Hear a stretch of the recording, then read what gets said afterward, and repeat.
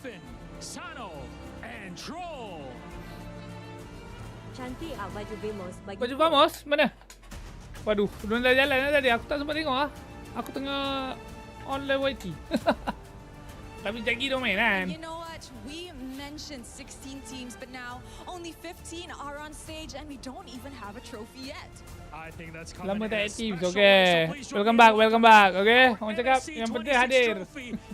Yang penting tap-tap. 2025 at EWC Champions Team Liquid. Lustri semalam dari recovery tapi semalam main 3 jam setengah tambah 1 bintang.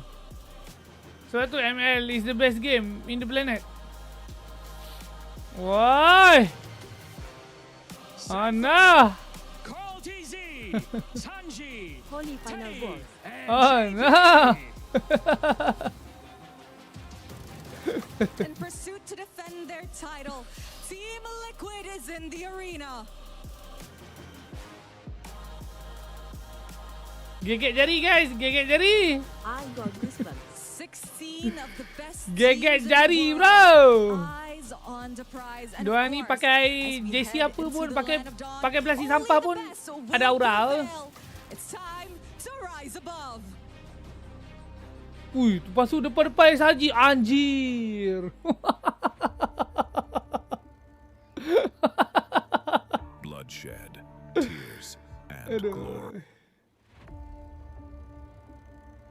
Aisyah kulahkan. Bloodshed, tears, and glory.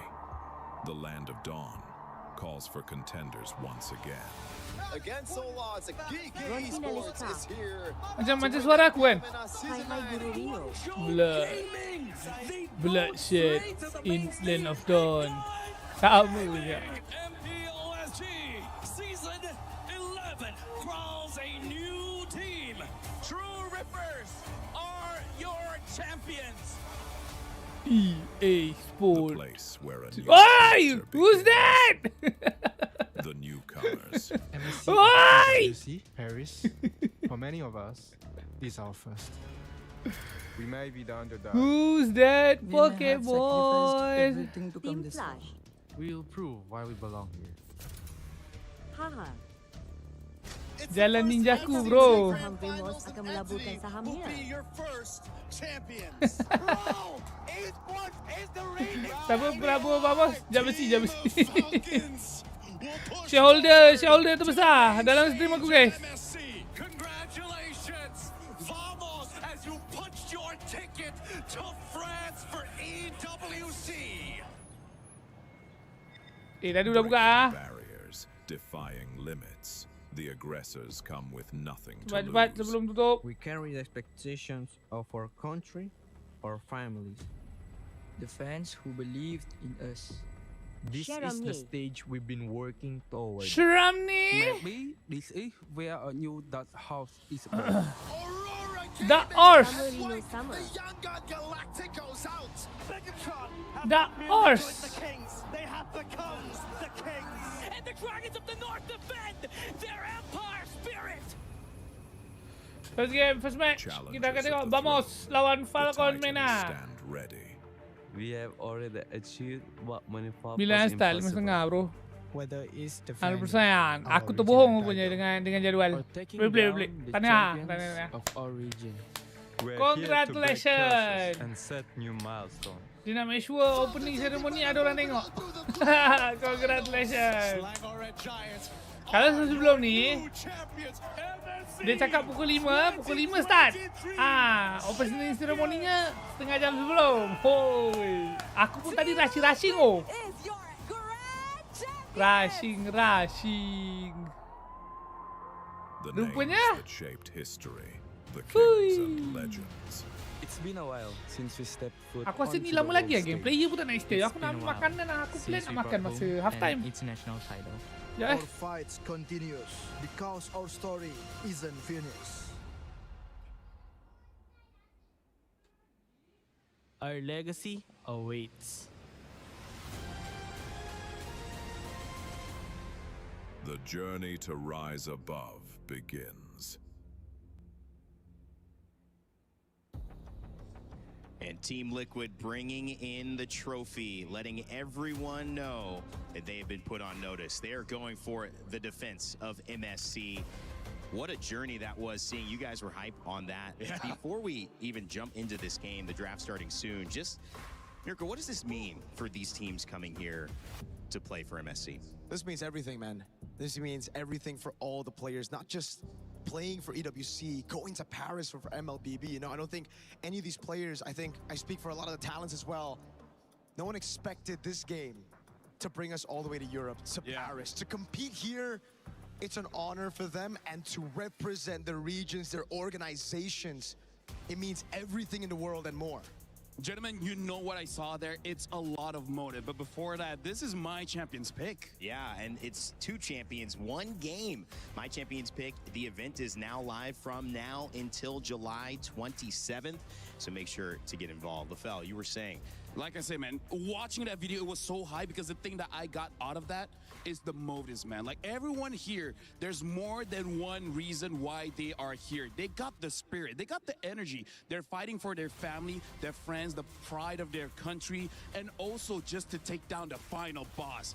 And Carl, like that was such a hero shot by saying, try. I'm here, I'm waiting. If you guys can't stop me, I'm gonna win it over and over again.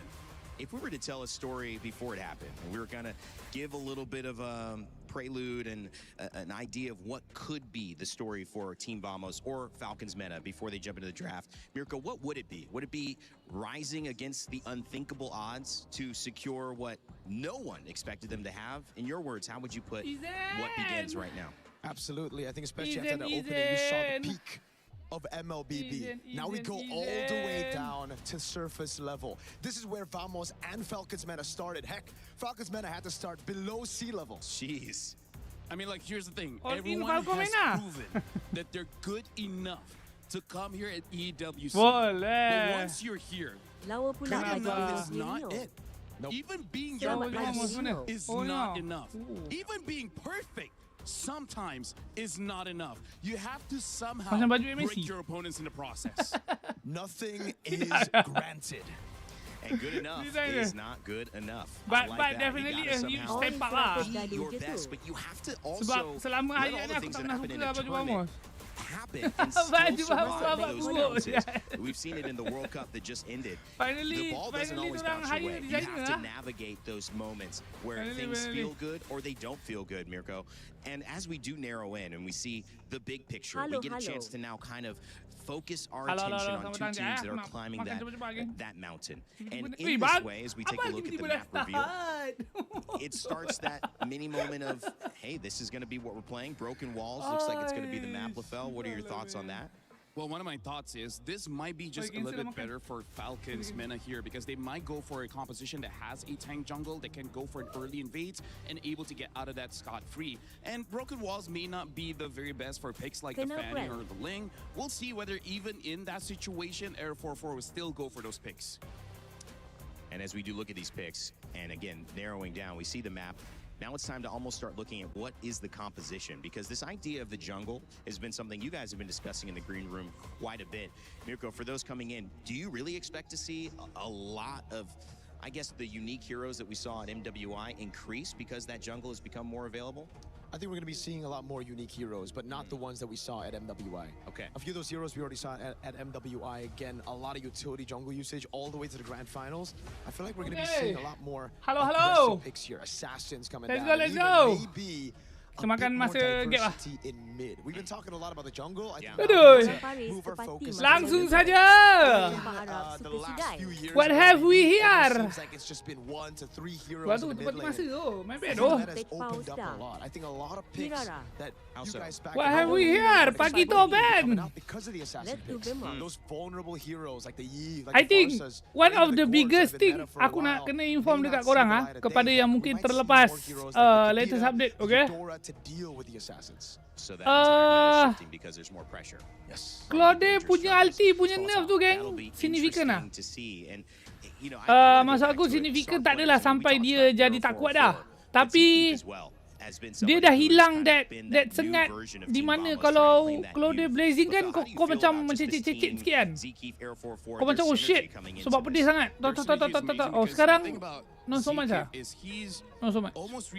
Maknanya Claude sekarang difficulty nak main dia lebih tinggi lah. Sebab kau dah tak boleh. Biasanya kalau dah late game boleh juga kau nak main modal ulti kan. Sekarang 100%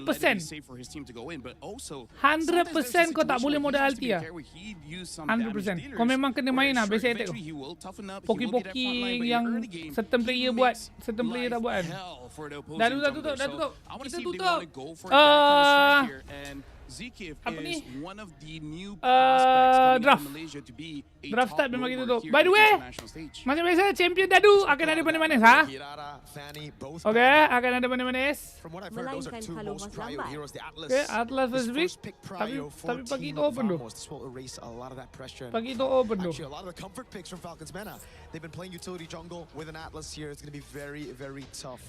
But Atlas is very good right now. Very good. Too fucking crazy, you know. Too fucking crazy. Aku rasa selain Vale tak ada match yang boleh do anything oh. Aku rasa memang kena Vale lah. Sebab kan kau boleh tolak dia punya kepala tu kan. Worth the ban, worth. It's really the EXP as well as the jungle that can easily really get counter out. So I kind of feel like that's something that Vamos wants to be careful of. Parsa, I mean, nak lari boleh lah. Tapi kau nak tolong tim kan macam tak ni kan. Then they will go for it. But look at this. Falcons Meta Arlot Valentina. As well as the Valentina. Okay. The Valentina I think is Valen just an overall okay pick. Alti But Atlas. also maybe to deny of a potential pick for the Sora. But the thing is, Paquito is still there. Esmeralda is still there. There's still good picks for Vamos here. So the Arlet, I think maybe just to take it away from Silpai, but also doesn't show that Falcons, they want to pick up a Nakai later? Pak! The Guinevere gets picked up though for Team Vamos, so they need a little bit more damage. Masih dengan Gwyn jungle-nya. Wow! I was gonna say, against the Valentina, this is an amazing pick, and I've been hearing a lot of scrims. This hero isn't just in the meta. It is prio. It is a first Aku baru nak hating. Aku baru nak hating dengan dia punya Gwyn pick. Tapi macam awal sangat lah.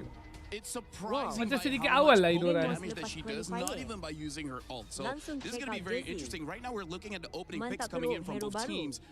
Tak, dia sedap tapi dia bukanlah first phase material.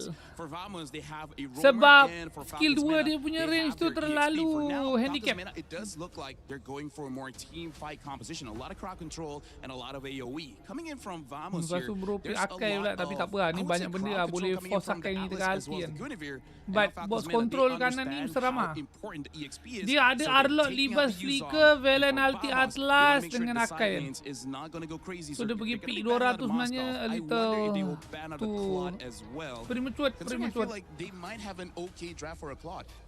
Lavelle, you know this team very well. They're from Malaysia and power ke Falcon menang kan? Aku tak pernah tengok. To complete this draft. What's a somebody like you'd like to see picked up here to complete this lineup? I want to see something fast that can invade the jungle coming from the EXP, something like a Paquito or Esmeralda, because the thing about how both Era 4-4, the jungler, as well as Zekif, the roamer, how they like to play is a lot of forward momentum. They like to be in the face of their opponents because they know they have the strength, they have the firepower for it. But for that to happen, if they're every they're going to try to end the game as fast as possible by 14 minutes, 12 minutes. Maknanya region dia pegang lah gitu lah. And I feel like, especially for Vamos, having a person like consistent, solid, regional lah gitu.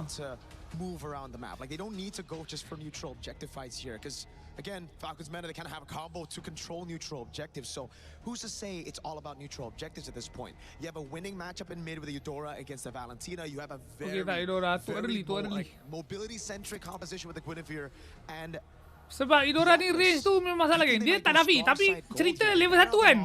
Level 1 memang kuat gila lah. Dragon dia tahun ni Gekal pegang. Saya feel tak ada.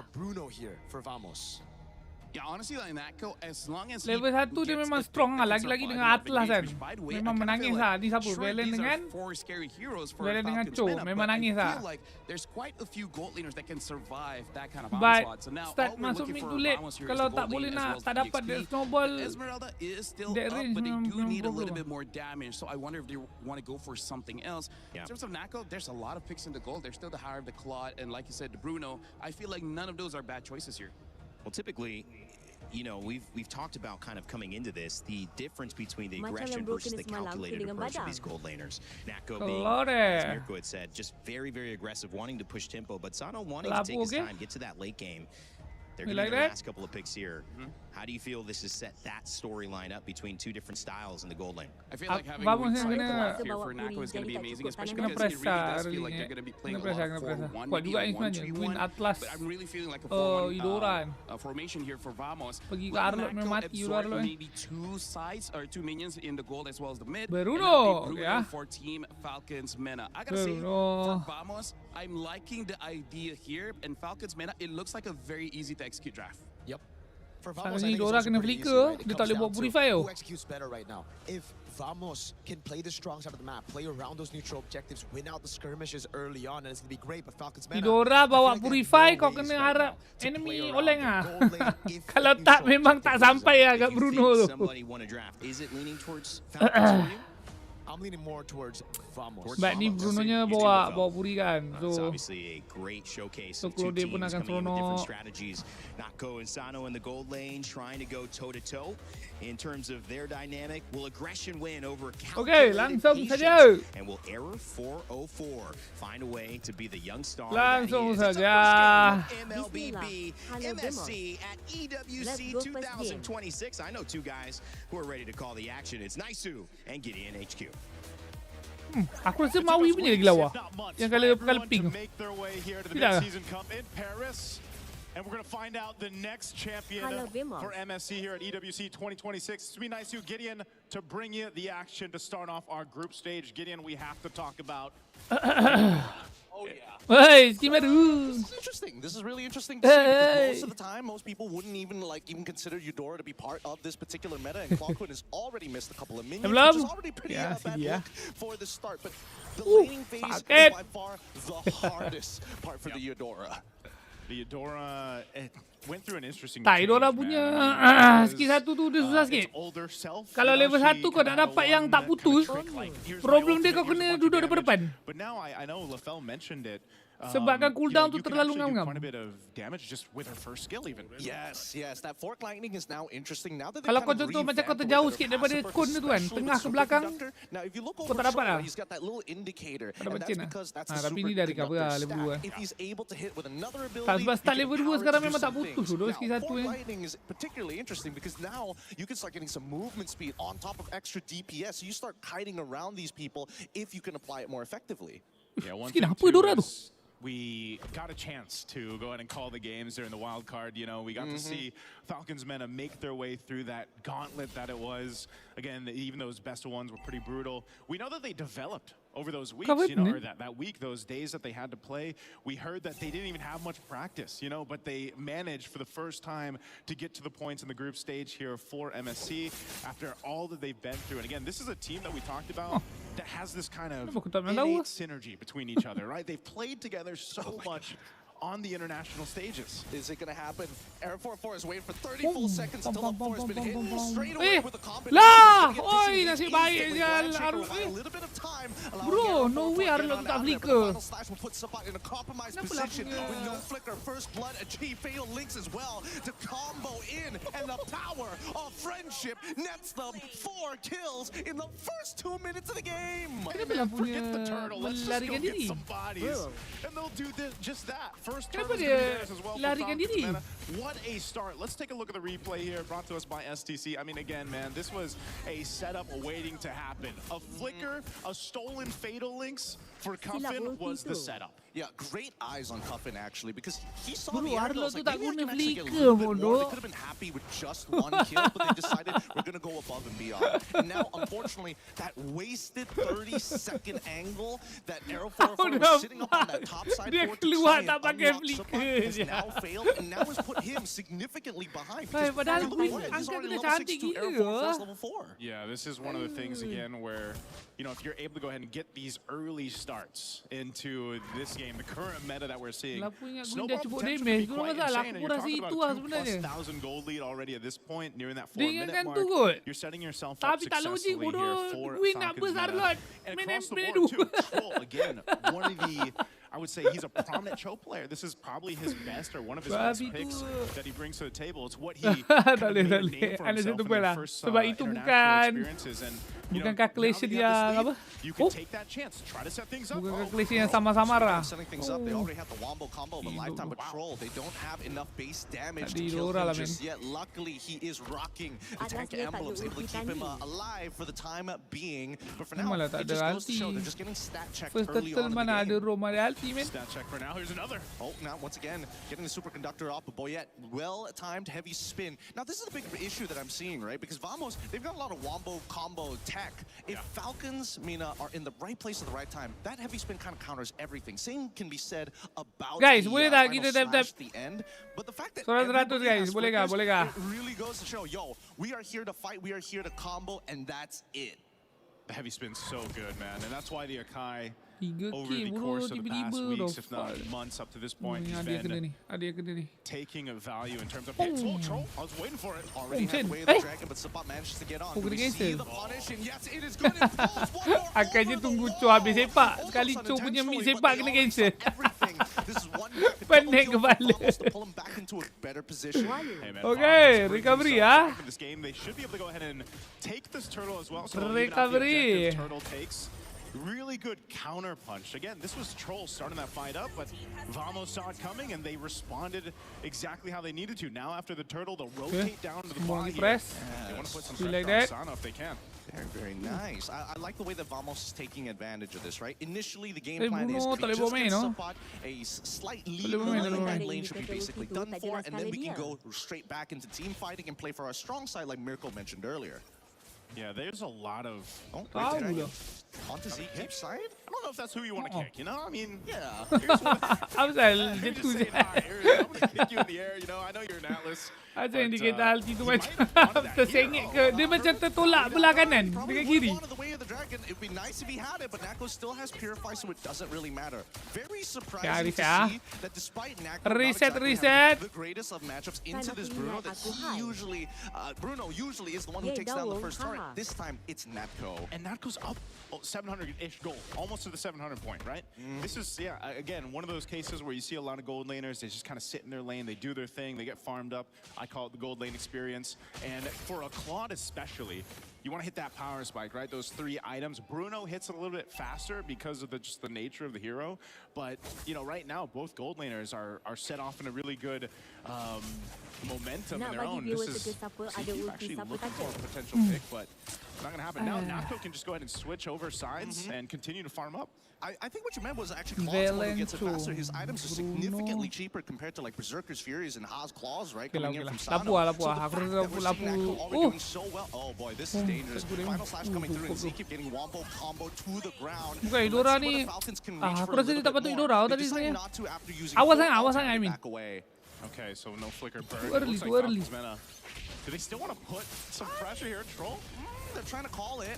I think that at least for Trolls, it shouldn't be anywhere Sebab close. Idora I'm ni not range dia 100% sure. pendek tau. Cuffin stun tu. definitely can steal Eh? it all. A little look there at Boyette. Here we go. Turtle, third one of the game, last one here. So ni masalahnya ni. Fighting for space. Already, spatial migration is good. Now into the Blazing 2, and Nako somehow is the one who actually takes away this turtle. And now they're on to Boyette. A double kill for Nako so far, and they're not done. Nacho. Do they have the fatal Villain. to actually pull? They've delayed Villain enough AFK. time, and Sanji unfortunately cannot outplay into 4 members. Aku cuak saat dia masuk. Aku cuak saat dia masuk. Dia angkat semua. Kali ni AFK je guys tu. Nak buat apa tu, And now Janet? underneath the turret, stolen fatal links on towards Nako, but it doesn't matter. He Tadi has tak ada Purify, angkat. gets out of there quick, and now in fast succession, Bodoh betul. the bots here tier 1. They've taken away the front buff, they've taken away the mid turret on top of defending their own jungle. Vamos is taking a whole lot, man. I mean, think about just minutes ago, you have that 2,000 gold lead for Falcons Men.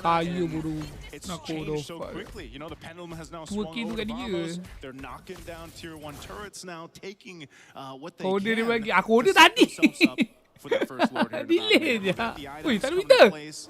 Again, look at the lead between the gold lane. Yeah, it's actually kind of ridiculous. I'm not 100% sure. I think maybe one recall is what I spotted out in the laning phase, but then after that, not 100% sure how badly it went for him. But it's great for Natco. Like, this is the gold lane experience that every gold laner prays for. Let's look at the gold distribution for a deeper look.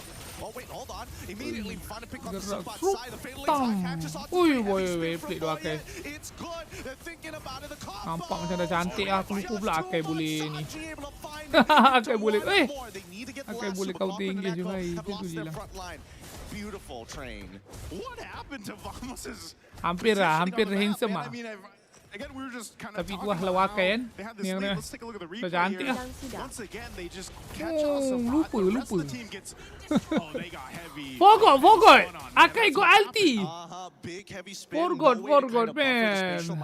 Forgot. Literally at the edge of the betul, kena pok Akai dulu benar. Little unlucky, I think Vamos no sweat to break, but it kena kind of evens out pok dulu. Itulah struggle yang paling besar sekarang ni. Yang nak buat bila dah masuk ni dah masuk mid to late kan. Sebab nak poking sekarang ni ada dua je. Claude dengan Idora. Ideally nak Idora kan. Tapi Idora ni aku rasa kalau ke depan memang kena libas bodoh. So memang lapu kena main peranan lah.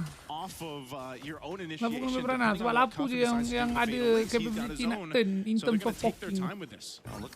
Poking ke counter engage ni kan. Tengok. Ngeri man. Tak masuk bodoh damage. Tengok takut-takut Idora je nak ke depan. Tu bukan salah dia. Bukan salah dia lah. Yeah, it looks like they want to. Memang hero-nya incapable. Lapu? Boleh dapat? Boleh lapu. Lagi lapu. Mantap. Lagi lapu. Aduh, tak kena. Tapi mati. Mantap lapu. Mantap. Tak main bodoh Bruno ni.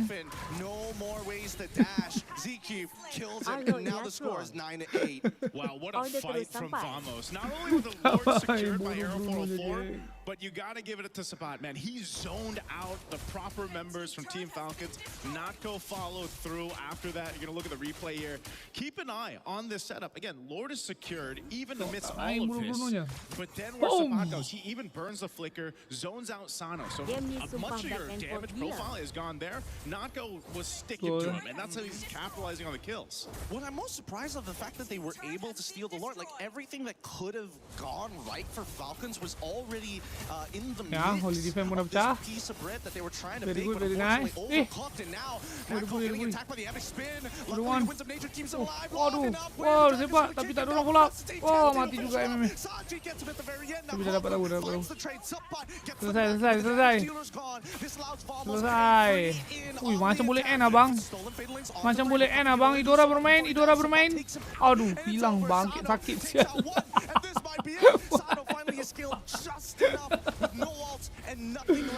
Sakit sial. Satu bas tengah tu. Wah, aku tengok. Ui. Wah, well played lah. Mas. Betet. Nice lah, stacknya cukup tu nice lah. Tak Bruno je tak cukup gocek ke? Tak cukup gocek. So yeah, he's still quite behind, but he's starting to at least do some damage. The Kasut tough boot Vamos lost Natco, but they have enough damage to actually pull through the fight, enough kind of durability to still duke it out, and that's also partly due to the lead that they have. Links onto one so far. They haven't forced this. Sanji is able to get a really good final slash, but doesn't get that backline. Sanji has no way to reset. Tries to get out of the fight, but it's too late. Lapu's in the wake, and now the heavy spin, unfortunately, can't do much about the scenario. What a catch here, and a lot of battle spells just gone. Yep, that was the mark. Troll found the mark. Purify wasn't available because it was used in the last team fight that they had trying to defend the base, so they knew right to go for not go. They took him out. What does that do? It buys more time for Falcons Mena to kind of get back into this game, whittle down a gold lead a little bit, but essentially it's if they can find a pickoff, Troll in that Purify, you know, and that might be the case. If you can get these battle spells down, then your game plan for Team Falcons can be executed faster or better. And that's what Troll has been trying to do. Now this Lord is up. Second one of the game. Troll's going to zone out Cocoon. They've already used spatial migration at this point. How are they going to close the distance? The backline needs to get zoned out. Sapa jumps in with the bravest fighter, but they're immediately focusing their energy onto Sanji. 50 here. Who's going to get it? Sapa flickers forward onto Sano. Blazing duet as well. Right onto Cocoon. Stolen. But that Lord falls into the hands of Cocoon as they clean up the rest of Falcons who have to run back and defend the base. Oh man, again, Team Falcons, it looked like they didn't know exactly how to execute the team fight there. Dia biar je, member dia kena bantai tu. Masalahnya nak laju, aku faham lah, idea dia maybe dia nak laju lot lah. Masalahnya tak ada orang ketul lot tu. Macam mana nak laju lot? Ya ke? Habis awal. He's back up with Troll. They're looking to clear these minions as soon as possible. He's thinking about it, but he needs the help. Final slash comes on through, but how long can you sustain before it all turns black? Vamos closes out the game. 18 to 11. I'm not gonna lie, Naisu. I see Vamos as these young guns, but this is the first time I've seen them so eager to win. Opinion baju. Tak sia-sia mut tanah air. Ni dah pergi seorang-seorang. Tapi sebenarnya boleh je kalau Akai pergi. Tak Akai ni lah. Serius. Sebenarnya kan. Sebab Idora ni bukan ada Purify pun. Lepas tu kiri mana ada bodyguard. Siapa nak jadi bodyguard? Tak ada bodyguard, man. Ini kalau ada follow up kan. Dia jalan je. Ni. Instead of dia pergi masuk kandang lot tu kan. Dia jalan dia langgar Idora tu. Dah cover mampus ya.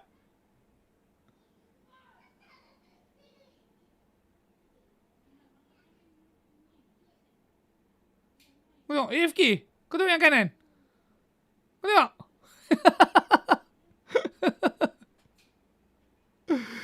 AFK man. Aduh. Berat. Lord lebih menggoda. Masalahnya tak ketuk pun Lordnya. Tak tembus lah. Pukul creep apa tak tembus, tak ketuk pun. Akai teragak-teragak. Mana ada kau tengok Bruno? Okay, sepak labu. Sepak hijau 2 kali. 3 kali sepak hijau. Nak 1 lot, 2 lot. 3 baru sepak lot. Dia macam apa? Dia macam indecisive. Sebab tu aku cakap AFK. Sebab kau ada 2 choice kat sini, okay? Kau either kau join team kau yang tengah kena bantai ni, ataupun kau biar je diorang mampus sambil tu kau ambil lot kan. Sebab kau memang ada space lah sekarang ni. Memang jauh gila. Lepas tu kalau Gwyn datang pun, Gwyn tak ada ulti dah. Kai boleh tolak whatever kan. Tapi join perang tidak, lot pun tidak. Dia kumpul stake kat Monster Court. tak boleh tu. No such thing. I mean not for this situation. Tak ada apa orang cakap, tak ada. What's the point? What's the point?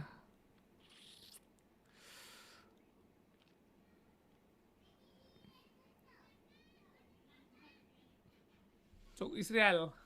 Okay, habis. BO3 kan? BO3.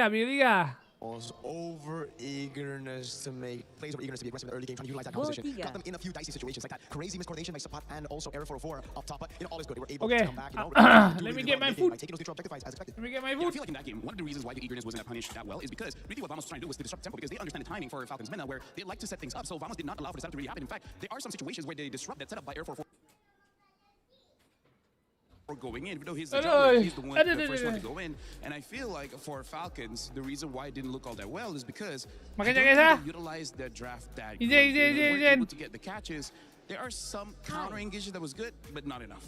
Halo. Selamat hari semua. Welcome back. And help that team zone out. But also, I mean, in terms of the storyline there, at the M6 Swiss stage, I mean, we were kind of prepped on what this matchup means. Most of that team not here, but Sapat, one of the only members of Team Vamos, when this team was formerly named Twisted Minds, the majority of this Falcons meta team took them out of M6. So Sapat maybe still has something to prove, maybe a little bit more to his match than some of the others, and he certainly did it in this game. Yeah, he recovered really well, and they Nasi were kari able udang telur to dadah. come back in this game from that early.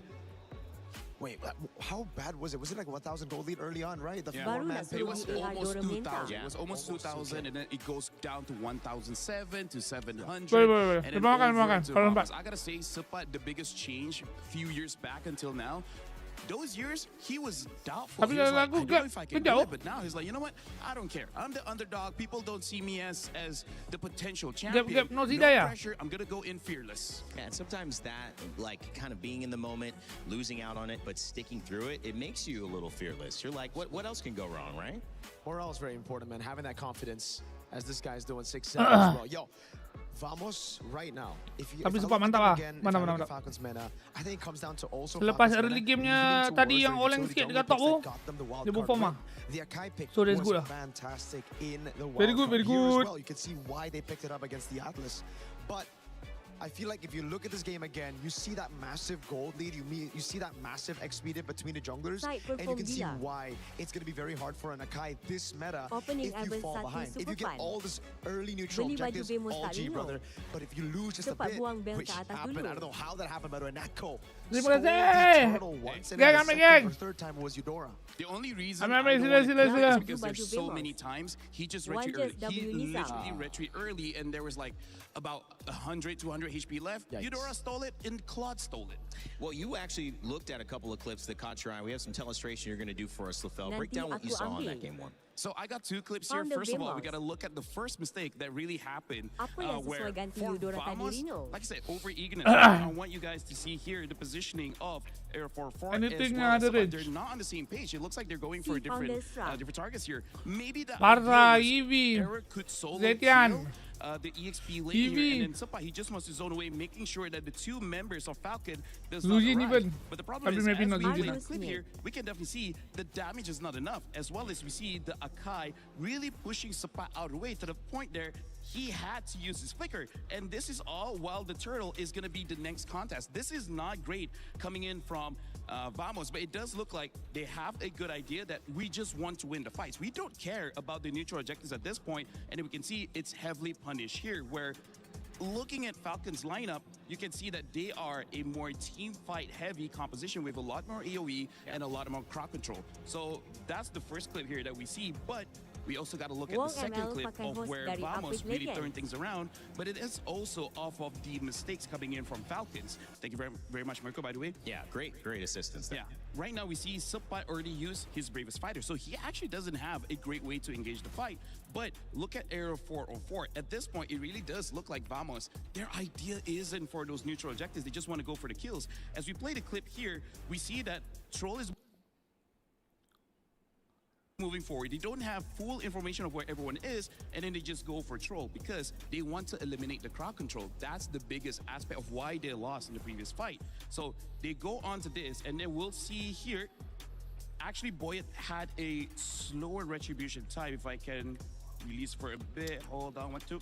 Okay, hard for me to pause during that moment, but you can definitely see Vamos, they got the turtle, but that was not their intent. Their goal was to get for the kills, and they were able to do that, so good on Vamos. And then I feel like that's just something that Falcons has to look out for. Great showcase and great assistance there. Assist of the game. We don't have MLBB right now. We do have an assist of the game. That was Mirko's assist. To me, also kind of the thing that Vamos made sure they were going to do, which is set the tempo. And I like how they also went to their strengths, which is we may not have the best team fighting team, but we can get individual picks really well. And when we do that, we can win the team fight. Yeah, I think also, if we're talking about that team fight composition from Falcons Mena that Lefel pointed out, Terima kasih. Falcons Mena's eagerness to game, it seems like for the entirety of that match, they were just leaning towards, all right, we're going to punish Vamos when they make a mistake. A few times it happened, but a lot of other times, you can clearly see when they needed to push the turtle fight earlier, they didn't want to. On the show, you need to jump on the Guinevere before the Guinevere jumps on you. Because they were just too reactive, it caused them to lose a lot of those early fights that got the Akai super far behind for the late fights. Well, we'll see what they can do to change things up. Coming up, though, for you, just a reminder that we've got Rhino Day, 2 games and 1 championship. Sorry, a brand new interactive effect. That's what it is for Rhino Day. And it's now available. Check it out and join the celebration. So, a brand new interactive effect. Rhino Day, baby. I love it. So, it's close to Rain Day right there. It's not. Yeah, you know what? I was like, am I doing something for MLBB? That's you. That's me. Rainy Day. Well, I'm definitely down. Go check out Rhino Day. When we start looking at game 2, what can we look at Falcons Meta bringing into this next draft that helps them in these moments? Because clearly they didn't suffer from having a good composition, but they did suffer from being able to execute it. And how do they solve that problem? I think it comes down to, again, in the game, they were too reactive. I feel like in the drafts, they were also too reactive, right? Instead of going for their own prio picks, they were just reacting to it. They see the Atlas, they go for the Cho and the Akai. They see the Claw, they go for the Bruno. They're just trying to counter, getting these good matchups, but ultimately not having a composition that works together overall, or not even playing into the meta game that well, right? So I think the big mistake coming into game 2 that they should fix would be try to be the proactive one. Steal these prio picks away from Vamos before they get their hands on. Crowd pick's going to be important here for Vamos and for Falcons. Vamos in this best of 3 have a chance to close it out right after this, but of course Falcons Meta trying to push it to a 3rd game. They're going to have to come with some adjustments for sure. A lot of time to check things out too. And when you're on a stage like this, Lafel, we mentioned the stakes and we also mentioned the bigger narratives of these teams. Wild card was not easy and they got here. They do not want to go home or at least lose this first game on their first time on the stage 2-0. Something that I do have to say is a lot of teams, they suffer from the fact that there's 16 teams and sometimes you can't have the same mindset for all 16 teams, right? For example, we saw just now that Falcons try to play more methodical, play more slowly, play more reactive. But against a team like Vamos, this is a game that who starts first, they will most probably win, unless they just miss a lot of ability. So I kind of feel like it's difficult, but you can't look at Vamos like Team Liquid. You can't look at them like SRG. Maybe against Vamos, you have to be slightly bit more disrespectful. Be like, I'm just going to go fight for you because you're not that good enough, right? Yeah. Because, like, again, not to throw shade to Vamos, but this is the reality. When you're going up against competition where many different teams are here, you can't have the same mindset. You can't have the same strategy against every other team for the simple fact, not everyone has the same habits. Broken walls. Again, Mirko. Back to back. Oh, I don't know. I mean, they played it so well, Vamos, in that game. They will even like double down on some of these ganks as well. So I think go back to the drawing board, do exactly what you did in game number 1. And for Falcons Meta, again, it's all about stealing those picks. Maybe even stealing blue side, which they did. Fanny Ban and I believe the Hirara. This is the question though, right? Do Falcons Meta play the Hirara? If the Hirara is left open, I feel like first pick should be the Hirara. But then Vamos just get their hands on the Eudora Atlas. Yeah. I mean, like, here's the thing. Even Hirara was open. I don't remember them actually using the Hirara. I mean, Wildcard was different, though. Yeah, no, they would use a Hayabusa. They would use a Eason Shin. Maybe even a Nolan. So, yeah, we definitely got to see how really shapes up here. For now, Falcons Meta looks like they're on the same side for Vamos when it comes to Phoveus. Phoveus is something that they do not want to deal with. And now Vamos themselves ban out the Atlas. So they're really respecting Troll here, making sure that Marcel and the Atlas is not there. And I feel like that's setting up just in case if Aero 404 does want to use a more assassin-based hero. But I gotta say, shout out to Aero 404. He is basically an assassin main. But going into the competitive scene, he was very open to use utility junglers, use fighters in the jungle. And I feel like that really stepped him up in terms of his career growth, because it makes it so much easier for Coach Valdo to draft for the team when you have such a willing player to do whatever it takes, whatever hero he needs to win the game.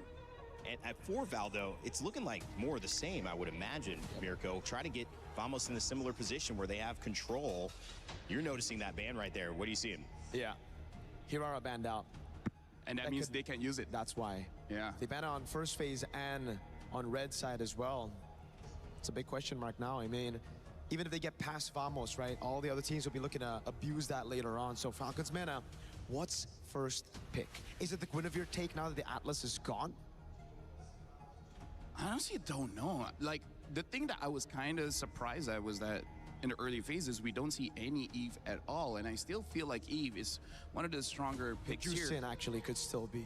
Yeah, but the thing is now Hilda has been banned, right? Hilda, Atlas, as well as Marcel. I'm really looking at Vamos like they want a very fast game. And this is just already very, very tough. They ban out the Fovea, so at least they can pick up the Freya here and flex it to XP Gold.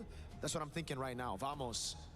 They clearly did that intentionally. They also have an Esmeralda to play with if they want to deal with the Freya. There you go. Freya first pick for Falcons Mana. Now Vamos. Do they still go for the Eudora? That's the question. I feel like even if the Eudora may be the third pick here, because I feel like whenever Freya is present, there's really no mid that's completely safe. You know, maybe a Zushin can protect yourself, maybe an Eve can protect yourself. Eudora, you're probably hoping for your roamer to back you up just a little bit so that you have enough damage to make the Freya a little bit scared. But I haven't seen a scared Freya in a long time. It's hard. I love that character. Actually, one of the few I've got. Masuk pakai tadi bukan? Ada tanda panah merah kau. Yeah, pro Ni Freya. mesti paki. Sub me in, guys. No, Team Falcons Meta gonna handle this one themselves, but obviously a lot of presence there. Wih, awal baik. Eudora lagi. Tapi Eudora dia macam kari. Dia memang sebiji macam kari. Maknanya kari, kalau kau lawan match up hero yang orang datang kat kau kan, kau happy kan. Sebabkan masalah range pendek kau selesai kan, sama lah juga dengan Eudora. Contoh kan, lawan Freya ke, lawan Hilda ke, oh memang seronok lah. Memang seronok. Sebab kau tak payah kisah. Kau tak payah kisah pasal skill satu kau tu sempat pecah ke tak? Sebab kau memang guarantee akan pecah. I'm very excited to see how Air 404 pilots this because it is one of the heroes that he used quite a lot in betul, yang terbang-terbangan. Memang easy lah. Balance tu lagi ya. Just because Ling hasn't been meta for a Cho, very good. Lawan Ling. Now the Cho, I can understand. But the Valentina, quite early on, Ling awal sangat. This just seems like an easy Beleric pick. A little. Oh no, they just go for the obviously just the winning matchup and Baik, dia kalau lawan tim macam contoh tengah lawan Falcon Mena ni dia macam macam kau nak tahu betul-betul kan. Awal sangat ke tak sebenarnya? Kau kena tunggu lawan keras sikit. Zkeef, Nako. Obviously two important players for Vamos. They both had good games. A good game in game one. I feel like Sano's pace. Baxia. Was it enough for you? I mean, obviously going against Nako, it's a tough matchup, but different styles. But I think in general, Team Falcons Mana was a little slower in terms of those fights, despite starting off. Hello. Selamat hari. Welcome back semua. Welcome back to MSC. More gangs they'll be able to deal with Nako. I mean, like it's a good thing at the end of the game that Troll with the Cho was able to catch Nako a few times, so Nako was in I feel like it's just in general, Falcons meta in the first game, they look, for lack of a better term, like scared to do anything. So I feel like hopefully in game number 2, they're like, okay guys, wake up, you know, game number 1, it's whatever, it's a warm-up game, now we actually gotta lock in. With this kind of draft, they have a Freya, any draft that Freya, you're supposed to be a little bit more aggressive, so that's what I want to see. I think Vamos already knows that, and they're already having a lineup that can fight early, honestly. Could also be the Harith pickup for Vamos later on, a signature pick for Natko. Moskov gets banned out again. The Claude snatch away is also still there. Beleric, I thought it was going to be red 3. They eventually banned it out. They know how much of a threat it is to their composition. Very short-ranged. So just comes down to this. Itu yang tak best sikit lah. Sebab ideally kalau kau nak Dora ni 45% CDR lah, tapi tak boleh lah. Damage kau memang kurang.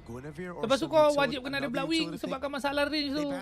So itemnya dia akan jadi Glowing, Glaive Pennet, Blood Wing, honestly plus 2. I don't like it. I hope not. Plus tu boleh lah, oleh Crystal Lightning Terancur ni.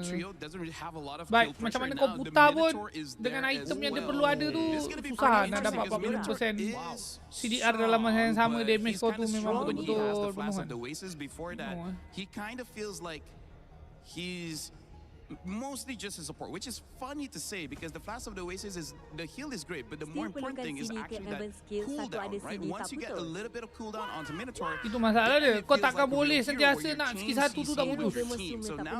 Lagi-lagi dalam pro scene ni, hero-nya terlompat-lompat ke belakang kau lah apalah. Sebab kadang-kadang kau bukannya out of range. Orang keluar daripada apa?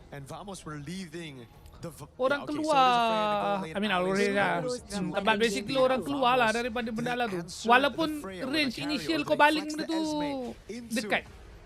Sebab diorang tak ada dash kan? Why? Gila! But actually good lah. Actually good, Freya tak boleh datang kat dia. I mean, I also heard this Freya je lah tak boleh datang kat dia. in ranked games, but Actually good. Lepas tu Mino pun ada jadi bodyguard. big surprise for me. I want to see how this Melissa really turns out. Dia nak keluarkan semua hero lah. But Melissa is not a bad pick, especially bila kau pilih. Dia macam tu. Dia hero-hero yang baru up ni, macam Idora, Melissa, siapa lagi? Roger, Yeah, the thing that I like about Balmond, is that they have multiple win conditions. dia If the memang link doesn't strong. work out, you got the Melissa. If Tapi somehow dia the bukan Melissa first doesn't pick work lah. out, you still got the So kalau Melissa. macam It's tu very dia dah interesting. tengok kan, okay. Melissa ni macam okay ni kan. Boleh lawan Freya, Freya tak boleh deny, tak boleh buat apa-apa. Ada bodyguard, ada Mino, langsung saja. Okay? Ruby. Rafa tak bro. Jangan cuba-cuba. Jangan sepanjang MSC ni siapa usik Rafa kena ban. Eudora and Melissa in this game too from Vamos. Gideon, is this very Vamos of them? This is the first time that I'm seeing it, honestly. And if Vamos want to take this angle, I don't think it's actually that bad. Flicker, Melissa. I agree with what LaFoe's been saying. Malah bawa pull yourself together. Okay. Same thing. I respect that. Early game actually goes well. What I am curious is about tak ada inspire Malaysia sikit lah. But then again lawan main dekat pro game ni Malaysia sikit kau tak ada flicker kan. So okay je lah. Tak pakai ni baik. Emlan Sasin lah. Aku rasa Emlan yang paling mantap. Sebab kau nak main base attack tu. Dia dah link dekat map tak ada link. Ya tu. Tapi so far aku dah main tak adalah kacau sangat. I mean kacau. Kalau cerita kacau kalau kau tak ada blue buff lah. Kau akan rasa significantly lah. Tapi kalau kau ada blue buff kan dia macam gitu je lah. Geto aja lah kacau ni.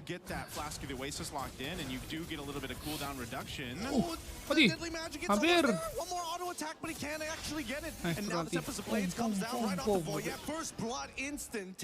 We like that ah.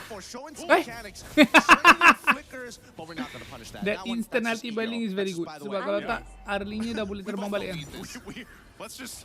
Dia hesitate sekejap.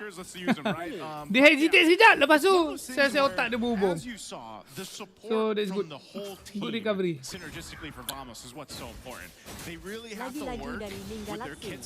Oi. Okay, Freya cut. Tapi tim nak tahan pun tak boleh lah.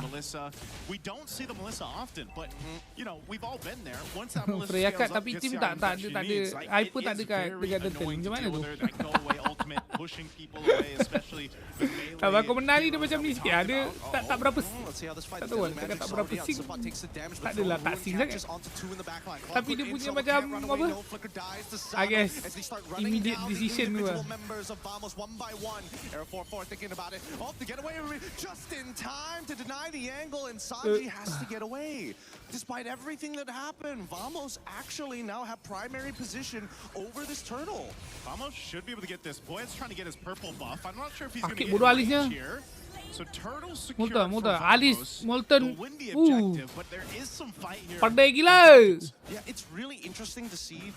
Again, especially, I'm curious about what Nako is going to go for his build because he is doing phenomenal in this lane. Like really tapi aku harap Melissa ni buat critical lah. Kalau dia buat Trinity aku kecewa lah. Melissa tanpa experience macam range. Kalau dah late okey lah. Tak sebab dalam konteks pro game Fire ni tak adalah optimal kan. Sebab kiting power enemy power kan. Playernya semua mekaniknya tinggi-tinggi. Jadinya dia pun tak adalah bangang macam kalau kadang kan orang duk mandi je patung si Melissa ni kan. Kalau lawan yang padu-padu memang susah. Memang susah. So macam kalau kau bawa Inspire tu nak dapat consistent value tu susah je. Waduh, dia buat Trinity tu. Waduh. At this point, Sano should be strong enough to win out.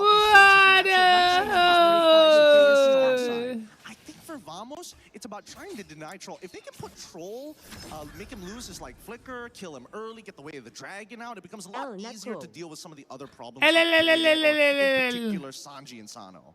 Part of that game plan for Team Falcons momentum also might be, again, for Cuffin. This Valentino was talked about quite a bit in the draft, you know, now that's come through twice. And you know, most likely from the other side, what ultimate's he going to take? Probably the Minuan Fury, right? Try to set things up.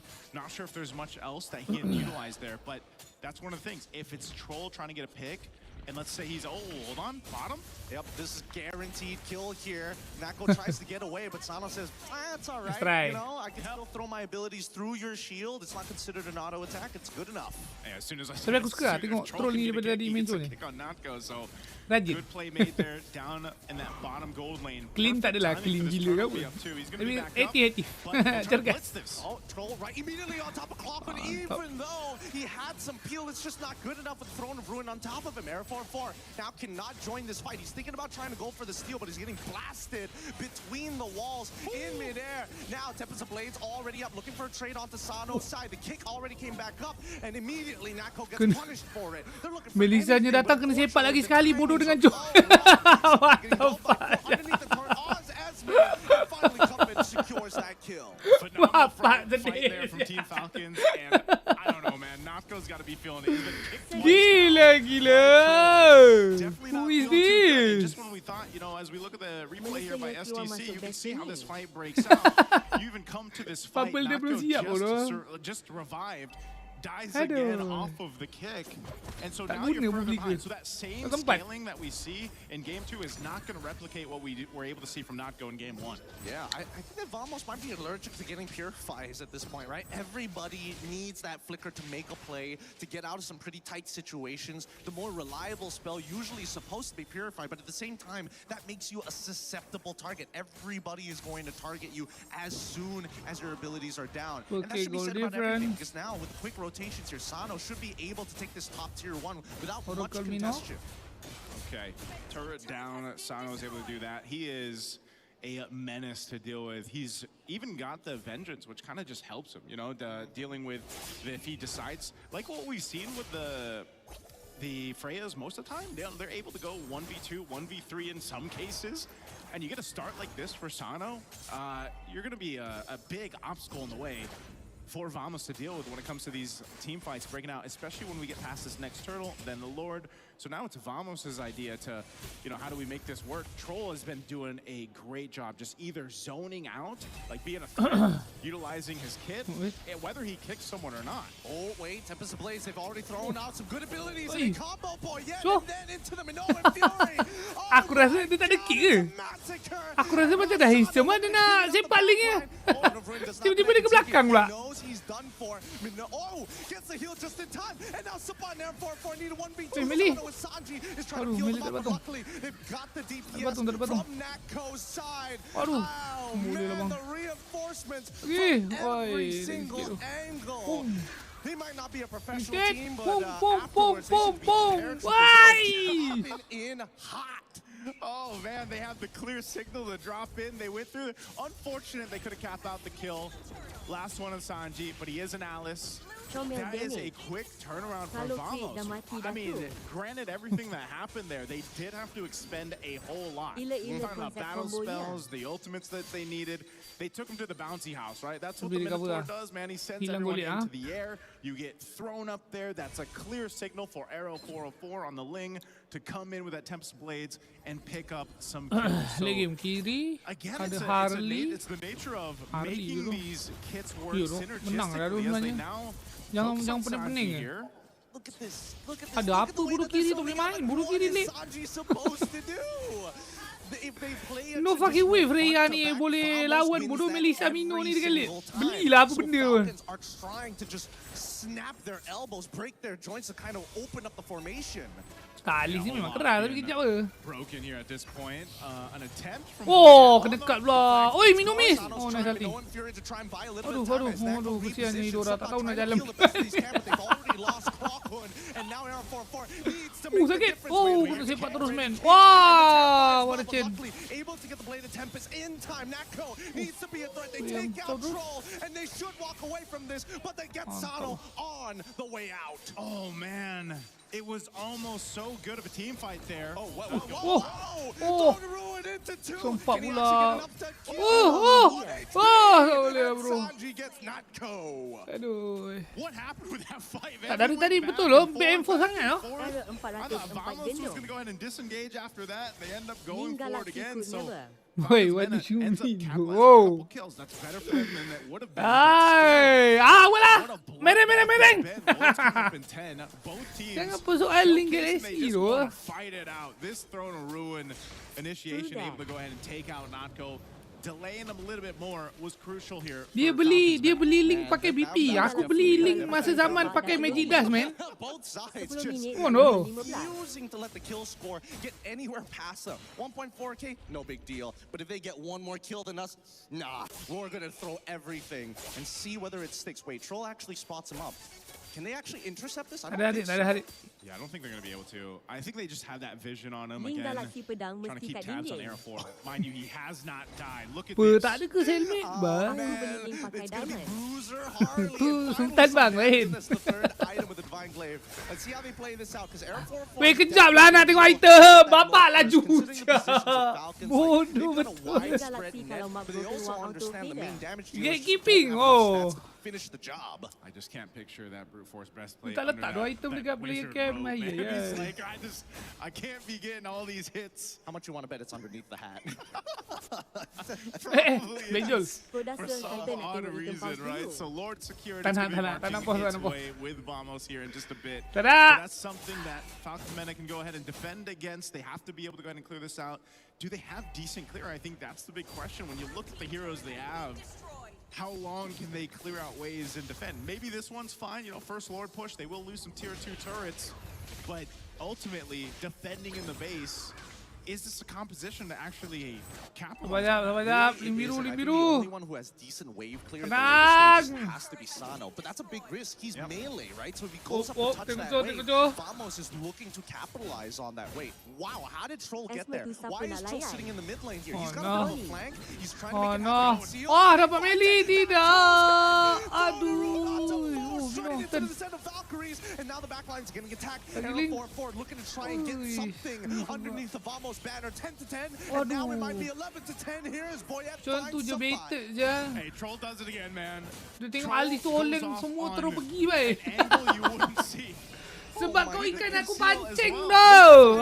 Ayo. Tapi dua play tak aku suka Cho ni dah tu. Cho ni akan masuk dalam player pertama aku. Sepanjang MSC ni kita akan buat ni guys. Aku akan buat list of personal favourite. Okay. List of personal favourite. Basically dealt with, it did get the shield, you know. Okay. Ultimately, sepanjang MSC. So sekarang ni kita dah ada Roma. Tapi benda ni sentiasa akan bertukar. Troll. Falcon. Mena. Into this next objective is where they want to go ahead and focus on. A winner crown is picked up. Yes. Sanji has been doing a phenomenal job on the Alice, man. He's been able to set up on Troll again on the hunt. Oh man, they find an insta-kill, and Natco just disappears into dust. His Clockwood is the only damage here next to the Blade of Tempest, which you haven't seen me use yet. Arrow 4-4, he was too busy. Player to watch, yes. Player to watch. Player to watch by Gengarino. Right now, and they might lose an inhibitor on bot side for nothing. All for this purple buff. Okay, choke out what you can. Continue to find Natco. Vamos has to do something about this. They can't just let Troll continue on coming off from that backside and then just kicking Natco. When you lose your gold laner like that, your damage is really expended. Yes, you still have a Ling. Yeah, you still have the Eudora. Tak ada masalah pun. I mean, but man, losing the Melissa, in current meta memang okey je. Okay. Dia tak nak bawa valid je. Valid kita tak nak buat purify sebab sekarang ni dia ada Mino. Tapi problem dia Mino ni tak boleh peluk dia sangat lah. Sebab kalau peluk dia sangat terkena knock up Cho ni sekali. So dia kena duduk dalam distance yang babi pun dia kena lock sekali. Dalam distance yang dia boleh apa? Yang dia boleh tak kena knock up Cho tu, lepas tu dia boleh knock up kan.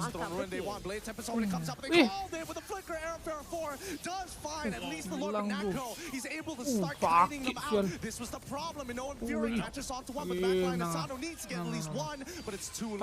Tak boleh nak kalah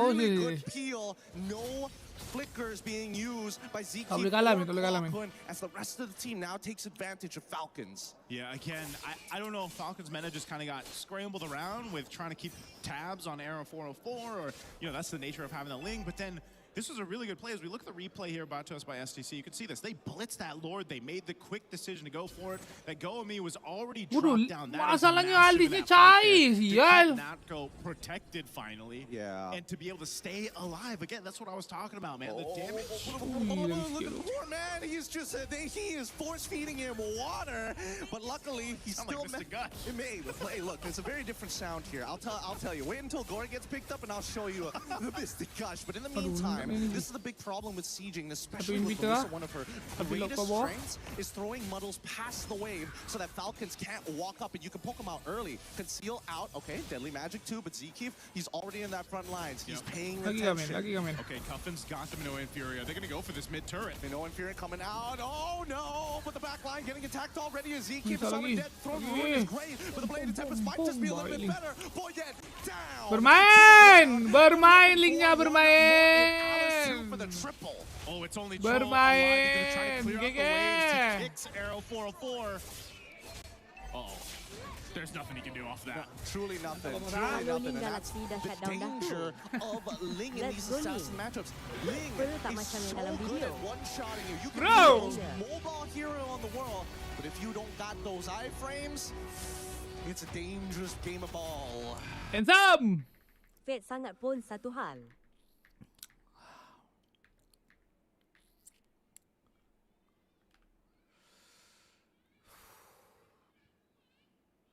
Tak cukup couple lah. Aku rasa kena sedikit lebih couple Rom dengan MMA jauh ni. Jauh beza dari Gengarino. Boleh diam tak? Sakit sangat bodoh gitu. But I like this call lah. I really like this. You know it's true. Padahal 3K goal difference main at 15. Oi, tapi dia nak paksa karo. Dia nak paksa kak sebab dia tahu dia tengah kuat kan, walaupun 3K goal difference sebab kami cap ni.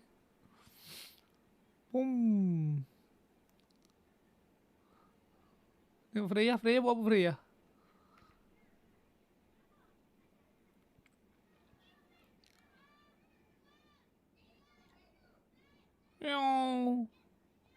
Pergi ke belakang lepas tu patah balik. Berat. Freya jalan-jalan man.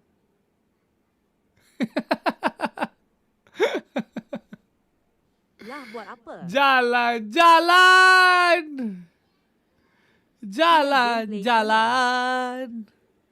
Vlogging. Oing. Balik dek call. Nice. Buat dia gila bodoh Ling.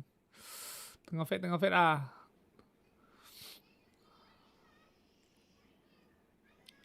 Falcon tak tahu lah. Tak, masalahnya kedua-dua game ni Falconnya early to mid game sedap je kan. Kalau dia punya pressing tu bukan sedap, like memang betul-betul macam ush. Gempar, tapi start Lord keluar dia tak boleh main tu. Dia biasa main 8 minit je kot. Dekat scrim dia main 8 minit je.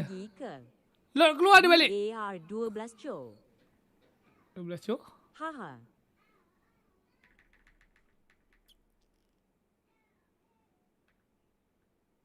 Oh, macam mana dia boleh pergi dekat bush tu? Don tengah pegang mid. Jalan atas. And then, dia tak recall pun lah. Tapi ni, tak perasan kot. Oi! Pom! What? Tengah gesek map pun. Slide map tu. Tengah gesek map bodoh ni. Upload. Wow! Aduh parah.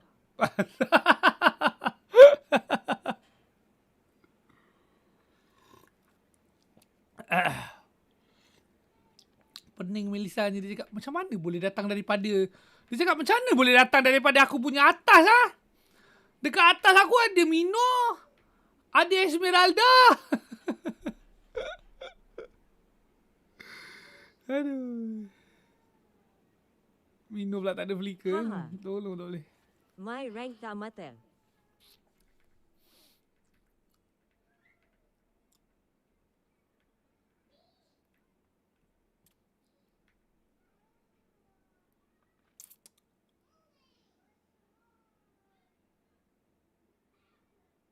Nah, dia pegang Harley. Tak boleh datang dah. Dora pula sebelah-sebelah. Tak, tapi Chon ni memang bermain tu. Bermain. Semak ah. Dia tu lah. Semak. Freya-nya tak boleh tu, cair tu geng. Padahal bukan ada goal difference sangat pun.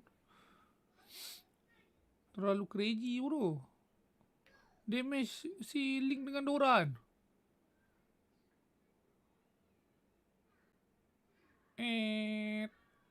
Tak ada stack pun. Macam ni. Ni contoh. Tengok Dora. Ni contoh yang aku cakap dia leceh tu. Ni kan, macam ni kan. Okay, kan dia dah first kill kan. Nak chain ni. Lagi sikit je. Alamak. Maksudnya, sebabkan dia tak ada dash, dia boleh jadi kadang-kadang macam kat hujung pun terputus juga skill satunya kadang-kadang. So benda tu yang bila jadi macam, dan benda tu memang akan jadi sebab hero ni tak ada dash. Sebab itulah kau perlukan cooldown tu. Itulah sebabnya. Sebab contoh bila dah ter-reset, okay? Dah ter-reset tu dah satu hal. Tapi kadang-kadang contoh nak tukar target. Contoh dalam situasi yang sama, okay. Sekarang ni kan dia tengah kalau putus berapa second? Dia tengah pecahkan dekat Cho kan, okay. Contohlah tak putus pun. Tak putus. Tapi skill 2 cooldown sebab baru guna. Lepas tu ada Freya pula. Lepas tu kau nak tunggu skill 2 kau lagi sekali. Besok Besok baru siap. Baru kau boleh guna skill 1 lagi sekali. Sebab kalau kau skill 1 dekat Freya ni pun cooldown still lama kan. So itu. Dia punya apa nak panggil? Dia punya flexibility nak tukar-tukar target tu jadi kacau. Jadi kacau. Cooldownnya dalam 4 aku rasa. 4 ke 6 second lah. 4 rasa 4. Around that lah. Masalahnya kalau buat full cooldown memang kurang damage-nya. So kat situ lah yang macam, yang sedikit macam awkward. Boleh buat poking tu, tapi tu lah. Buat poking dia dia macam tu je. Dia macam mana nak kabur Macam mana nak kabur macam tu je lah. Gitu je. Sedap lah. Tapi poking je lah. But then again, kalau macam setakat nak poking macam tu, main lah hero lain kan yang tak ada burst lah. Misalnya back kau ambil macam EV ke, lebih kurang. Damage wise, poking tu kan at least EV ada benda lain kan. Macam Zetian ke, ada benda lain lagi yang dia boleh bagi. Macam bila Idora tu buat build poking tu macam poking je. So kat situ lah yang macam tricky. Nak poking macam tu kena tank damage. Yang macam sedikit mengalirkan. Skill 2 punya cooldown tu lah. Interview? Ada interview lah? Dangerous game of ball. Just one of those most dead. So but then very good. mid-laner match coming up from Team Vamos, and right now with us on stage, we will be having a quick chat with Error 404. How are you? Very good. Okay, now, you know what? Let's talk a little bit about the game, because prior Betul, to the baju game, Vamos we saw macam an Piala interview MSC, with you ya? and Eterna, and you looked very stressed. You looked very tense. Now that you won your opening match in MSC, Maknanya Vamos with akan a champion 2-0 MSC? clean sweep, how are we feeling? I feel very relieved because we got to close the game 2-0. Now, I'm sure a lot of the Malaysian fans back at home are definitely happy with your win today. Now, let's talk a little bit about the game. We saw that in your opening match, you picked Eudora twice, and the link came out, played perfectly. Talk to us about the Eudora pick first. I think we got it from other teams in scrims, so we just started practicing it, and we use it today. Yeah. Do you think it's going to be an effective mid laner moving forward? I think it's a really meta pick right now, Eudora. Okay, now next question. The Ling. How are we feeling about the assassin picks making a comeback this MSC? I know that you're an assassin user yourself. Yeah, for me, I'm happy because Biar I'm tren, an assassin user, so it's my time to show my heroes. Oh, I cannot wait. Is there anything you want to say to the Malaysian kelas, fans oh. watching back at home? Thank you for all the support, lagi pandai and dari host, bro. I hope you guys can support us for the next match as well, and we will do our best. Aw, thank you very much, Error 404. I'll see you on your next match. That's it from us. Let's show it over to the studio to break down what happened in this amazing clean sweep match. What Back to you guys. Setuju, Chat. It's my time to show my heroes. Error 404 What puts the that on the fuck did I screen do, of bro? every single player from Team Falcon's meta. Jauh Because sangat, there's Mike. something that they just could not Haha. Rindu nak toxic Rino. Kau tak kesian dengan aku.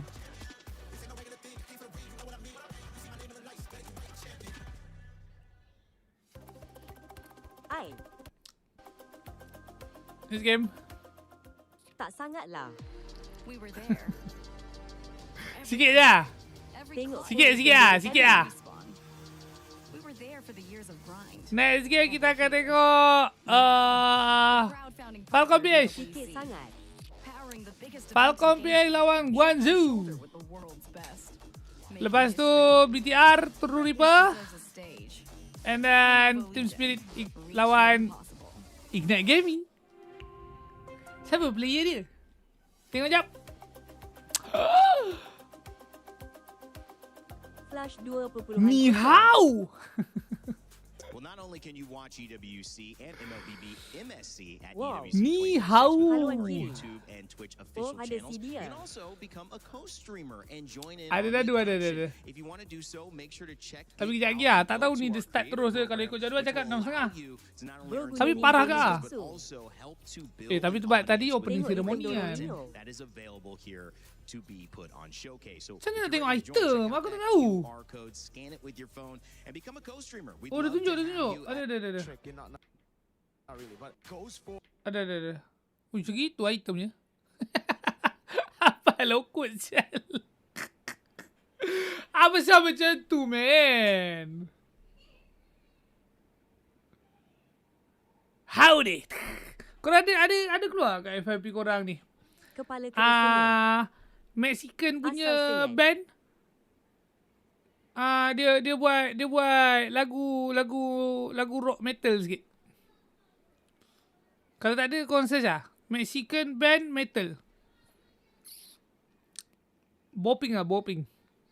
Howdy. Tak ada ke helmet tu? Gang, sekarang okay, sedikit.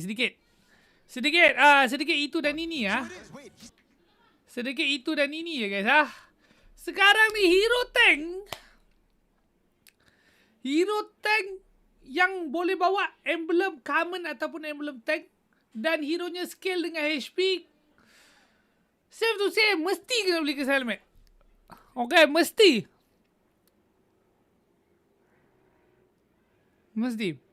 Sebab value-nya terlalu tinggi. Kau boleh clear wave. Kau boleh bagi damage kepada enemy. Lepas tu kau dapat HP yang sangat besar. Okay, early, mid, late. Semua ada long lasting punya impact .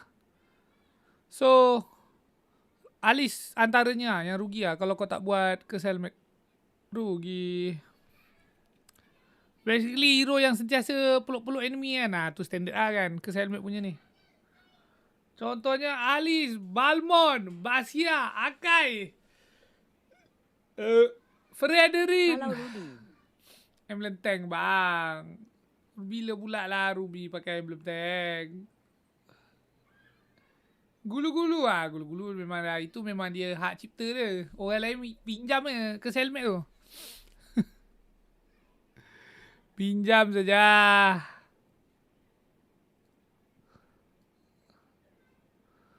Esme tak boleh. Tak muat.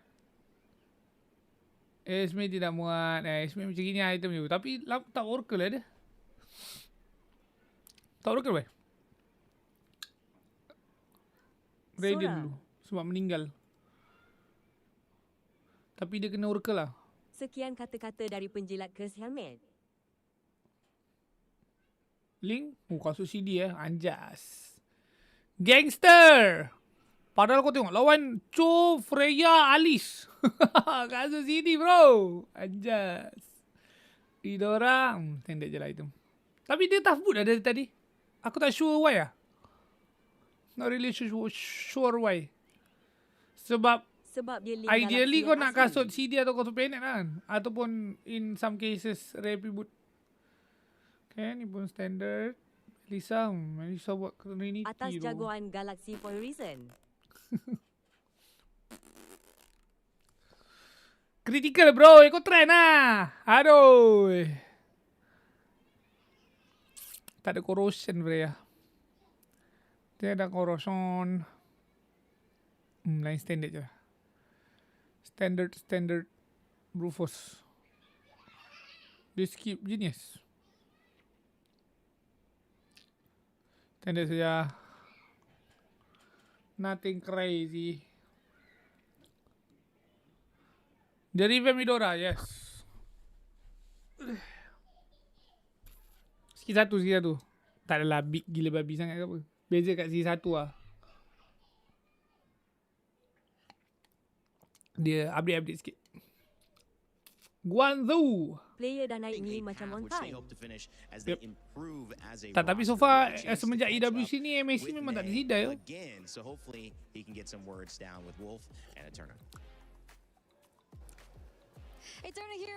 Koneng ke helmet. Hero yang kau order sampai juga. Koneng beli apa pun tak function. Faham tak? Faham tak? Belilah, kau nak beli apa? Holy Crystal. Wow. 我是挺开心的，因为能对阵世界冠军菲律宾的世界冠军，而且他们的教练其中之一是我们 GZG 之前的 coach。 He said that he's happy and he's glad that he's able to go against Falcons. Sebab dah lama tak ada Koneng, so aku akan senyap dulu. The coach of Guangzhou Gaming before was is currently a coach of Falcons, which is Coach Ren. Okay, so they used to coach you. Do you have maybe a message to Coach Ren? Yeah, Coach Ren. You have a message? 我希望比赛能互相发挥好吧，就是我很珍惜这次对战。 Rindu Koneng. He said wishing good luck to both teams. Okay, wishing good luck. And you know, speaking of Filipino people, you also have a Filipino player on your team, right? You have Sai. Did Sai mention anything to, beat the Filipino team Falcons?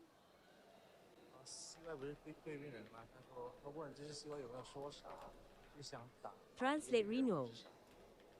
他说他想赢 Super Marco。 He said that he wants to defeat Super Marco. Oh, okay. So he just personally wants to defeat Super Marco. Fair enough.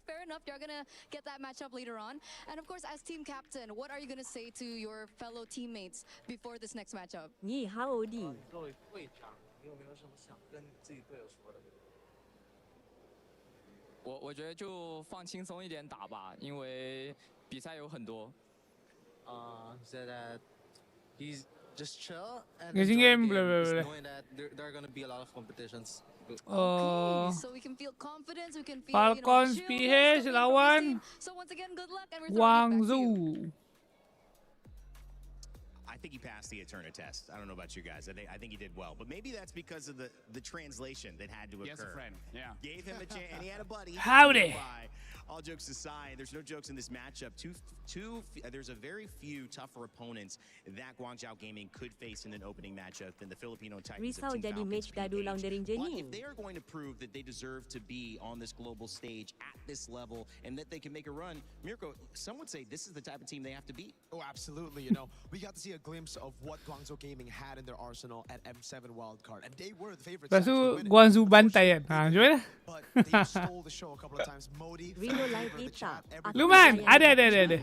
He's Ada. amazing on these playmakers in the XP, and I feel like Ada. him and Maze, they're gonna have to work double time here if they want to get a win against Falcons PH. LaFell, what's the most important matchup here? Is it Modi and Flap in that EXP lane? What do you think is the need for this Hey, game's Peeno, focus to be Ruth on in terms of Mirung who wins Dawang. or who loses this matchup?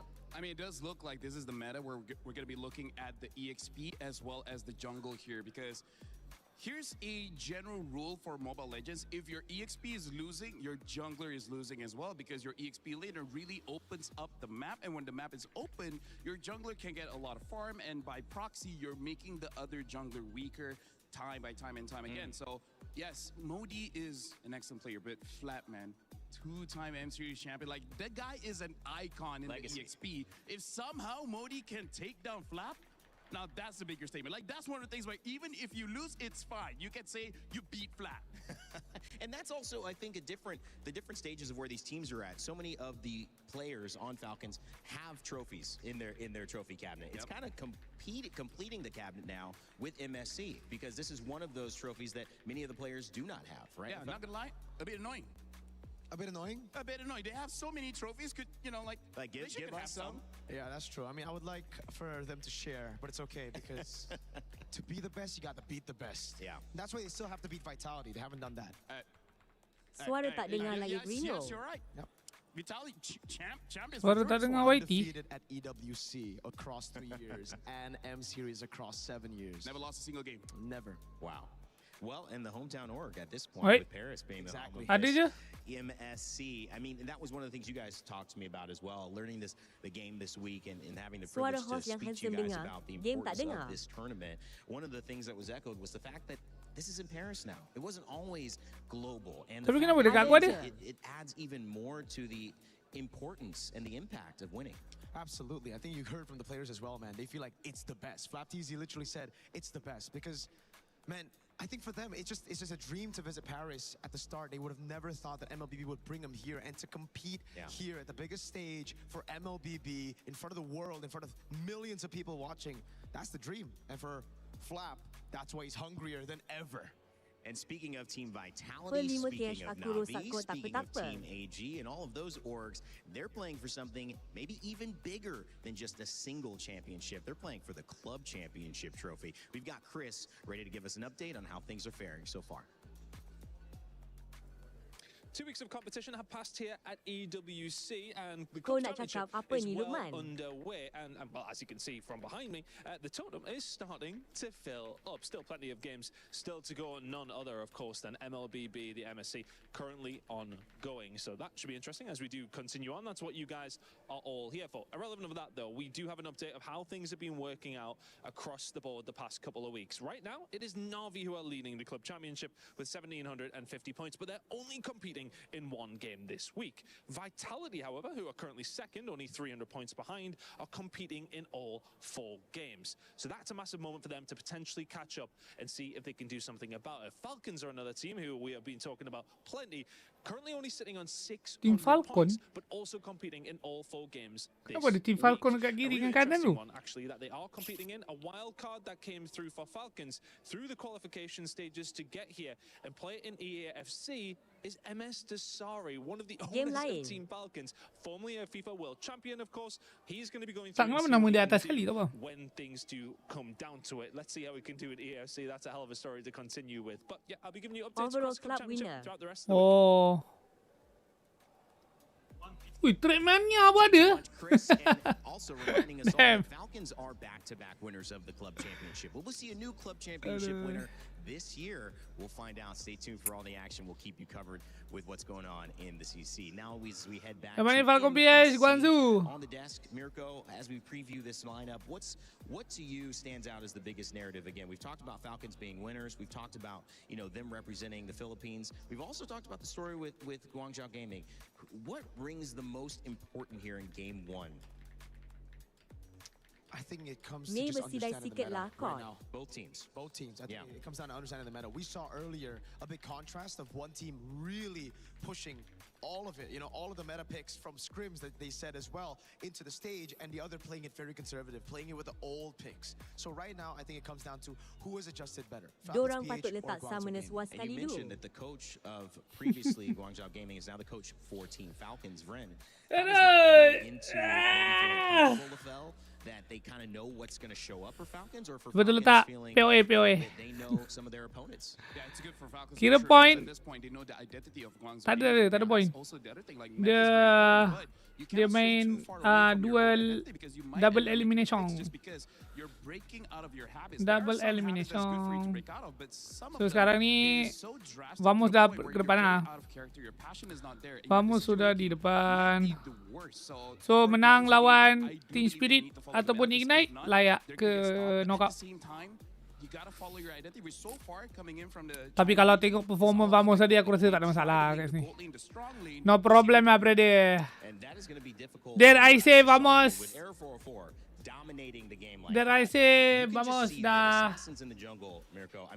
If they're played at that level, they are going to need to be dealt with. Oh yeah, it's going to be very, very Dare tough. I say Especially sudah with on that Ling, that Fanny, any of Assassins. Sudah ke knockout ah.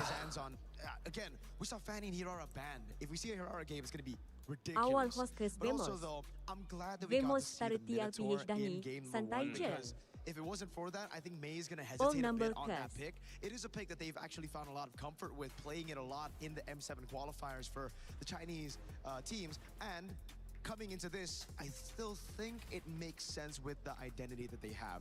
Play around team fights. Yep. By the way, I gotta say, Mirko as well as Rain, this is gonna be our second match, but I'm already seeing that the bans are gonna be something the coaches are gonna have trouble with, because now with the Assassins coming up, a lot of Assassins has to be respect banned, and that will become a problem. When you know a team can't use these certain Assassins, there's gonna be a big difference when it comes to the bans here, where certain teams like Vamos, like Falcons, maybe even Team Liquid, making it so that they're gonna win the draft just by proxy of a threat that's not even there just yet. The winner of this match will face off against Team Vitality versus True Rippers, our next match's winner, while the loser will face the loser in an elimination match. Remember, we are going into an upper and a lower bracket for both Group A and for Group B, so that will be maybe different if you're used to certain upper brackets and lower brackets. Falcon PH tak ngeri macam 2024, bro. So Group A, the teams you're seeing here are going to be playing against other Group A opponents. So every single match Cek balik. There's something to learn. Falcon dah comeback, bro. That we're watching here, especially if you're one of the teams that didn't do well. It's going to be waiting in the wings. Falcon is back. Meta previously against Team Vamos. Sudah bangun. Guys, I just got to say, predictions. Do you think Falcons is taking this one to start off? Yes. They're coming in stronger? Yes. Is there any... Very confident, yes. Very confident, yes. Yeah, no hesitation, yes. If Guangzhou's going to steal it, what do they have to do? Quick thought, is it just get a better draft? Vitality, bicara ini. That's one of those things that's easier said than done. Okay. They got to shut down Kyle, Haji, They got to shut everybody down. We'll see Guangzhou Gaming can impress yet again as they face off versus Team Falcons PH in our Game 2. Yes, my friends, that is the setup for our second matchup for today. But first up, quick recap, right? We have two dark horses to open things up for our matches heroes at MSC. And happy for Vamos, they got it in. Yes, indeed. Hala Vamos for the Malaysians back at home. That was an incredible series. 2-2. A lot of amazing picks off the board. But now we enter the second match of the day where we will be seeing Falcons Philippines going up against Guangzhou Gaming. Yes, this is a pickup in its own right. It's a fight between a giant and newcomers in there. I can't wait to get this one started. So without further ado, ladies and gentlemen, join me in welcoming Falcons Philippines. The last last time that they were on this very stage, they went all the way to the grand finals. Now the question is, this time, will they be able to start their journey on the right foot after not being in MSC 2025? That is indeed a lot of pressure on their back, but of course, no game is complete with only one team. Please join me in welcoming their opponents. Guangzhou Gaming! Begini kok. Replay dengan YT guys. Heartbreak at M7 wildcard. Kita sekarang ada dengan YT guys. So siapa yang terlepas nak tengok balik boleh As the rising tide lifts the ships of their region, their goal is clear. Show the established powerhouses that there's new challengers for them to fear. Vamos. Dah dekat knockout stage. This matchup is going to be interesting because like Sudah di knockout stage. Falcons Philippines went all the way to the grand finals, meaning they are veterans. They Vitality are yes. contenders. However, lepas ni BTR dulu, lepas tu baru last game Team Spirit lawan apa dah. An upset happen in today's match. It's the cool part of it. Everybody loves an underdog story, and this game has it in space. First So please, activated, thank you very much for Haya dah susah nak compete. Haya dah lama dah susah nak compete. Monton tak suka Haya. They're gonna go to the middle and the handshake. Not a fan of Hayabusa. Love and care, but in the server it looks different. Let's send them then to our desk to get our game started.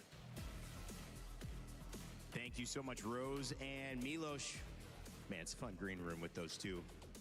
Some great talent and some great games starting us off here for MLBB, MSC in Paris, France. 16 of the best teams in the world vying for that $1 million prize pool. Now it's time for China to see what they can do against some of the all-stars of the Philippines representing Team Falcons in our second series of 4 for today. As we kick off the draft, we've got Mirko and LaFell with me. And guys, this is important. If Guangzhou's going to do it, you guys said maybe an uphill battle. The audience thinks so too. 8% only thinking that they can get the job done. They're going to have to do something in this draft to surprise Falcons. Look at him, he's locked in. Tied his hair real quick. Right now, I do have to say, if you're new to MLBB, one of the reasons why I feel Falcons Philippines will win this one is, in the current meta, if you lose the first 2 minutes of the game, it's actually very hard to come back into the game just by how the jungle has changed in terms of the values and everything like that. And Falcons Philippines have, I would say, all across the board, Kenapa macam ada galaxy ya? Flap is amazing in the EXP. Terima kasih. Ngebak dia tak tunjuk lah kat aku, geng. Aku tak tahu pun siapa yang hantar whatever. Berat. Terima kasih ya. Terima kasih Samuel. I'm a fan of that up until Terima kasih. a point that I want Tak tahu daripada hari tu. I don't think the first 2 minutes dictates the entire game. We saw it earlier as well for Falcons. Terima kasih, terima kasih. Sedo. I think around Turtle 2, Terima kasih doa. snowballing from there, then it gets really tough to come back. But even Bukan atas voting. Dari tu ah, kami nampak, viewer nampak. Viewer lah. Saksi aku, okey. Satu ke baru nampak. Mungkin lah, mungkin. Mungkin Galaxy kan luas, kan? Tak ke satu kan? Musuh pun 15, 20. Barulah betul-betul itu The Void. Okay, langsung saja. Wih, gila lah, betul-betul dadu laundering, man. 70k kau. Tolong lah kalah, aku harap kalah. Kalah game satu lah.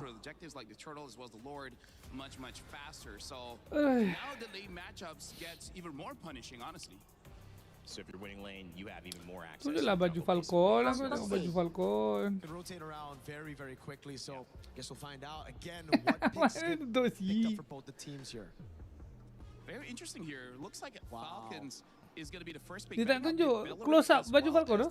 So this looks like they Belaric, got a lot of information. Hirara, Claude, Paraya. From Guangzhou went over to Falcon. So this is the advantage that we see, that we don't need to ban meta picks. We just got to ban the picks that you know how to play.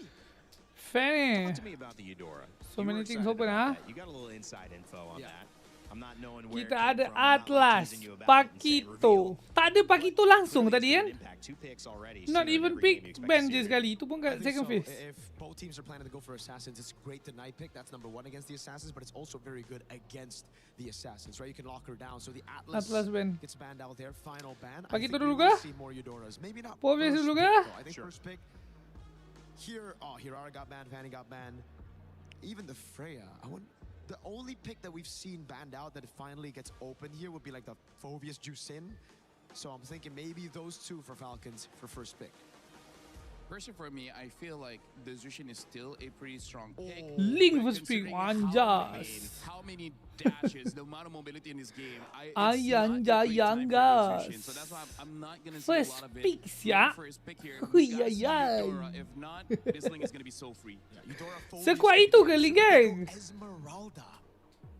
Esmeralda Eudora? I mean, aku tahulah kuat sekarang, tapi bukan first pick material kuat lah dalam aku punya expectation. Unless they win the EXP so hard, you start controlling the jungle, it's going to be pretty Harap difficult. besok pun banyak Early lane. Harith, where, again, coming from the region of China, they do like their gold laners. But my worry is, if they pick up a Moskov, I can see it. But picking up a Harith here, they're not having any crowd control for this link. Selamat ni open bang. Damage for the first 12 to 13 minutes of the game. Selamat Are you happy for Falcons to try to grab Eudora yourself? I'd say yeah. I'd be down for it. You know, the Eudora just to deny it on the other side. Boleh juga link dia bro. Kalau pro player link ni semua padu je. Kalau at least dah dekat MSC Brody. I know. That was me. I messed you up. What's going on? Dirot. Oh, ini betul nak burst ni. Dia nak burst je. Okay, Dirot cium. Brody ketuk, Link cuci-cuci. Macam mereng. Banyak hero baru daun. Macam bagus tadi oh. Macam mereng oh. Heal dah. Weh, memang seronok ni. Betul ni. Sedap ni. Sebab banyak sangat hero kat depan. Aduh.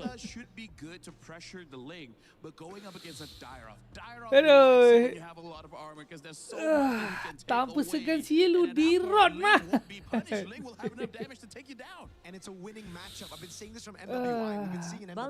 Falcon tak ikut meta. Tak adalah tak ikut meta. Lawan adik-adik boleh lah. Nak execute je lah yang susah sikit.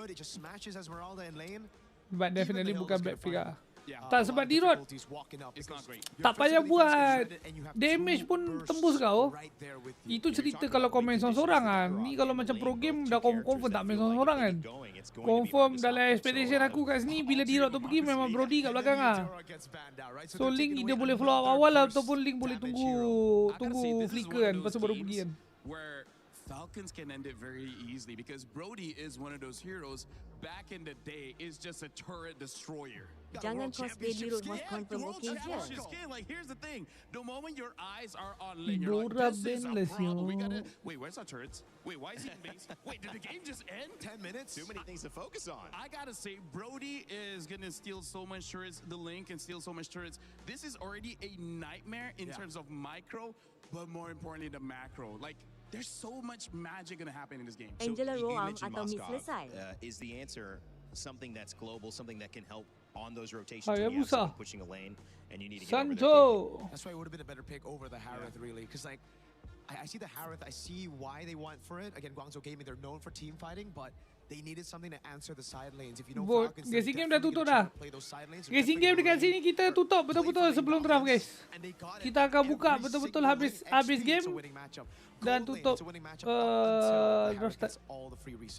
Rain, I gotta say for everyone that's not super familiar with the MLBB draft, this is very uninteractive, where you're just picking up heroes that you want to use without considering the opponent's pickup. So it's basically like you're playing rock, paper, scissors, but you only go for rock. You don't change the paper, you don't change the scissors. And you'll win a little bit of the time.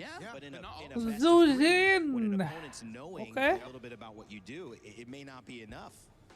And that's the worry here for Kurang CC sikit lah kena ni. Like, where's the damage? I think right now Falcons just go for the Gord Kalea, right?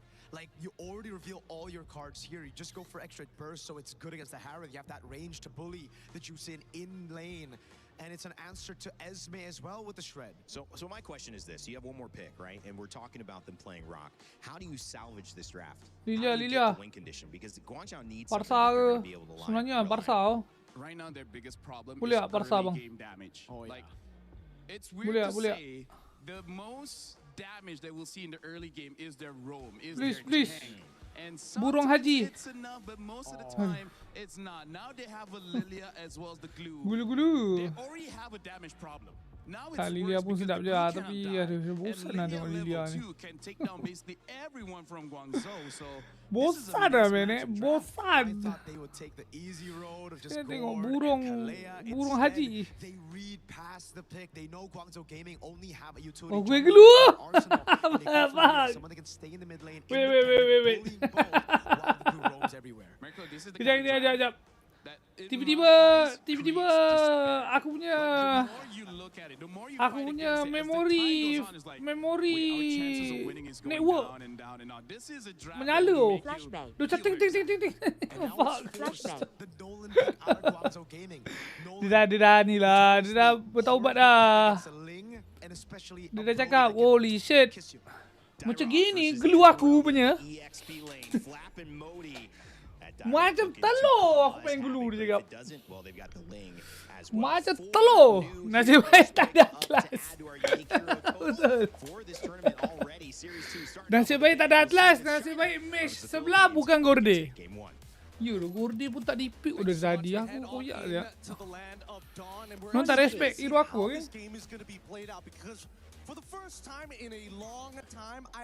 Okay, langsung saja. Just cleaning up kills. They have so many ways to clean up fights, but it's all up to Haji and Kyle. Langsung saja. Avenger nice mainnya. I'm pretty sure that they can accomplish Bukan just tak that. respect hero kau. Falcons and their Just tak mechanics respect know kau. that they could Seseram itu ke? Diro Brody geng. early flicker from the hero you expected to be most aggressive in the early game. And this is the scary thing about this game, right? Because you're looking at Oh, everybody. mati. There is no particular winning matchup, right? Especially in the Haber. they find a big Asal dia tak balik je? You need the extra bit of support. Oh, dah ada heal. Especially for May, Ambilkan ulang tak? all they gotta Seseram do itu. is maintain control of One mid, yes. and it's gonna be super difficult for Ogwin and Main Haji gila. to have that impact. Oh, Diro tunggu. At the very least, they're holding down May in mid, so he's not Lumayan. able to really get out of there as much and go into Kyle's jungle. Belum But fighter, there's Diro. a lot of pressure already on their mid duo. Beautiful stuff coming up from Guangzhou, right? Ling That's belum already assassin. 2 big battle spells out super early on, and now they can start going for the invades. Look, Kyle is just taking so much damage from May. Never mind. I just said May couldn't just really go Sakit. straight into Kyle because of what Haji and Ogwen were doing, but with the amount of support that they've been providing, Ui, glue ni ya. Pull yourself together. rotation you've seen Which is good lah. from Guangzhou, things to Sebab be somewhat favoring their side. Yup, dapat even guna battle flicker spells banyak kali kan. telling us the exact same Oh, story. tapi talent 3 dia ni They want this early Boleh game to smite be good for them. They want to speed things up right now. See, we're trying to bait something Right. out. His recall is very nearby, but I'm also curious, right? Because from Gonzo's POV, I would have imagined that they would have gone for Tap, like maybe, basic a attack. little tank here early on. Like now they're stuck Tak with this nampak. Nolan. They too have a Tak certain nampak. Tap, basic attack. Ong. Why you see them really trying to pick up the pace and make sure that everything goes right in the early game for them, because they somewhat picked up a jungler that also has to keep up, but at least they're Tadi holding dia tidur. majority of the positioning here in the turtle so far. Flicker's already forced down. Okay. Ogwen actually falls Oi, to the oi, hands of Guangzhou. berat. Seems to be going Why? all the way over to Guangzhou. It's only Kyle left, and even Kyle Tak ada doesn't take it energy out skill alive. aku What a dah good berat. start for Guangzhou here. Zipper, we need a replay of that. That was a beautiful Aduh. fight coming out from Bang. Guangzhou. It is Ogwin Ai, already 70k dah aduh. Tak ketik. as May flickers out. Tak masalahnya macam tu je, bodoh baited dengan Sure that Lantern Flare was up the entire way. Hilda je, But aduh, in the berat. hands, of Guangzhou Gaming, Tergelincir this is by pula. far a really good start. I wonder what information and preparation they've done. Because again, Guangzhou, you know very little about this team. Even the heroes that they've used in their recent qualifiers don't tell you much about their playstyle. But what has changed? Why have they seemed to adapt so well to the current meta despite them picking or having these heroes which Falcons attempted to counter? Well, I think, it's a lot of research, and I definitely think, the Falcon length PH of the MPL PH definitely Yes. part of that. That's true. Unintentionally, but here, when it comes down to the meta, that's what everybody's trying to figure out. What is not only the meta game for the game, but specifically Takkanlah for the Falcon tournament. PH We nak need to balik see that ikut Falcon develop Mina. throughout. But with the lead that they have, 4-1, I'm expecting Falcon Mina belum balik bang. Tenang. They want to make sure they punish the Falcons everywhere they go. Belum. Defense and Tunggu make sure break. that doesn't scale too fast. And honestly, that tournament Jahat is Syu something cakap. we won't really Mina get to dah figure out balik. until maybe day 3 or 4. I mean, we can speculate. Because they won first 2 matches in series. Troll nak have membantai already kot. shown so much of the more unorthodox picks already. Well, is it unorthodox or are they just ahead of the meta game? We won't know until day 2 or 3. But in the meantime, you can see both teams Bukan high apa sebab contention kau dah for suka this troll mid tu lane. It's next less game about the bowling side lanes. aku. The side lanes are kind of independent until we can get Mean, the mid man. trio to move in their direction. What do you mean? First move as they send support Guil. to the side. Yep, at least for Falcons and their side, they're doing Guil. okay. It's a Brody and a Dyroth which you Tapi memang mental image dah rosak tu. Aku setiap kali aku tengok skin ni memang aku nampak muka robot tu. in terms of their mid. They're not really Slash! in need of that much rotations, but that's the thing. Guangzhou might just really take advantage of this. Terlalu advanced pekat tu situation. muka robot. It's already open here up top, already trying to somewhat Yeah. provide a bit of help. Does catch Sai, but it's gonna be Owen all alone this time. Now he's trapped against 3. Do they have enough damage? Do they have enough burst? nice That's ulti a tu Jin. Crimson Beacon in and a stun. Gila-gila Guangzhou geng. Take him out, and Super Macam lain je. Gila-gila bro. Weh lagi satu hit. Dah tak mati. and outplay 2 goal laners go down. No way! All the auto attacks just weren't big enough. He didn't have the physical damage. It is unfortunately, a magic marksman dependent on skill cooldowns and abilities. That's gotta feel so bad. When you thought you were about to kill him, guess what? Quantum charge, walk away. Okay, here goes the replay. So he was definitely left all alone there. I think he kind of survived it for a bit longer than we expected him to. But what a play! Even the coaching staff thought it was unbelievable. For the second time around, what? Super Marco. Rise of China ke guys? Recall said, team, we're not gonna let this happen again. Let me show you how it's Tadi macam gelak-gelakan. Lagi dan lagi. We're not seeing Falcons waste too much Terdiam oh 70k dadu. Despite it being 2 and 7, for some reason it's only 900. Geget jari. Somewhat of a Geget jari. Oh, Chang, mati bulu ni. Ui. Bukan dadu laundering. Oh. Outplayed. A small win for Falcons this time. Really nice play coming in from Flap as well. Now you're seeing that the traditional lane Oh, roles, no. they're starting to get mixed LGD up a lot, Gaming. Right? What is Dyroth doing up here to maybe try and help Owen and Super Marco? He reveals Wing himself, Gaming. but all of this is so that Kyle can scale up a little bit faster. taking the Wow. wave as well. Yep. They're at the least maybe trying to slow down a bit. Bila Link nak tekan ulti ni bro? Baru guna ulti sekali je aku. Early game, and that's exactly according to Ayo yo. less of the direct one-on-one counters, and now we see more of the 5-on-5 rotations come into play. Recall though, very confident right now on this Reno role, the real forcing out the boomers Black Shoes sebab again. tahu wings Yeah, kami and honestly, gini. there's no reason to actually contest for the turtle because they know for a fact, hey, Nolan, his retribution is coming up, but without his ult, that's fine. That means he can't really get in and out as effectively. But when they're rushing it down, that's where it gets scary. And now they look for the opportunity. That's a flicker from Owen. No Crimson Beacon left for XJ. Mati bro. Blue, baik lu. Wow, bermain.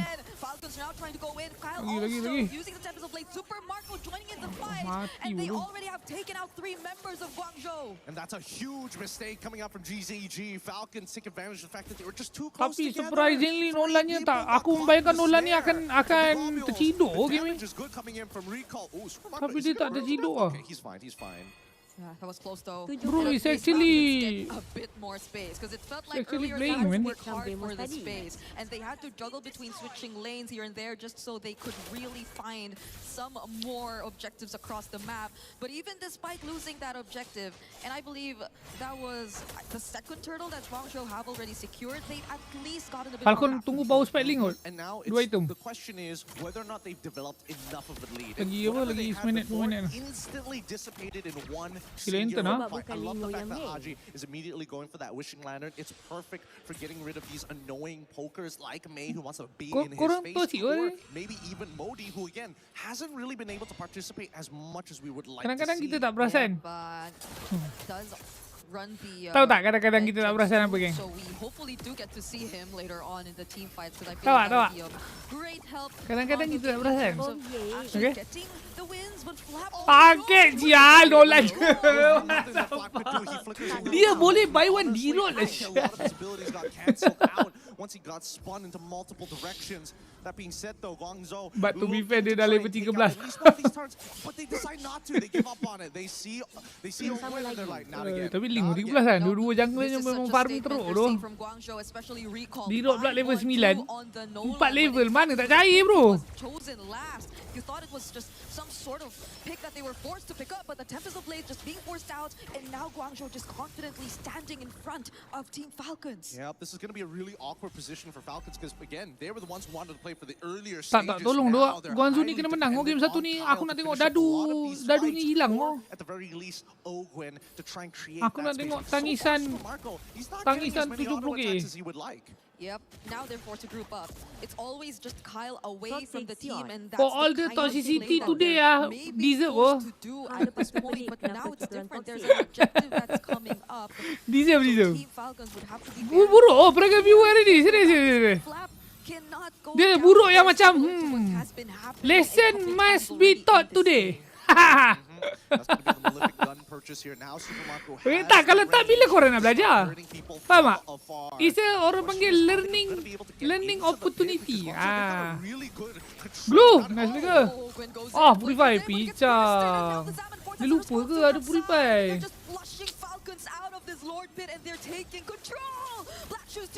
Boleh dah. Waduh tak bila dah. Tak, Nolannya memang tak boleh tangkap oh. Tapi to be fair, kiri pun tak ada sisi yang easy kan.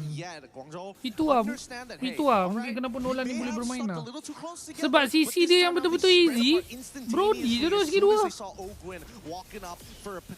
So sebabkan Nolan ni pula makronya cantik, memang tak boleh tangkap. Oh. Dear Lord, where did he go? Lek jangan lek. Lek kiri ada Link, ada Lilia, ada Glue. Kanan ada Nolan, Harit. They may be at a much clearer advantage, but I don't see this being a free Lord just Berserker. yet. They're going to try for it, and I want to see what the response is going to be. Because for now, CY is in a pretty good position if we can get that Holy Crystal. Okay, Falcons are starting this objective Malefic right gun. now, but Ogwen has a good idea of where majority of them are. Modi jumping in, Kyle just securing it with Earth Fusion, and now Falcons want to go in for the fight. Sai already using the Zapper Force, but they get bursted. It's a double kill for Kyle. He's been waiting for this moment. Yeah, he tried a little too hard. Modi, unfortunately, making the mistake, walking into the fight without Waduh. the vengeance. And that stun from Super Marco, such an X-Men ni dia lupa oh, dia tengah lawan apa benda sekarang ni. from both Flap and Ogwen. At this stage, Falcons, based on the items that they Mana have, ada can counter use English start oh, pressing sisi the advantage bangsat. structures. Oh, fortunately, Haji got to quickly press on that black shoes. Mei, though, looking in danger and will go down in the hands of Team Falcons as X-Ying only had to Crimson Beacon out and the Lord is still up. Yeah, they don't have an answer to Ogwen right now. Glue can kind of do whatever he wants as long as he doesn't get one shot, can ruin someone's Nolan! Oh, look at the damage! Recall getting blasted from halfway across the map.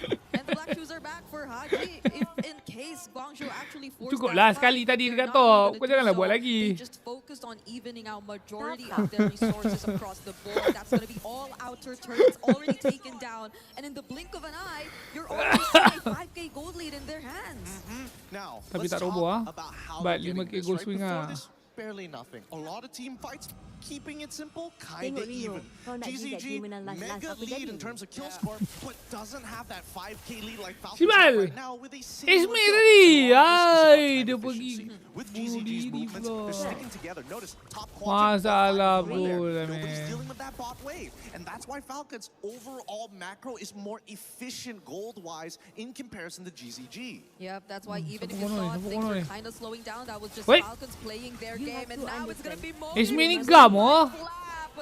Now that you see them grouped up, this is exactly how they want to utilize this lineup. Yeah, and it's great because again, dia gam, dia tengah lawan D-Rod, bro, di linear. Tenang sikit, man. Dah tengah kalah duit. They're going to cut your armor in half, if not more, now that he has the malefic. Agenda jangan nak menjatuhkan aku. Wah, sakit je aku tengok. Barely surviving this winter crown, already forced out, and the flicker too, but they just want that base turret. Guangzhou are not gonna force the chase. D-Rod cium tadi, link turun. Fortunately for Guangzhou Gaming, D-Rod cium, link turun terus 2 bar, siot. Itu like baru start tu. Kasi baik tulis sambung. Ogwin outs or at the very least burst them down. Both of which not very good ideas considering the priority list. Because at this point, the only heroes from Guangzhou who maybe can go for some backline plays are just really Recall and Modi, or unless Exi just really wants to go full Crimson Beacon in and they just all jump. Dia tak perlu dia yang pick off will that be worth it? Because at this point again, the shred you mentioned, the armor just going down as soon as you approach these slow. Damage and penetration. Salam. Selamat dia dah semua yang baru sampai. Tap dulu guys, bagi 100k lagi sikit. Yeah, this is particularly tough. Satu round. Seorang 100 tap. They made sure that Haji slowed down, but now we're already in the later stages of this game. Slowing Haji down is not possible. He hurts. Yep. And look at just how well they're guarding majority of the map right now, but Guangzhou are still pushing forward. Recall though is about to show himself up top, and that might be enough room for Falcons to be a bit more aggressive with bursting down this objective. Oh, it looks like they're trying to sell this fight. Oh, Ogwin and Flap trying to zone out the members as Falcons just secure this objective, but Ogwin still finds one.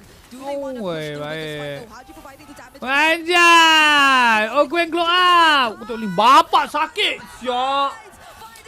Gila 3 basic attack bro. Catat minit 14. Aduh memang gila damage dia. Cumanya kan kena main macam tak. Cumanya kita nak tengok kalau kalah early. Macam tadi dia tak adalah kalah tau. Dia farming je kan Falcon kan. Dia farming. Sampai power spike baru buat benda. Gila Roland nak try lah. Auto-ban lah guys. Auto-ban ke? I gotta admit there were moments there in the early stages that I was worried for Team Falcons, but they show their experience every single time. If you're looking tak dapat. Miskinkan dadu viewer. W viewer 1 2 padan muka 3 4 tu pun yang kalau ikut 4 3,5 ha, bukan 4 pun lah. Tapi dia ni pun mana ulti kau bang tak, sebenarnya ulti dia kat mana? Dia ada flicker, dia ada ulti.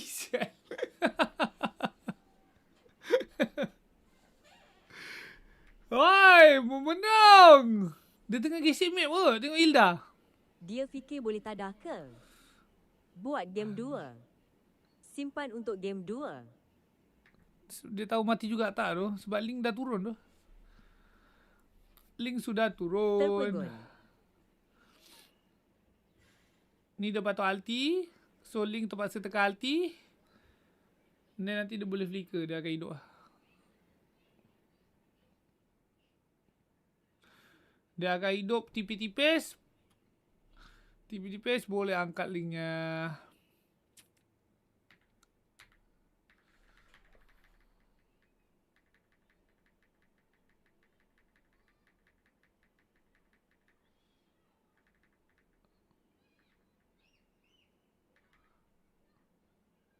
Sebenarnya gila. Kau yang sebenarnya?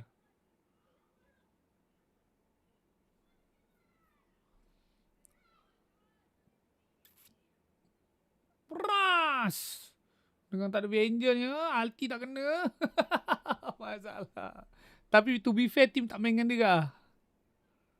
Mana? Oh, Zuji mati tua tu. Zuji mati. Tak ada Hilda ni, geng. Memang apa?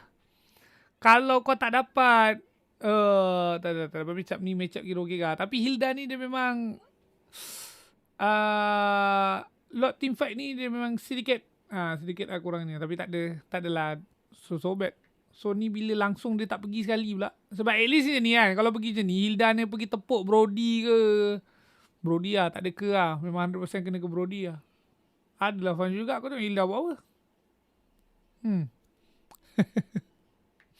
Hilda tahan diri berapa menit, betul. Tapi either way seorang kena tadah. Maknanya contoh macam ni kan. Ni kau dalam team fight ML ni, kita kena faham trade HP. Trade HP tu maknanya okay. Kalau kau tengok Esme kena apa? Kalau kau tengok Esme kena beduk ni kan. Okay, dia kena beduk pedih lah kan. Tapi kenapa pedih? Kenapa pedih? Sebab dia dah makan skill 2 D-Rod betul. Yang ada berapa? 40%? 60%? Physical defense reduction. So bila dah ada orang makan D-Rod punya tu, masa tu lah hero lain boleh main. Sebab dia dah takkan kena burst kan. Dekat sini lah Hilda boleh main. Harit ke boleh main. Tapi Zujin tak ada lah.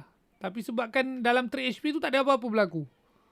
Kau trade HP 4 bar HP Esmeralda untuk nothing kan. Tak boleh lah. 75 75 tu bukan yang mythic battlefield yang masuk dalam pro game yang mana satu?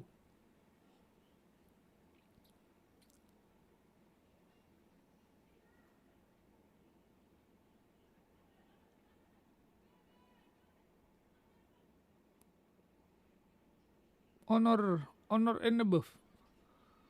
Tak masuk aku ni. Macam kalau kau tak nombor ni, dia kira yang mana? Kan dia ikut patch biasa kan. So bukan 75 kan. Aku tak pasti lah. Mythic yang masuk tua boleh ke? Sebab tak silap aku yang Honor Battlefield tu kan macam testing kan. Tak pasti kan. But point is tebal lah kan. So kena ada orang trade something lah dekat situ. Tapi ni tak ada. So kurang-kurang sing sikit lah. Dan benda ni memang selalu sangat kita tengok. Memang jadi lah biasa dekat tim-tim yang average. Tu tapi Nolannya surprisingly tak ada lah terciduk. Gege.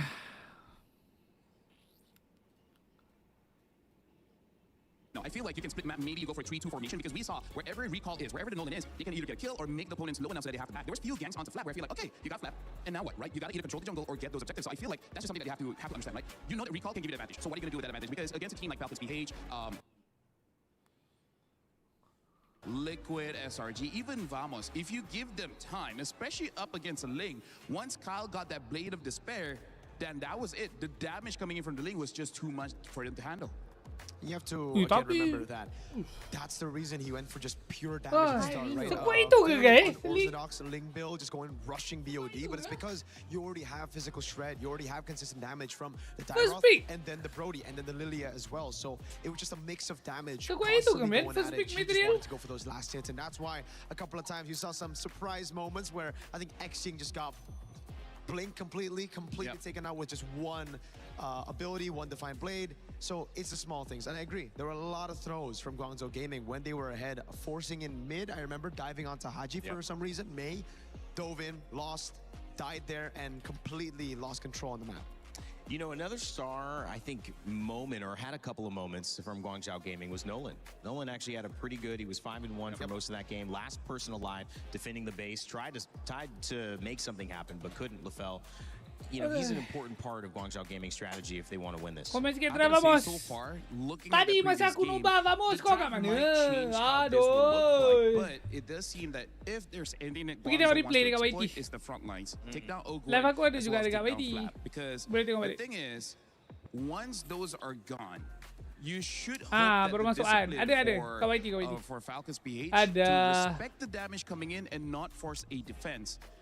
Try to use that because in that earlier fight, I just don't like them sacrificing themselves. Bukan pasal tak boleh nak rusuh. Kalau cerita nak rusuh dah lama dah. Memang tak boleh nak rusuh sangat pun. Sebab memang kau ada advantage kan. Masalahnya dia tak doesn't change the fact yang hero-nya tu scaling 2 item. Maknanya selagi kau tak 2 item, selagi tu kau bukannya tak kuat, bukannya useless. Kau macam terlalu normal. Terlalu normal. So snowball, but will ultimately amount to nothing. Because again, in that game, Nolan, you're up against a lane. Tak, teringin nak tengok ni. Teringin nak tengok link pick.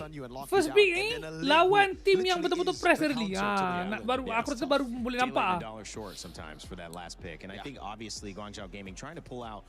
It could be a rabbit out of the hat. They might need more than that. Might need a tank out of the hat to have enough firepower against Falcons. Because they came to play. There was no doubt that these players want to show up like we know they can on this global stage. MSC looking for one winner for that $1 million prize pool. Falcons on the way to be one more win that will put themselves in a strong position in this group with a 2-0 start. Bagilah 4 item. Memang kuat gila. Tapi problem dia nak sampai 4 item tu memang terkencing-kencing kan. So buff yang latest ni tak adalah completely turn benda tu. But definitely better lah.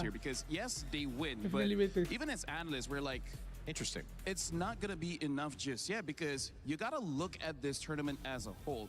Guangzhou Gaming, they've shown that they are strong, but there are some games you need a statement game to show that you are far above and beyond the competition. Dan memang banyak je pun itu. For you to go to the grand finals, because at this point, banyak, it's tapi not lebih about biasanya being masalah dia bukannya dorang tak pick draft yang boleh press early, dorang tak grand buat. finals. And I hope this is kind of like Not a wake-up doing call it to be like, for okay, whatever there's mistakes reason. here, and here. We got to fix this before we get to the grand finals. Because personally for me, I want to see a bit more coming in from Falcons. Okay.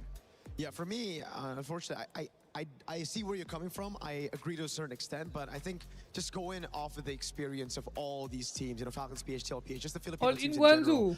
Bro punya all in 40 where in the dadu. tournament they would look weak early on, but then they would just adapt and improve as Hey, time passes by berani and as you, the tournament berani you. goes around. So 80 I think that's KO. another, this Kalau cakap, should dia be kena another example of lesson. that. Falcons, PH, Dia kena ada teaching TLPH, moment. all the teams, I Macam think here in their first SRG day buat will still be dekat kinda para like reading out, engaging out what the meta really is. para and they'll pendadu. still be going for weirder picks, and then later on we'll have a better understanding on the meta. Same as Navi in MW. I feel like in terms of the meta, I think it's flexible. It's really just about, I guess, the micro and macro, knowing when to go in and out, because Darov is not a hero that's in the meta a lot, so it's one of those where you kind of punish yourself. You know, interestingly enough, a lot of MOBAs have this sense of one really strong counter pick that's like you can't deal anything with. That could change your entire game. Do you feel that that's available, at least in this meta right now, where you could see a lineup come out like Falcons PH, and you see a last pick or 2 last picks from a team like Guangzhou Gaming that go, oh wow, we can't deal with that. We got 5 good heroes, but we cannot deal with those 2 once they get going? Or is it more of the fact that you're kind of needing to draft this lineup that sets up you to be successful from the very beginning, and then having members of that final pick complement it? Yeah. I think it's possible that one pick can just be like, all right, we're done. But that's a very rare case, especially on an international stage. Yeah, so where we'll have that would be usually in the laning phase, right? Like the Dyro thing and the Esmeralda. But then that's where the others come in and help her out. And I imagine that's because, again, this is a much faster game when it comes to MOBAs that can last over an hour. We had Dota 2 on the stage, right, just last week. It's a different pacing, it's a different timing, it's a different scale. When you're here, you need the tempo, you need to be available in those first 5 minutes, those first 10 minutes. Like maybe first 2 first 4 minit je nampak dia buat benda yang sepatutnya dia buat. Lepas tu mana ada ni sangat je. Though I gotta say, here in the Mobile Legends ecosystem, we have another tak, thing to consider. Dia tak bermain pun dengan Esme tu. Sometimes sebab dia tak boleh salah satu kak. Contoh kalau macam Hila tu dia pergi seorang-seorang, dia akan mati kak. Sama je. Kalau Esme pergi seorang-seorang pun tadi kita dah tengok memang meninggal kan. Dia memang kena dua-dua. Fast moving assassin, mages, marksmen, and like, how are you going to stop that? How are you going to... They're just dancing around and there's literally nothing you can do. We've had teams where they have so much crowd control but 0 damage. So you're just fighting for 2 to 3 minutes and nothing happens. So that's also a balance we have to see in the drafts. When you have a team that is so good at being aggressive, do you try to match that and say there is no version of Peel that we can provide that's going to stop them? So the best chance is actually try to hit them back. Sometimes it's better to fight fire with fire. Some other times you might have to just double down on Peel, right?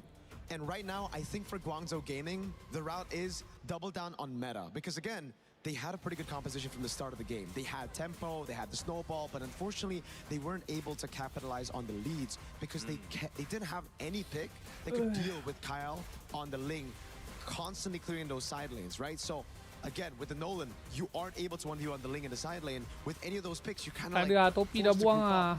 That's why we were talking about the Moskov. Buang I think ah. the Moskov, Sebab sekarang semua pakai Street Fighter. Composition, and they'll be LLL. Yeah. Dangerous grass picked up for the map. How does that change things with Fel, if at all? Well, it really helps out a team that really wants to be aggressive, and it forces you to never Alright, autopilot langsung because you're playing a normal map, you know where the bushes are, but Kalau ada yang sometimes pakai it just disappears in your brain Baru that kita there's ambil a bush in front of you, you just forget about it. Ling ban. Oh man. Goodbye to Assassins, I'm guessing here. Fanny, Ling, both banned. I believe the Hirara should be coming up next. Yep, and we have a fun fact here. Sunday, formerly known as Ahao, was the world champion in the MOBA. And will his winning formula help Guangzhou Gaming pull up an upset today? I mean, like, sebab kan Street Fighter overtaking the hype. Advantage that you have.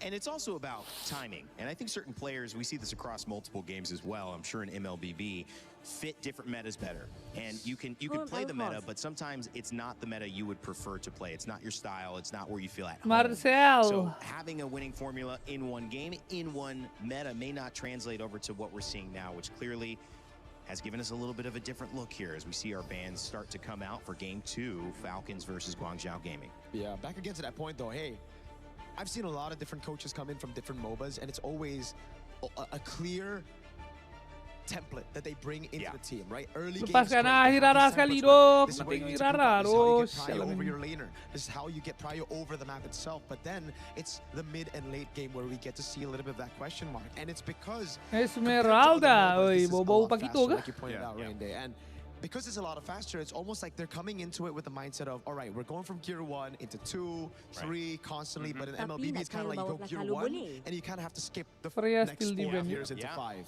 Yeah, something to note as well, the longer the game goes, the less that the coach can really impact on the decisions of the game, because that's why certain shot callers in Mobile Legends is so highly valued that even if your Tapi dia nak ambil mechanics apa sekarang? isn't Dia nak ambil that great, Pakito but you ke? have a Aku good assume head dia over ban your ST tu sebab shoulders, dia nak Paki. your price is just Tapi gonna kalau dia Paki kat sini, skyrocket. kanan So, obvious, shout out to V. Hirara, Shout out to game V. over. And this is why, honestly, we're going into a game where teams that have incredible mechanics as well as good coaches try to end the game as So maybe fast the best as possible. way Because adalah I would dia say pick after Mobius. 10-12 minutes, it can get Hirara chaotic, dulu, and that's where the anjas. point surprises happens. Ke dia And ambil Hirara call. first pick here for Guangzhou, and Akai, now early langsung Akai as well. Dora. Oh God. We're getting spicy over here. Rara finally let through, and Eudora back again for the 3rd out of 4 games with the early Akai. Yeah, that's why Falcons were happy with the trade. They were like, all right, go for the Hirara. We'll take the Eudora. We'll lock her down completely. I'm not seeing it, though. The Eudora first pick. Find success over the course of the last 3 games that we But I hope banyak lagi team pick ah, supaya kita boleh tengok dengan lebih jelas kan apa the actual thing dia boleh buat. Dia bukan bad hero gang. Dia good. Memang good hero. Tak, I mean obviously lah dekat screen laku, kalau tak adalah keluar kat sini, but that doesn't really answer the question as to why. Is just not as oppressive during wildcards and sebab banyak je hero yang popular period dekat tournament tapi sebenarnya sampah. Okay? Contoh Uranus. Kan? Contoh zaman gelap dia Song Golden, betul? Popular kan? Banyak pick dengan scream kan? Tapi beban abadi betul. So sebab itulah even dalam pro game pun kau still kena bro, aku selagi boleh gunakan Uranus sebagai bad example, selagi tu aku akan guna. So as I was saying, just because kau tengok contention rate dia tinggi, not necessarily sebab memang betul-betul kuat lah. if you see the Yi, Not you're already kind of necessarily. thinking it Aku rasa should paling be no baru je aku sebut. problem. Either way though, it is what it is. The Uranus is the final ban. Paling aku cakap paling good example memang yang Song Golden itu. For a strong pick in the EXP, and now Song the Golden. Glin has been banned out as well. So for Guangzhou, I would say their opening is pretty solid, but they still need someone to be a proper frontline. If Hero tak ada keluar suara Hero. push the Eudora away so that it doesn't become a problem for either the Plot or the Harara, because they got a lot of damage coming in from Guangzhou, but I feel like if one of those pieces is missing, it's gonna be a bit awkward. Lane pressure with Moskov, able to have that global rotate to join in on the fights. That was one of the things the casters picked up. Gideon mentioned that was a problem for Guangzhou. Grouping together, not being able to kind of 4-1 or 3-2, as you mentioned, LaFell. Moskov going to open up some things and some playmaking potential, as we have 2 more picks here coming from Guangzhou Gaming to close out their draft. Yeah, especially now we're in dangerous grass. They need a dedicated pick, doesn't matter Rome or EXP, just to be able to open up the map, because Eudora as well as the Hardy can take advantage, and there's the Grok. We don't see him a lot. Still very strong pick, but finally the Paquito shows up. The Grok pick is very good sebab sekarang ni Falcon punya draft choking dengan range sikit tau. Moskov dengan Eudora ni kan. There's still quite a lot of picks that Grok can deal pick with I really Guangzhou. like. I think it should be just either the Phoveus or the Arlet. Oh yeah, the Fovia is still open, yeah. The Arlet, you're going to get bullied quite a bit by the Paquito, but then you're just relying on the stuns coming in for the resets. Actually bukan boleh juga, aku rasa dia patut Phoveus. If you want to take more Cumanya into takut. your hands, you would go for the Phoveus, juga. but Tak bukan, takut kalau dia Phoveus. Sebab Phoveus ni jenis dah pergi tak boleh keluar. Aku takut nanti dia terceceh. Takut dia terceceh, so ni dia suara pun boleh, okay, maybe better lah. Sebab hero-nya lebih independent. Because it seems like with the Sora pick here, it's more of like, alright, we don't care about the lane anymore, we're just going to go for the team fight, because the Paquito is usually an answer to the Sora in lane. And at this point, why would they? Whatever works last game Kenapa could Grok work pick? again. Aku Confidence literally for baru Team explain Falcons tu. PH trying to close it out over GZG. Let's send it over to our casters, see what they think. Aku literally baru explain. Kenapa aku cakap aku suka the Grok pick? Thanks so much for your day. Bro langsung tanya. Kenapa? But right now, it's about trying to figure out how to get underneath the skin of each of our so far. Currently at match point, it's Team Falcons who are leading that charge. We want to see how GZG is going to try and turn this around. And I agree. I would want to see more from Team Falcons. As already brought up by our panelists. Initially, I think heading into this tournament, you were really expecting them to be one of the cleanest, but game 1, GZG pushed them to the limits by just a little bit. So this time around, though, things seem to be pretty different, draft-wise especially. What a sneaky little invade here by Kyle. Wanjas! Camp out, he figured out the starting path and was able to take at least one of these camps. This does mean that it's going to be a bit of a delay. However, we're going to see Recall here going to try and contest this. It's dangerous stuff, and admittedly, they play well. Even Haji getting into the right position to see it happen. Yeah, somehow equalizing babi betul. Dia dapat curi hijau, dia dapat copet little. Quick look onto the emblems as well. There seems to be the mid duo taking macam aku main jungle je. Interesting stuff, but at the same time, I'm liking the way that Falcons are actually playing this right now. Flap gonna take a bit of damage here. Mana ada pakai skin Terrible Guard geng. Sedih. Felt like that was a kill angle. Sedih. If it weren't for Oakwood. Yeah, but even then, I think that should have been a solo kill, right? Empower jab into auto attack would have been like more than enough to take him out here, but now.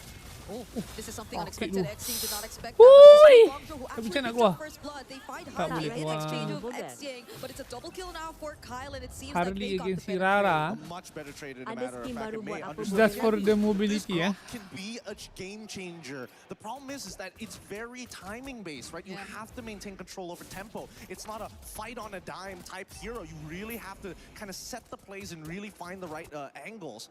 At the same time. Tapi Irara tak boleh elak ulti ni kan. So we know that Kyle's on top. Tak boleh elak ulti Harley kan. We're seeing dangerous grass in a while, and now it's Falcon starting it up. Sebab dah melekat kan. Boleh. The rest of the members are going to be here too. Flap trying to look for an angle. It's not going to go in for the setup just yet, and there you go. But it's still Recall actually winning out on the wrestling battle. Blazing to it, already committed here by side, and Sodi will not connect. Bang, tak ada cakap pasal Oh! Oh! Handsome lah ngam-ngam pula tu stack. might just get traded Oh, out. nice again. Unfortunately, the heavy spin will keep them safe. The knockouts, Oh, however, kau masakkannya. close call for Oh. Owen right there. What a timing by both of these supports. They both knew we're about to hit level 4. Just give me the right timing. I just need to reveal Not one at all extra like my person. ranked Tech teammate. charge alongside with the heavy spin, life-changing spells. Itulah pasal hidup lah. How these Aku yang kalau pernah kena compositions dengan actually grok wanna play the meninggal. game now, right? Falcons, understandably, hey, even though it's a skirmish, we Yang can't semalam, risk fuck. using these big spells before the most important fight. But look at Kyle, repathing down towards the purple side, knowing that Hirara is on the orange buff side. Yeah, I think the only small win really Jom, that taruh we could sultan je, really man. consider from that was the fact that recall Tak, still grok memang parah got sikit the lah early. objective. Other than that, the Kenapa team grok ni fight, tak mau the pilih itu post je. turtle takes seem to have Early dia really sedikit favored ni. Falcons, especially as recall has Sedikit- lost on sedikit tak so berapa much strong. resources at Sebab this power point. spike dia, Unfortunately though, he's not really neutral as objective. behind, but you could see that Kyle is really Nak having masuk such a high good start. ground Keep your eyes out here. defend. Flat might find an angle. If he gets on top of Xing, it might just be over. It doesn't reveal him, but he's gonna walk through. Tapi as long that goal difference tu tak jauh sangat, then Yeah. tak adalah teruk They're sangat untuk not Guangzhou. afford, or they could not afford to lose out on any more. At least Modi, I think, would be Sebab really kena factor in that shift bila dah start main 8 tu. Harusnya itu benda yang sangat-sangat penting lah untuk kau fikir dalam kau punya draft lah. Maknanya kau boleh, sure kau macam kau boleh own or whatever kan, sebelum first slot kan, first critical kan. Tapi let's say kau tak dapat snowball yang betul-betul bombastic, oh,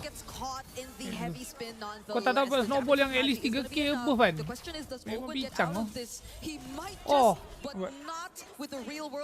sebab nanti let's say memang draft enemy tu lebih strong dekat neutral objective mah, dekat situ kau rasa ada benda ni. Oh, tak kena. Wah, tak kena lagi. Tak kena lagi. Still, Guangzhou will be the one securing this objective. Kyle will not make it as he just focuses on this green camp. But You duk plating burung masuk malah plating tower dah bro. they might just find Kyle. Fortunately, is still alive though, but Xing picks up the kill. Now they're gonna go for the chase. It's Mei and Xing trying to get back under their turrets. Another barrier laid down, and the flicker to get out. Oh, this is ridiculous. That fork lightning. Oh no, wait. Does he have? Okay, he does have body slam, but What do you mean? Isn't Oh, gonna get much until he gets that Trinity build. But my goodness, getting to see the fork lightning being spammed like what 3 times? I know that they changed the cooldowns to it so that you can like chain it together much easier than last time, where you needed to be like level 11, level 10 around there to get it consistently. But now here at level 7, I mean Haji is doing it consistently too. Yeah, and at least for Falcons, despite what happened earlier on, they didn't really lose the advantage. Like they still have the advantage in their hands nonetheless, despite Flap slipping up on that setup and them actually not being able to contest for the objective. And maybe that's one thing Guangzhou can just really try to capitalize on. The fact that even if the Akai is on the other side, the way that they just get in and out of these fights and still have these utilities to really rely on, such as the tech charge and real-world manipulation, might just give them the upper hand. Yeah, I gotta admit, I think GCG, they got the mechanics, and I think they also have great communication with each of their members, but I think Falcons is much better at just playing patient, and honestly, super tactical. Oh, Flap is gonna be here, Haji flickers out, but they find themselves under the real-world manipulation, but they're not gonna Suaranya fight under tak kena the terus tu. So that's just resources burned again from the side of Guangzhou pre-turtle. And here I was complimenting GCG about, great communication, and yet, they could have, I don't know, used their ults at the same time, or and find the engagement a little bit sooner, but that's fine. Kenapa yang buruk-buruk semua aku ah? High stakes games, and especially when you're playing against a team like Kenapa aku main Falcons, Sora? they've got plenty of history. Yeah, Macam Kyle Prime goes Shogun up mid, and Ogun will be at least positioning here in the turtle. But Guangzhou have a lot of information. They know what to expect and where they could potentially come Kalau dah from. buruk nak buat macam But mana? does Flap start things off again? I think it's about the big fight. Oh, it's gonna be Mei instead who gets Makan caught ya. now. Ni lah Just contohnya. land, but does he go down in the deadly magic? It's not gonna be the case. Itu Guangzhou contoh once again Falcon take the objective for punya themselves, and it's call Flap is trying to run for apa? his life, but Xing does not allow Falcon him to punya get call away. yang aku pernah cakap sebelum ni completely callnya ignore neutral objective tapi kau nak tiba je. It's just super Marco Macam at tadi this tu. point. Sebab dia pun tahu dia dah takkan boleh sampai ke telu. So nak paksa pun macam buang masa. Tapi kau nampak satu laut depan muka kau kan, kau cuba makan yang itu je. But unlucky tak dapat keras geroknya. Nah, he doesn't need to. The Lord is going to spawn on that top side. He's staying down bot. Oh, over half HP. Guangzhou Gaming have been really good in terms of these pokes and back and forth as well. Not really granting the But satu team fight massive akan advantage mengubah to segalanya Falcons sekarang ni. despite the slight sloppiness, I'd say, especially pre-objectives. Tak tahu bila lah Sora dapat merah. Somehow grouping together and making sure that they somehow at least Tidak tahu. the next team fight we see get to communicate and layer their skills better. Yeah. Tapi definitely Akai ni key player lah sekarang ni. Like the gold lead isn't too far away. Sebab kalau dia berjaya protect Idora dengan Moscow B dan tak susah pun nak buat memang a lot of the time. Thanks for bringing up the guns because I am curious to see how far along the track they are. Chastised Pauldron already purchased by May. Nak And compensate now that the kena rest of the cooldown tu. Falcons are looking to get this tier 2 side, we're just a little bit of gold off before Super Marco is actually able to complete the Trinity. DHS is done. Yeah, I think the only time we really got to see them invade was when May was on the Hilda, and it was just May as the Hilda. Like, there wasn't really help that came from the other members as much, and that's naturally what you expect. But this time, on the Grok and Eve, it seems to be a bit different in terms of their gameplay, or maybe Falcons too are just overwhelmingly good in controlling the map. Sora Maybe, passive but I think the Falcons need to recognize that, hey, Passive merah, bukan buff GCG merah. are really good at chasing you down, so they cannot take that initial impact. If it's too much damage and they back away, it's just as good as a wipeout. So I think that Falcons are being extra precautious on the way that they need to maneuver around these fights, knowing that the tech charge is probably their best form of counter engage, and the real world manipulation. Okay, Veselot. It's a box, so you got to start thinking about Satu angles. level hyper. Easy are just blocking off the entries for Open Oh. at this point. Wah. Just to get here, but now Modi all alone. How did it end up Ah, like this? nah. There were just 3 Free members Lord. surrounding him at that point, and he was all alone. Now GZG are Imagine down 1. losing this. Recall shows up. Flap trying to keep him in check. May still has the ultimate, but Open uses his first. Ui. And now Falcons are just going to go for Hero. Simon. Using the Blazing 2 to get away, but the SOD is going to land. Super Marco goes in. Flap 2 helping him make or get some kills. Oh. But that's just them pushing Guys, tak GZG kena. out as they focus on the objective. Aku rasa dah ada That has to be pembuka lah. one of the biggest whiffs of all time. Zipper, don't put up the replay on that one. I swear to God. Recall dying there? Like, why would you use your iframes to try and bail? Like, you can't stop the spin. That's the problem with a heavy spin. You can't stop it. Oh! Doesn't have enough damage. Yeah. But sure, boy, was that flashy. That looked cool. It was cool. And they got tier 2 turrets out of that too. Unfortunately, you have to take a look at the replay. God damn it, Zipper! I mean, just look at Recall, right? There's no reason for him to actually dash into this to get the extra little bit of damage. If they wanted to do something earlier, it's got to be the RWM. The order was wrong, and unfortunately for Recall, he should have known. Don't go into the heavy spin. They can't cancel it out as easy as you think it can. Yep. And now they have to deal with the Lord, who is still up, by the way, marching down bot, as Falcons will just try to focus out on the other remaining outer turrets. And Recall shows up yet again in this spot. Fortunately has the iframes, but now it's Falcons winning out big. It's a 5k gold lead all over again. At least they have Holy Shields, because earlier when they had this Lord, their Holy Shields were already down. But still, it's pretty good. GCG, if they can just clear out these... Oh, the conceal. Oh, Flap's gonna go in. Does find one. Real world manipulation used as a response, though. Kyle's just gonna focus on Xing! Deadly magic definitely gonna take him downside. Oi, sanggup Flicker nak cuci. Will finish the job. They find one in exchange of 2. Kyle being chased by dapat Modi, Sora, but this is not enough. Super Marco goes in. SOD threatens them, and they cannot chase after Kyle anymore. Alah si sedih. Almost. Oh, hidup. He gets the Mati. Still dies at the end. The KDA machine says no. Wow, Open picked up an Immortality too.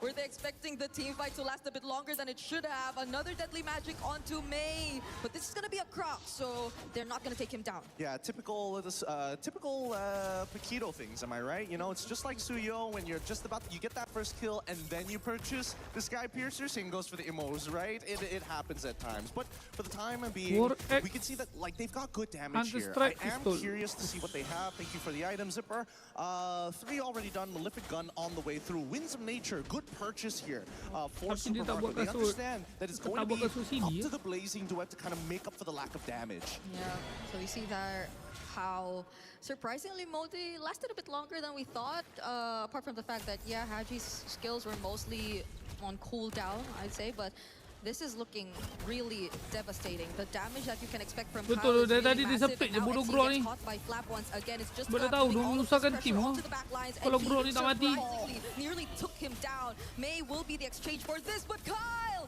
trying to go for the chase in the back lines too. GZG now have left recall all alone against 5 of Team Falcons. Tak boleh bang. Dia bukan itu kan. Irara ni dia bukan hero seorang-seorang. Dia bukan. Dia kena terbang-terbang tu kan dengan tim. Seorang maybe kau boleh kill lah. Maybe. Tapi lepas tu kau mati lah.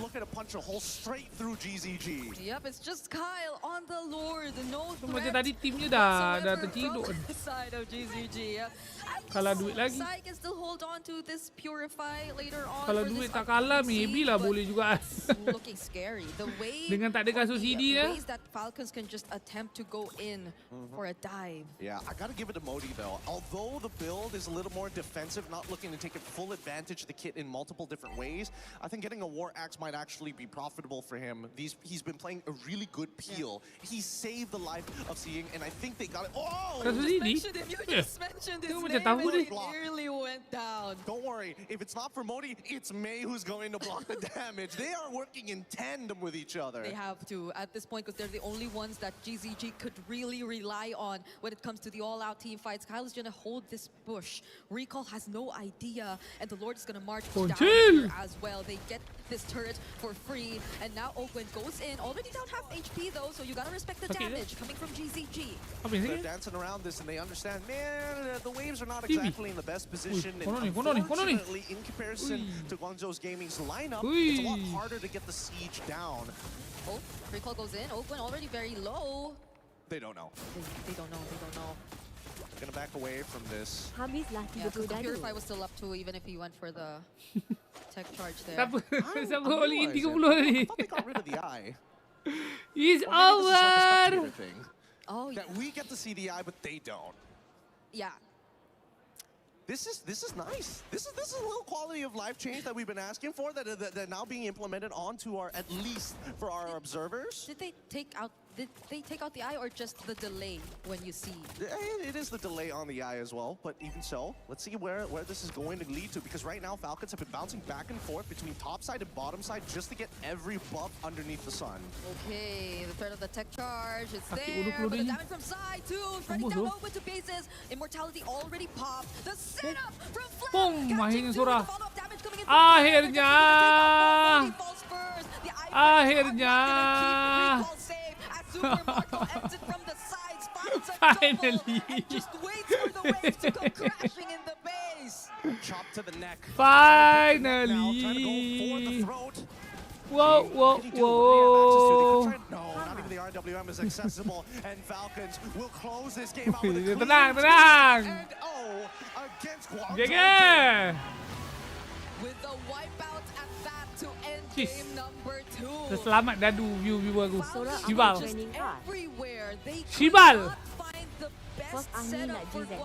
Hey, it's okay.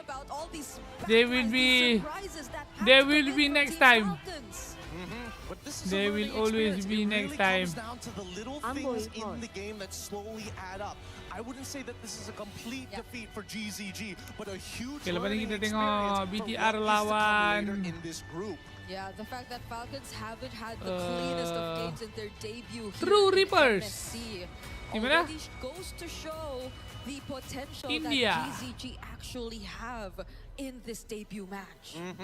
It's some good stuff and a very good showing so far, as our second series of the day has been exciting just to see what our professionals are pushing the meta towards and what they've been experimenting. And I kind of like it because now they're showing multiple flex picks, and even going on the Sakai opens up opportunities for other teams to say, hey, this could be a trapping technique we can utilize. How long have we been wanting for different picks in the mid lane, right? You get it in the first day of MSC, where the Eudora seems to be showing up more often than we expected it to.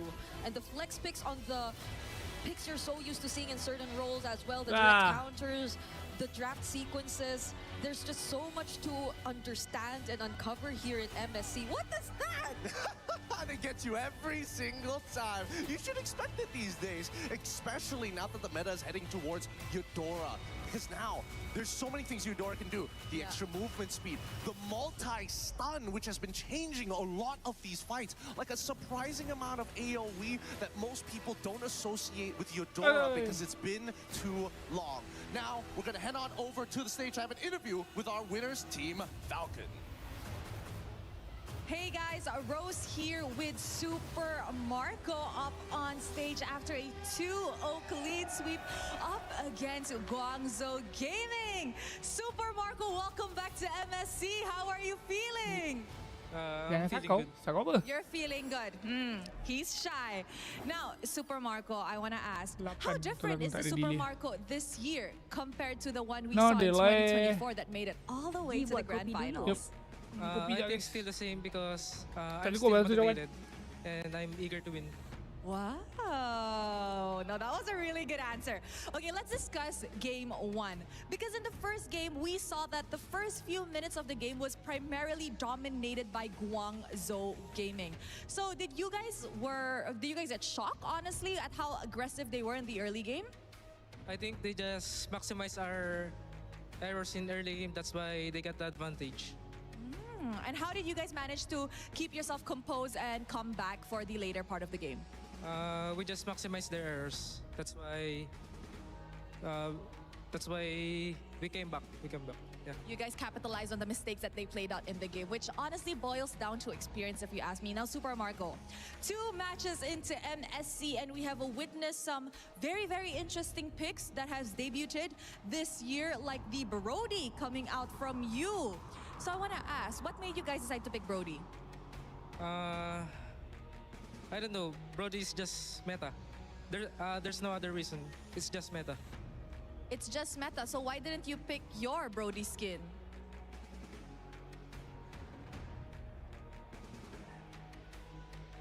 No? You just don't feel like using it today? No, I don't want to use it. Why? I just don't feel it. You just don't feel it. Now, I did hear that some players don't like to use their own skin because they said that they feel like it's cursed somehow, that when they played on the international stages, they do end up losing. Is it the same case for you? Yeah. There's a curse. All right, we shall not ask further. Super Marco, is there any words that you want to say to the fans that has been supporting you guys? Thank you sa mga... Thank you sa mga pumunta sa venue tsaka sa mga sumusuporta sa amin dyan online. Sana supportahan nyo kami next match. He said thank you to everybody who came down to the venue and of course to those watching at home, and he hopes that you guys can actually support them in their next match. Congratulations, Super Marco, and thank you very much. That's it from us here with the post-match winner interview. Throwing it back to you guys at the studio. Thank you, Rose. Some time with Super Marco there on stage. The fans, you could hear him. They were elated to see him moving on. 2024 grand finalist in Team Falcons, back again to try to claim the title and fill out that trophy cabinet. I'm Rain Day, joining you back here on the studio panel with Mirko and LaFell to close out our second series of the day. Mirko, it was all Falcons all the way. They did do some different things than what we saw Team Vamos do in the earlier set, but it was the same result. Just pretty much a team that seems like it can go far in this tournament right now versus a team that's still trying to figure out how they want to succeed in the meta. I think it's the same again, right? We saw the early game, we saw the template. When it was still template, early to mid game, they know what to do. They know exactly where to position themselves. They know when to gank, how to get prio. But once it gets to a stage where they have to be a little bit more creative, when it's hands off for the coach, when it's no longer template, they're lost. They don't know what to do. They don't know where to rotate. And I really feel like in this game especially, a bit naive a couple of times, you know, walking past some of these bushes, May not opening up for CY. Dude, CY, that one moment where the Claude walked up through the bush, I was like, oh my God, why is the roamer not opening up? Mirko, this is why I say in dangerous grass, it catches you whenever you autopilot, because I play as a roam, and sometimes especially I'm colorblind. Dude, I'm colorblind, right? These are issues, right? I mean, like, these are issues. Yeah, like, real issues. There are things that make you overthink, like, for example, even questions, right? Players are struggling going up against Eterna, and now Rose, even Super Marco's like, I did not get this in PR training.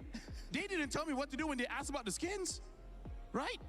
Look at his face. He looked more scared in that interview than in games. Like, oh my God, what do I answer about this kid? She wouldn't let him go either. She wouldn't let him. She's I like, know Rose now. She's not. I got She's you. I pushing. got you. Yeah. Why? Say that again. Exactly. A little louder, please. So here's the thing, right?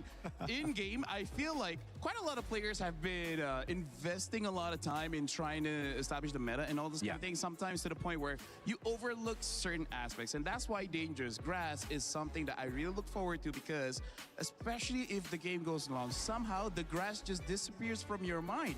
I don't know what they call it in science, but it's probably no grass in your face. Maybe. You know, maybe it's like wearing a watch where you kind of stop feeling it after a while. Yeah. Blends into your wrist. And then you just check your phone for the time. That's right. Exactly. That's right. Wait a second. I got my watch on. Guys, 18-6, 15-minute game.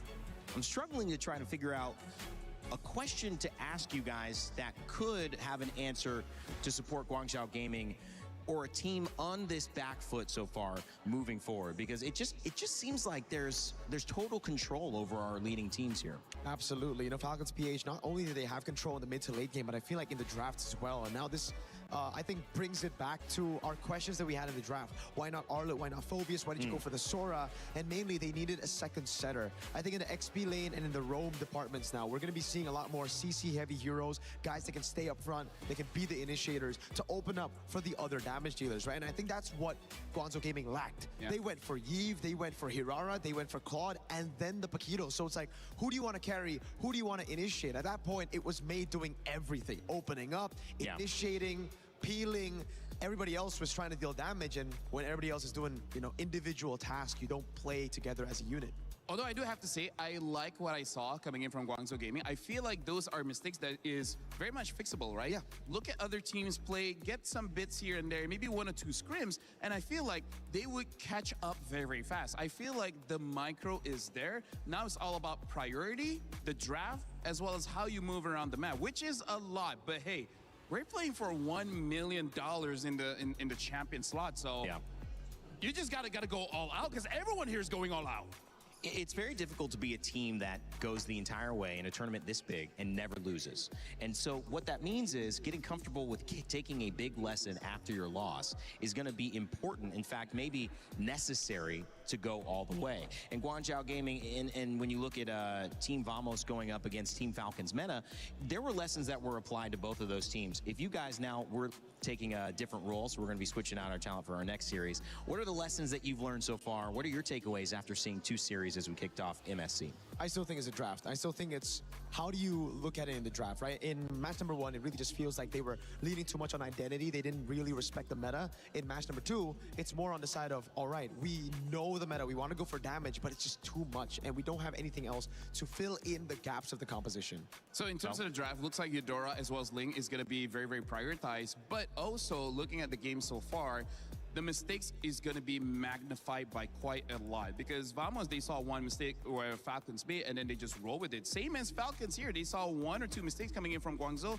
and then they roll with it. That's why even in the interview just now, Super Marco was like, they capitalize on our mistakes, but eventually we waited for them to make a mistake, and then we capitalize. So I completely agree with Mirko. The draft is going to be very important, where you can get wins and loses just based off the draft, but also try to minimize those mistakes, because they just make it super big. A great heads up from 2 guys who talk MLBB for a living. Now let's talk about what's coming up next. For those who are sitting back, relaxing, not doing any work and just enjoying, unless you're, trying to be a co-streamer. If that's the case, then you're scanning that QR code and trying to start your stream up. Team Vitality and True Rippers. This is a true matchup right here. Indonesia coming through, and Team Vitality representing in France. Here in the hometown of Paris, France. This is going to be a big one. Team Spirit and Ignite Gaming following up afterwards as well. Make sure if you think you know who is going to take the lead and win those series, you get your pick'ems in. That's right. You go to esportsworldcup.com/play. You'll have a chance to let us know if you can tell the future in MLBB. And if you can't tell the future and you just want to deal with the present, well, right now, there's a pretty cool collaboration that you've been seeing a few teases of in-game. And I'm talking about my boy Guile, maybe some Ryu. It's Street Fighter and MLBB. Human body was built to move. Not trapped at a desk in one singular posture for 12 hours a day. It's time your chair evolved. This is Secret Lab Titan Evo. Ergonomically engineered for you, gamers, hybrid workers, artists, backing your every move.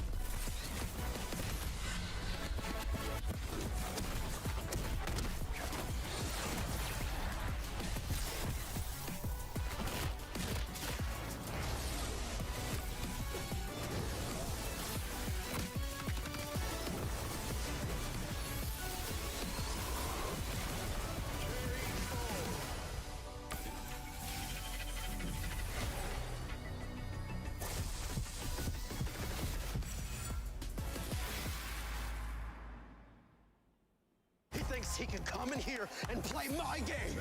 He knows nothing. Let's go! Tyler 1, you're done.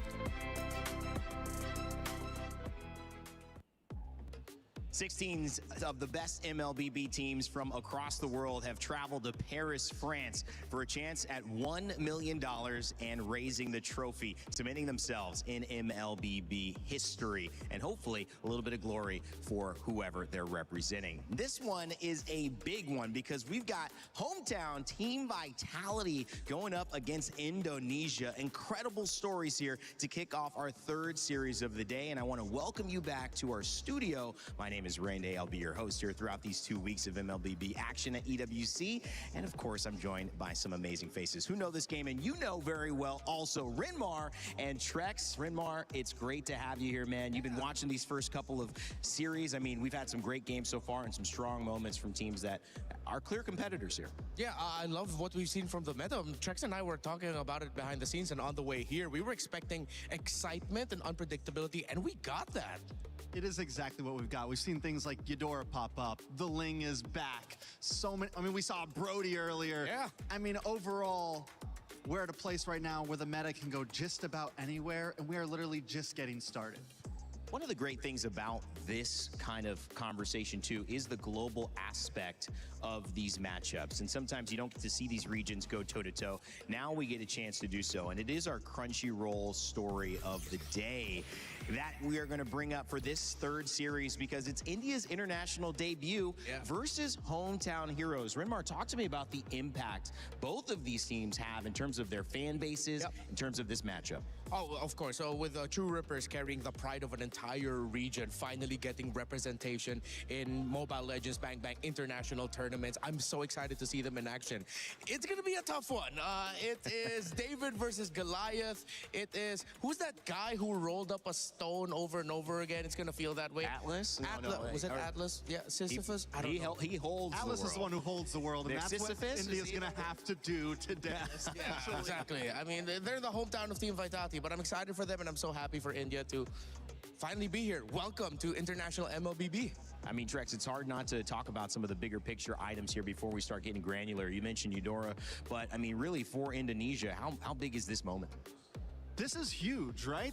I feel like they're coming to a place, not just a place of, we know how strong Indonesia is, but Vitality in general, it's the Cinderella story. What were they? I think they were 6th, or they were 5th place coming into playoffs. Yeah. Have a lower bracket run, take the championship, and now they're sitting here on the stage of MSC, welcoming India with open arms, ready for this first match of today. I mean, it's a big day for them, and it's a big tournament for them, because if they can get great standing in this tournament, if they can win this tournament, it's a huge statement, not just for Indonesia, but for Vitality in general. Yeah, Vitality coming in alongside Indonesia, looking to represent both dreams and contenders. It's not just about getting here, Rimar. It's about what can you do when you get here. Both these teams now have their work grounded in terms of, can we get a win? Can we jump out to a strong start? Because so much of how you begin a tournament like this can give you the confidence going forward to perform. Yeah, and for True Rippers walking to the stage, I'm pretty sure they understand the magnitude of the series they're going to be going up against, the competitors across them. But it's good for True Rippers that, yes, they're also representing India, but then they also have 2 Indonesian imports with them. They have Rehansha and Ians, who both came from Indonesia's development leagues. They're hungry to prove themselves alongside players in the region who's been hungry for this opportunity. Yeah, and Team Vitality also just coming in from, having that org represented here in France. That's got to feel big for them. You see the team members on the screen here as well. We actually had a chance, like before, to have some time to speak with Team Vitality's Moreno to talk about what they were feeling heading into today's series. I'm now with Moreno, the maestro, for his upcoming match. We're going to talk to him before we get into it. Moreno, you're coming here with so many fans and, expectations from the Indonesian fans. How does that feel for you? A bit heavy, but hello. Enjoy it as a team. I don't feel the pressure was so high. Siapa menang? Yeah, a little high, but I'm just enjoying because it's our first time to go to international as a main 5 and as a champion also in our region. That's why we go here with our confidence. He had to slip that in as champions from the region. And, Moreno, honestly, despite you guys being champions, it looks like the popularity, out there from the viewers, it looks like they're still in favor of Onyx. How does that feel for you? To be honest, I don't really care, but it's just a fully statement for me. You guys cannot underestimate us because our team first timer now, but I think we can do better here. Beautiful, beautiful. Don't underestimate them. So coming into your next matchup, you're up against True Rippers. Yeah. What do you think about the team? I think they just good because they have Indonesian player, 2 players from Indonesia. We just, for me, we as a team just respect them, but we just beat them. Okay, respect, but they want to beat them. Yeah. So I'm assuming you have enough data on them, right? Did you get to watch their matches? I think, to be honest, no clowning allowed. I think in EWC, they I more guess. data from us. Sorry. Maksudnya, Yeah, you're right. Maksudnya, they have more information on you compared to you on them. Yes. Yes. Maksudnya Is that a challenge for you? Do you think that's going to be a disadvantage? Might be, but yeah, like what I said, we don't care. We just focus on our team. All right. Last question. Any messages to True Rippers? Ripper team India. Good Aku baru tahu ada tim Good India. luck and have fun. That's Moreno. Back to you guys. Baru aku tahu. Moreno, the maestro, representing Team Vitality, MPL Season 17 champions, the first for the organization. Trex, your thoughts on the fact that he knows his opponents have more on them than they do England on their opponents, and he's okay with that. I mean, he has to be okay with it, right? He has to come into this confident, he has to come into this prepared, but there still always has to be a level of respect for these new Player room teams macam tempat karaoke. these new regions coming in. That's where the upsets happen. That's where the chaos can start. And my question is, the question on my mind is, can True Rippers be that underdog that come in and kind of flip the table a little bit? Yeah, and I think the team cams, them in their holding areas, pretty much paints the picture of the underdog story against a big giant in Team Vitality. Team Vitality has an army of coaches, their staff are there, the players are there, and in True Rippers, it's 5 or 6 dudes with the dream and hopes of an entire region who was just begging to finally make it here, and here they are. One of the things about the story of, Indonesia and this representation finally with True Rippers is that you get to highlight stories you haven't been able to highlight before. One of them that's top of mind today is Sensei Kimmy, who the region refers to him as, who not only is a professional player here, but moonlights, you could say, or his other job is studying physics and helping to educate underprivileged kids. You talk about the impact of winning $1 million. Somebody like that in the position that they're in could help a lot of people, but it's going to be earned as well. And we had a chance for Eterna to sit down and talk with one of the members of True Rippers about how today is going to go. And we're now with Asuna from True Rippers. Such a fresh face. How are you feeling? Hello. Yeah, I'm feeling good, I think, guys. You're feeling good, feeling excited? Excited, a bit nervous also, but yeah, that's it. So are you more nervous about playing or being here on the interview with me? Think about this interview. Is it me? Is it me or is it the interview? It's not me, right? It's the camera and okay. I'm just nervous about the camera. Okay, he's nervous about the camera, but he's not nervous about the game because it's going to be very exciting. You are you are the first representative from India coming into MSC. The fans are going crazy about you. Does that add pressure to you or motivate you more? It's more like motivating because I think I got all the fans who supports us, like don't doubt us much. So, yeah. Oh, okay. What do they usually say to you? Like they always support us, that they don't care about the result or anything. They just say that it's first time for India, just do your best for everyone. That's amazing. That's amazing. Shout out to all the Indian fans out there. Coming up next, obviously, are going to be up against Team Vitality. I think they are crowned as one of the favorites, and you're a bit of an underdog here in this matchup. What do you think about that? We'll see that, but Rasa dorang bakal sink kat MSC. It's a little bit nervous to like play against them, but yeah, we are prepared. Prepared. You have a lot of data on them? What? Do you have a lot of data on them? We have done many like watch their games and everything, read their drafts, and our coach is doing everything really good. Yeah. Okay. So you can beat them? Of course, we can try. We'll try our best to beat them. Okay. You have a message to Team Vitality now? I think just good luck, guys. We'll be there. Okay, good luck, but you will beat them. We'll be there. Awesome. Awesome energy. Thank you so much once again. And back to you guys. The man was nervous, Eterna, and you made him answer the question 5 times in a row. You could have let him off easy, but no, if you're with Eterna or Rose, you're going down in an interview. That's all I got to say. You're losing the interview. You are not getting out easy. Fellas, I mean, that is kind of the cool part about this because they said, we don't really expect to win. We're happy we're here. We know our fans are happy we're here, and I think that's good, but it kind of also, does it help relieve some tension knowing that what we do is hopefully like a bonus, like we're playing within the idea of like house money, like we don't really have too much to lose because we're already here? Yeah, definitely. It was a statement just making it here in the first place. Growing up, my parents never told me, hey, you have to win this spelling bee. Hey, you gotta win this tryout or whatever. Just do your best, son. And look where I am now. Yeah, nowhere near a spelling bee. Yeah, but I made it someplace, Trex, what about you? I mean, I feel like, yes, you come in without any worry. We've seen a lot of teams on their last breath knowing that it doesn't matter whether they go home or not, do some great things before. Yeah. I'm hoping that they still have drive, though, because you still need that hunger. Yeah. You still gotta want to win.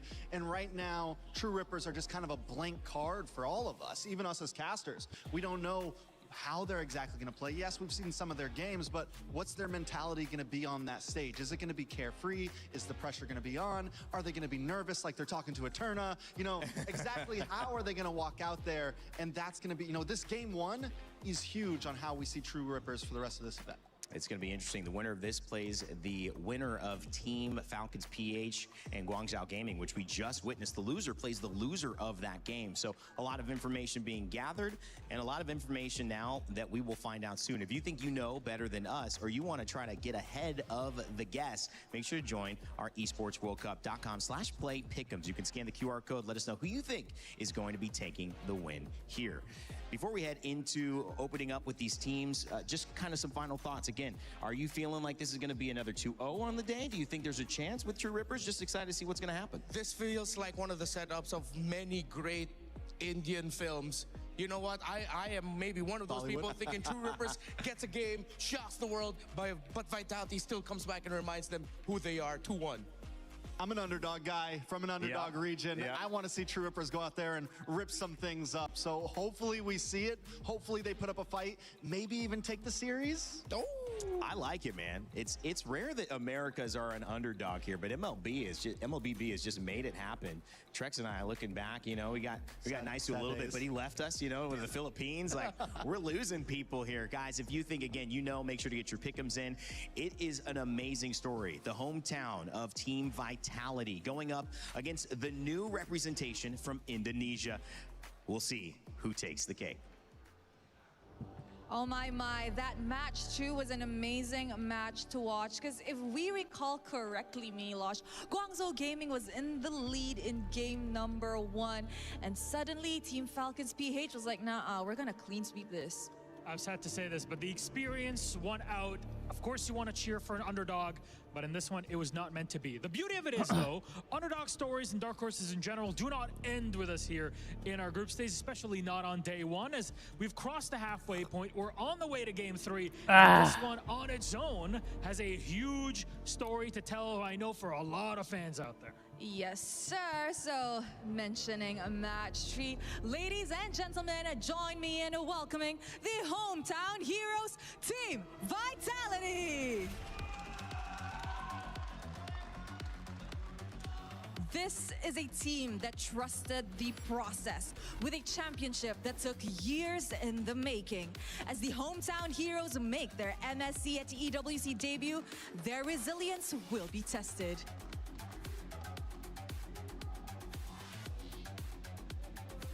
Big day for Vitality and their fans also here joining us in the arena. Today's only day 1, and you can notice they get loud. They did get loud at MWI. They're going to do it again here at MSC 26. Though, a game cannot begin, especially not without the dark horses awaiting in the corner. Let's welcome them, please. True Rippers!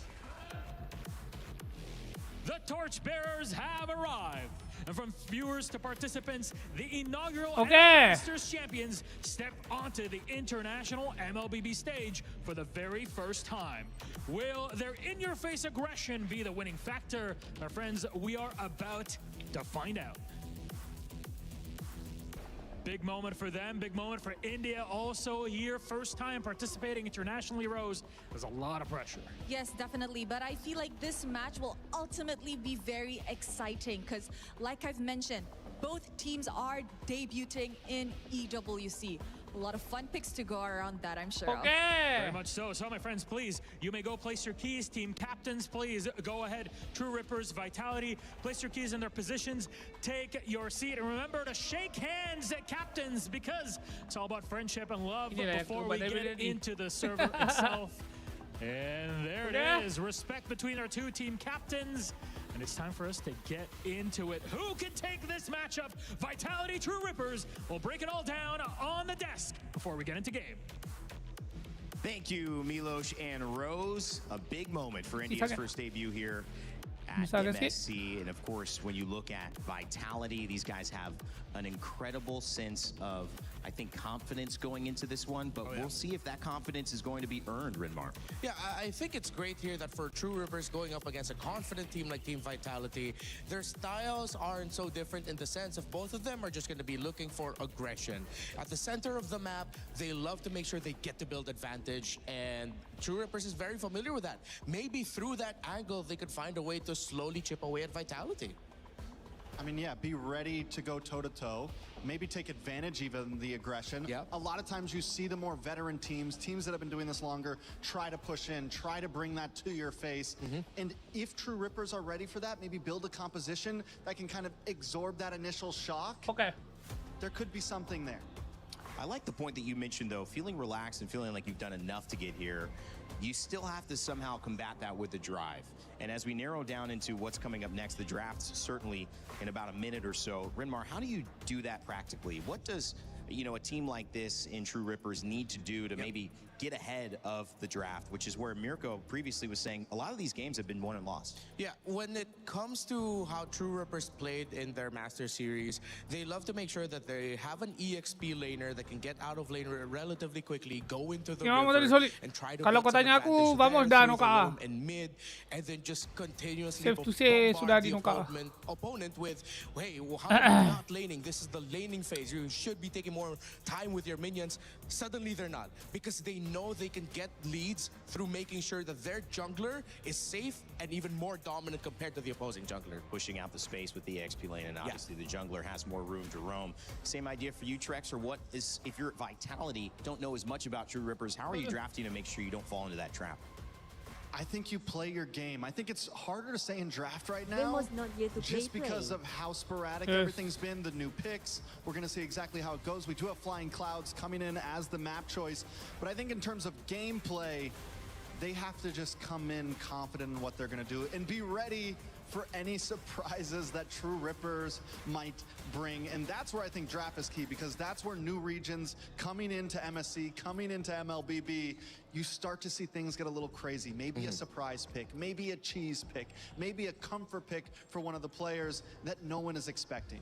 MSC at EWC 26 makes history for India and True Rippers as they represent the region for the first time in an international MLBB tournament. In many ways, guys, it's a chance to measure how far this region has come. This is the first draft that they will be able to make, and obviously bans coming out initially, Trex, to get us started. Yeah, we got a Freya ban from the side of True Rippers, Jushin, Phoveus on the side of Vitality. Nothing too crazy. The Harara coming off from True Rippers as well. We haven't seen the Harara get picked up. It's pretty much been on the ban field so far, right? Yeah. Question now is if the Fanny ban is going to be showing up here. We were talking about it. Fanny getting banned out more consistently so far in our matches today has changed the picture of the drafts compared to MWI just a few days ago. So that's an interesting element now compared to our previous tournament here at EWC. You mentioned Vitality wanting to play their game, and True Rippers, they're reading into it, they're checking them really well. They've denied the Freya, and they've even banned out the Guinevere here, which in the jungle for Eons could have been an option to mess up what Vitality likes to do. Vitality likes that aggression, and we know Guinevere as one of the best stoppers in the game through the jungle. It could also show something in the hands of maybe Vitality wanting to be one of the first teams today to possibly go utility jungle. Maybe pick up something like the Fred, maybe pick up something that we haven't been seeing too much of, that the Guinevere can go well against. First pick on the gun, Vitality. First pick hasn't really been probably anything major. It's been all over the place, right? Yeah. Been very mixed up. Today we've seen heroes such as Link get rushed, but we saw this earlier in Vamos versus Falcons. Yeah, the Atlas getting picked up, opening a chance for True Rippers to pick up a Valentina as their response, similar to what we saw earlier in Vamos versus Falcons Game 1. We saw the Eudora picked up second as well. The Ling also a character that had been hero that's been prioritized. And there's the Ling as well. Yeah, the Ling has been on fire. Eudora, probably the two hot picks of the day. Aku Eudora ni aku sangat curious. Train? I mean, do you see the... At this point, What is it now? I mean, it's honestly insane. I'm sure everyone else has been telling you already, but the fact that Eudora is in the meta right now is unheard of. This is... Ya, tapi there's no movement. My only worry about the Eudora tapi bukan first base ah. You can't really get the tak terlintas pun dekat aku first base ah. Have to go for flicker because she doesn't have any type of busuk pun kat sini ah. Ni busuk ah. Maksudnya last pick first base. Sebab kau dah dapat enemy 3 pick kan. So how does Vitality counter the Eudora? Maybe that's the answer. High crowd control, and that's the same answer to the lane, right? Akai, Valentina. You mentioned crowd control and anything with an Atlas getting rushes. Macam dulu-dulu Valentina lawan Link. Wow. A solid kid in the mid laner who's a mix of crowd control Macam and a lot of mobility through the Valentina. I'm already thinking, no matter what Rahansha, but Asuna decides to pick up as a battle spell here. It's not going to be a fun time for the Eudora. True Rippers, one thing they could have worked on a little bit more, and hopefully they did leading into this day, is that their priorities in the team fighting, not leaving their backliners a little bit too much. Sometimes their frontliners and their junglers are diving way too deep that their formation gets broken easily. Hopefully they fix that, because Vitality's formation, it's all dive, all aggro, baby. GZG had a couple of moments in that last game, which they will end up playing. The loser of this will end up playing, where the Mei was pretty isolated. Now, granted, they were going up against a Moskov that could take those isolated fights and kind of surprise you. But that's something that obviously you would think True Rippers are trying to avoid. So just a composition that they can team fight with, but also not get caught out. I'm liking True Rippers draft right now. I think it's clean, and I'm not Sebab crazy Fred about the kau faham Valentina lagi pick, honestly, sebab this early on from antara Vitality. tiga tu Akai, Basia, Fred yang paling terkesan lah. From the Eudora. Yes, you have the No dashes, farming but you're one. not CC immune when you're dashing in on that Valentina. True. You don't really have a good ult to steal right now. Yes, you could take the Eudora or something like that, but really the big win with Valentina is looking for these high utility ults, big crowd control ults, something like when you're up against the Farza or the Yve or something of that nature. Earlier today, we did see the Yve go against the Eudora. Don't think it won. Pretty sure it lost earlier still. But I kind of like that answer. Beat it with range, beat it with some sort of control. Vitality, yes, it's a solid draft, but I don't know. True Rippers is looking good for me right now. Ooh, I feel like the Valentina came out because Vitality is probably expecting that the best options in the EXP lane for Aeons later, Rahansha later on, would be something along the lines of Yuzhong, Arlot, not Arlot, Lapu-Lapu, Alice, meaning that's three best options for True Rippers. That's easy steal of ultimates for the Valentina. That's why you see heroes such as Esmeralda, the Urn is taken away, that if you're left with EXP laners as your best in the pool who have high impact ultimates, then the Valentina pick suddenly looks better. But I get your point, where right now it seems like Valentina might struggle early. So what do we see from True Rippers? Do they go for something not as high utility, something that's as much to steal? They go for the Alice. Here we go. Clean pick. A little bit of crowd control to help kind of support the team with True Rippers. And Vitality, they still need a gold lane. Do we see something like the Harith come in here? Is that a possibility? Decent dashes to possibly escape the Ling? Yeah, I wouldn't mind that. Marah, Ben marah. Tak, dia tak layak. Faham tak? Kau faham tak? Under the Dia patut status dia sama dengan and the Alice. Emma could make it work, but I think to be safer, they need something with a little bit more range. Tak ada kan kat pro game kan? Tak ada kan? Ben tidak, Pi tidak. Ada level-level tu. Okay? One thing he might be saying is like, hey, but if I go in and the Eudora still has her stun up, I'm wasting my Purify. So he said, you know what? All right, I'll give it a crack. Let's try it out. Kalau tak layak, kenapa And the Ivan? Bakito as well, to close out this draft. One last pick here for True Rippers. You said you liked their draft, Trex, but now you've seen the completion of Vitality's draft. What does True Rippers need to pick up here if they're going to keep you in favor of what they've done? Need a big roamer, right? We need a big... Do we go big crowd control? We've seen the Minotaur get picked up, but then you give something over to that Valentina, which we've kind of worried about. Hello. Oh, Badang! Now that's actually... You're not giving too much over to the Valentina. You have some dash to the back line. You have some possibilities. I mean, it's still... You already have nice crowd control with the Alice, so sedikit gangster that badang pick could be workable. Yeah, with the conceptually sebab dia bila kau lawan pick off ideally kau tak nak roam yang bukan pure tank so macam contoh roamnya badang ke ataupun siapa lagi macam glue ke sebab nanti kau akan jadi target lah. Tapi kalau flow of war dia biar Alice dulu pergi makan benda, dan actually cantik. Best here in True Rippers, and their first chance at a performance where that trophy in the middle is at stake. $1 million prize pool, but this is just the beginning of that uphill battle. Salam dari Indonesia, Pak Cik. Versus Team Vitality. Let's kick it over to your casters to start game 1. Thank you so much, Terrain Day, and we are officially about to start this debut series from India's finest up against the Indonesian champions. Dekat Indonesia, Pakcik tu orang muda We've solidified faham. Eudora in the meta so far, at least here in day 1. Faham. Tak, language barrier. Aku rasa dia nak cakap, wow, streamer sekolah menengah. Dia cakap macam tu. Tapi dia tak sure bahasa yang lebih tepat. Faham. It's okay. Language barrier, bro. Biasalah. Biasa. Emblem setup. Ling. Again, Ling has been hyper scaling throughout today alone, day one. Badan talent 1-3 lu. You can set things up, but I love the Badang pick. As you can see, even the emblems that is rolling here for Kimmy, like you've just got good movement speed, good setup potential. Speaking of Kimmy right now, whoa, a little bit too much. His own flicker to Vitality. I mean, the Badang is a really great pickup if you're just really looking to disrupt, if you want to interrupt whatever engages the opponent's map against you. But in those kinds of scenarios where they're just all going in at the same time, it's tough. Dapat dua lagi. Badang dapat dua. Lagi.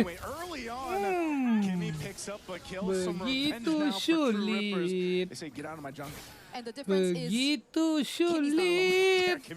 Kimmy had help there. Badang dapat jemaah pula dekat hutan sendiri. Pedek. Multiple opponents, then there was a better punish that you got to see from True Rippers this time around. Handing them over the very slight advantage you're seeing, but that's not a start that you'd want for a late jungler, because you really just wanted to interrupt his farming. You don't want him to get those early kills, but now you somehow got him involved in the early skirmishes this game. Oh, okay.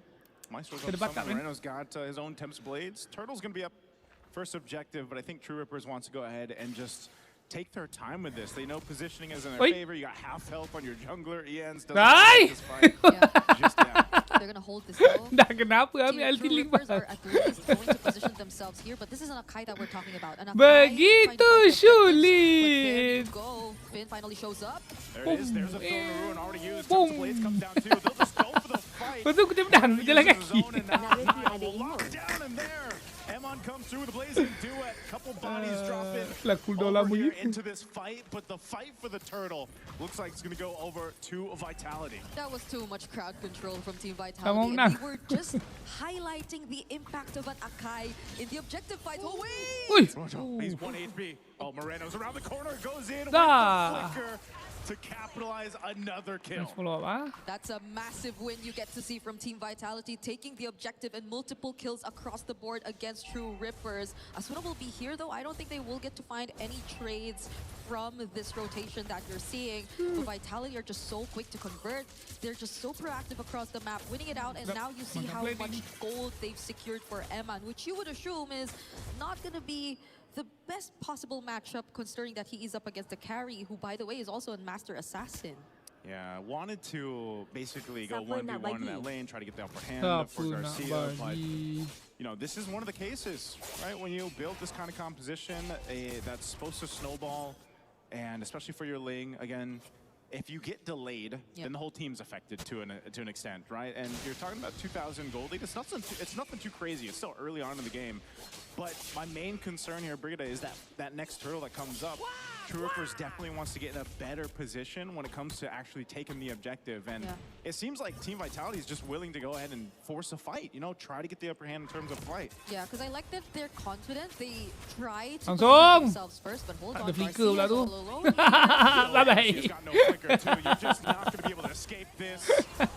Akainya dah ready untuk karinya flicker dah. Tapi tak ada flicker. Asuna too late to the fight.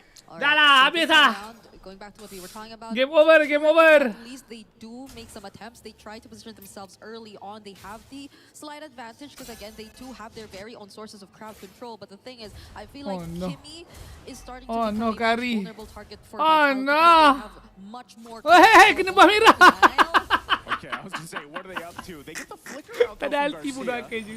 So again, the Thanos spell used. Kena buah merah pula dengan Molten. Aduh, gemuk sangat akhirnya. How much gold has he possibly lost in that Akai moment? buncit. And how much has went over to the hands of Eman, who's now 2-0-1 and who took all these energy shields from that turret down bottom. It's Vitality clearly having the advantage here in this upcoming objective. Asuna couldn't even go anywhere close, not even Kimmy. I feel like they're really playing from behind. And this is a to give up. Map whatsoever too. So it's as if the Rippers are now forced to play reactive against Team Vitality. Yeah, they kind of have no choice here at this point. Challenge body. Either potentially look for an all-out play, but so far it's just been responding to what Team Vitality is doing. Macam tu je adik-adik kanalis ni bang. Begitu aja. That's just how much of a lead Vitality has right now against True Rippers. Oh, I'm not sure why they went back as well. Comel lah kayak, aku tak cakap tak com. Bro, listen to what I say. Aku cakap dia gemuk. On the other side of the map, but I feel like even then aku tak cakap dia buruk, betul? Oh, no. Oh, Kimmy goes in with a lockdown, but Emon doesn't even want to purify, but now he's going boom, boom. Force a fight anyway, and he'll get out.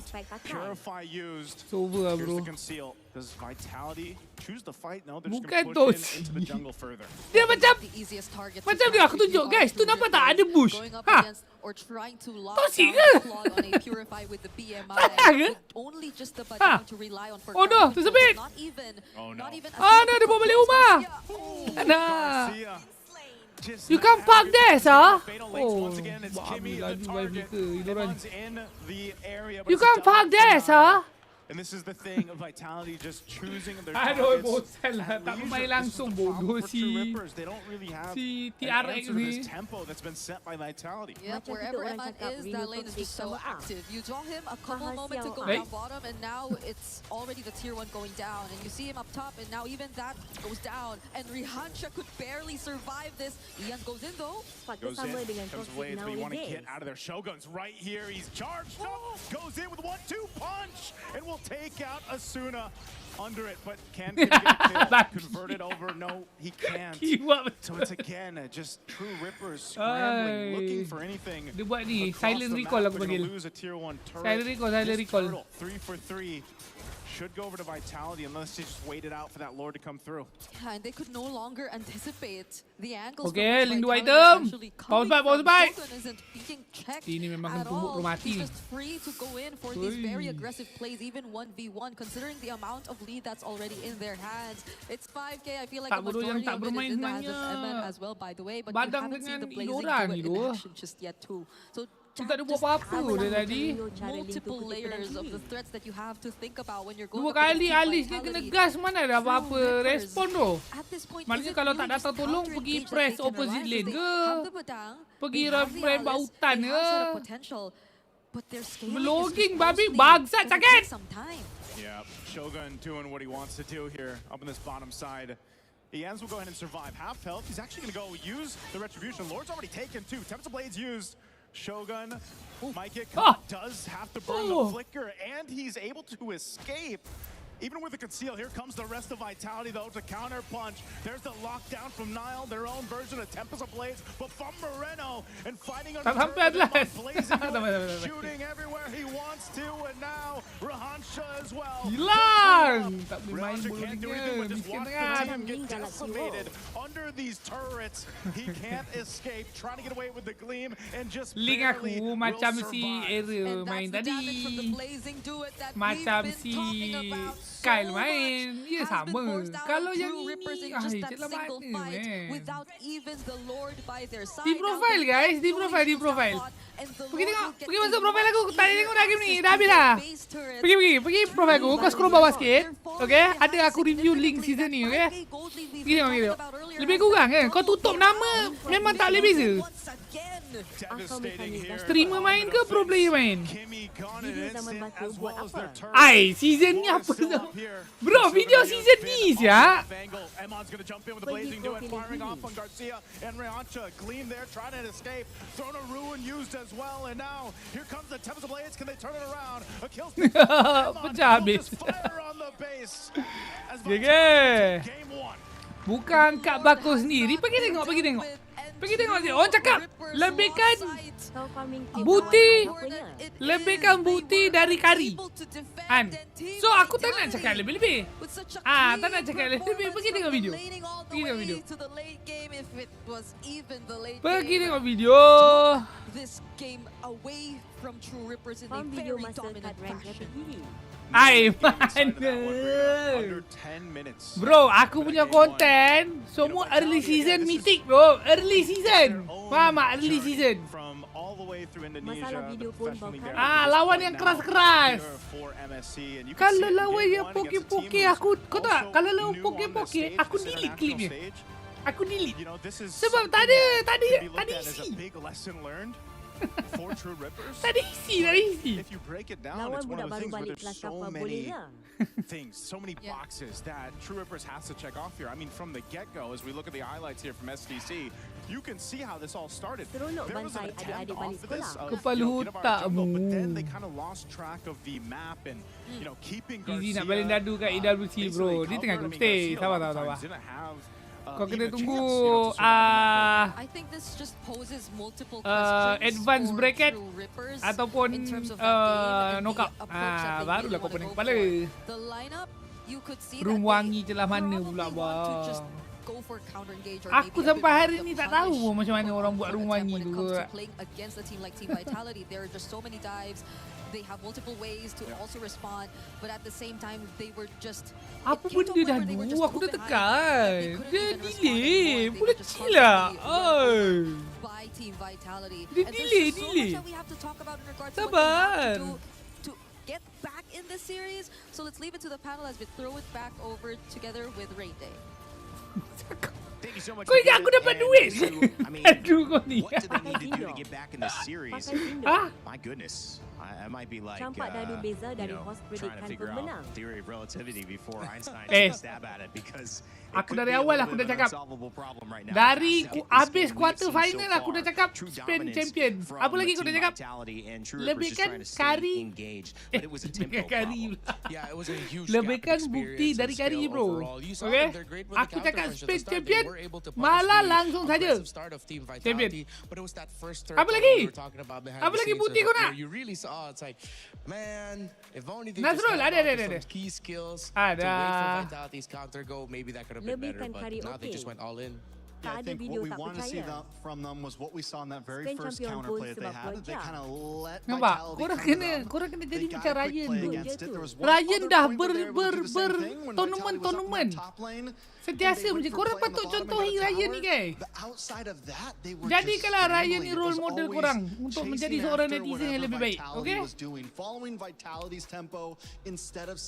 Bukan penjilat, dia pun sama. Kau tak, Ryan ni, dia macam aku gak.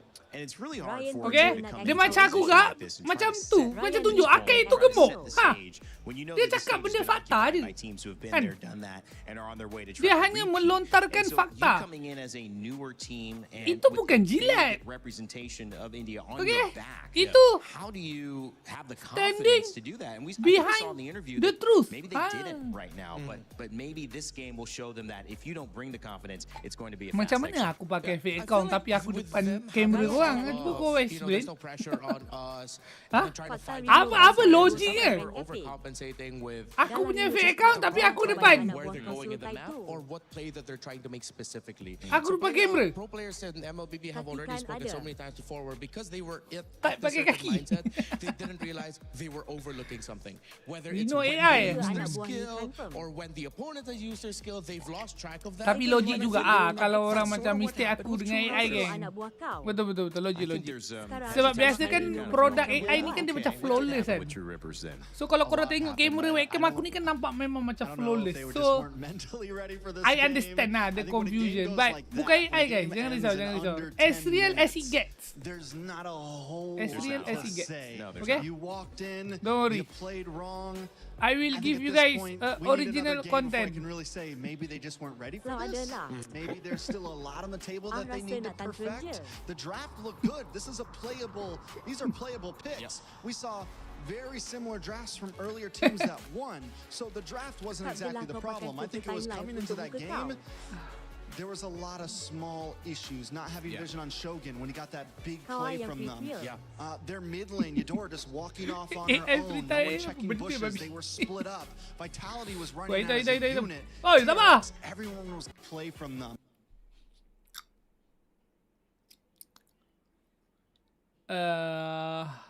Sama je lah. Sama saja. Tapi Akai tak ada Brufus lah. Tapi asalkan ada kes helmet aku okey lah. Asalkan kes helmet. Yeah.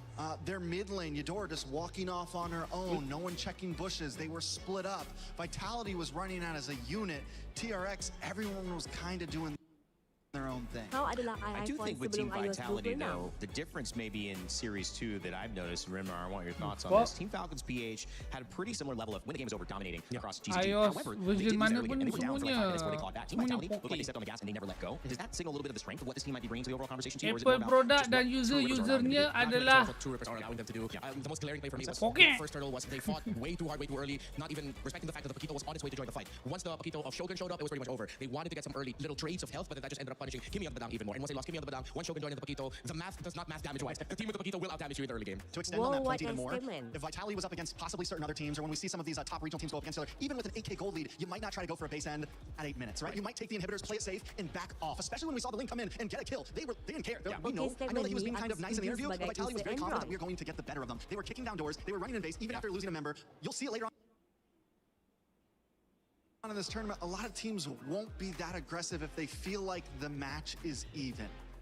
And I think that probably tells us a little bit more. It's kind of like show, don't tell. When you talk about film, it's in the same way. It's like they were kind of showing that they didn't really respect True Ripper's defense at this moment in time. Doesn't mean that they can't show us something better. And I think that's what True Ripper's task is now, to go in and say, listen, not a lot to learn.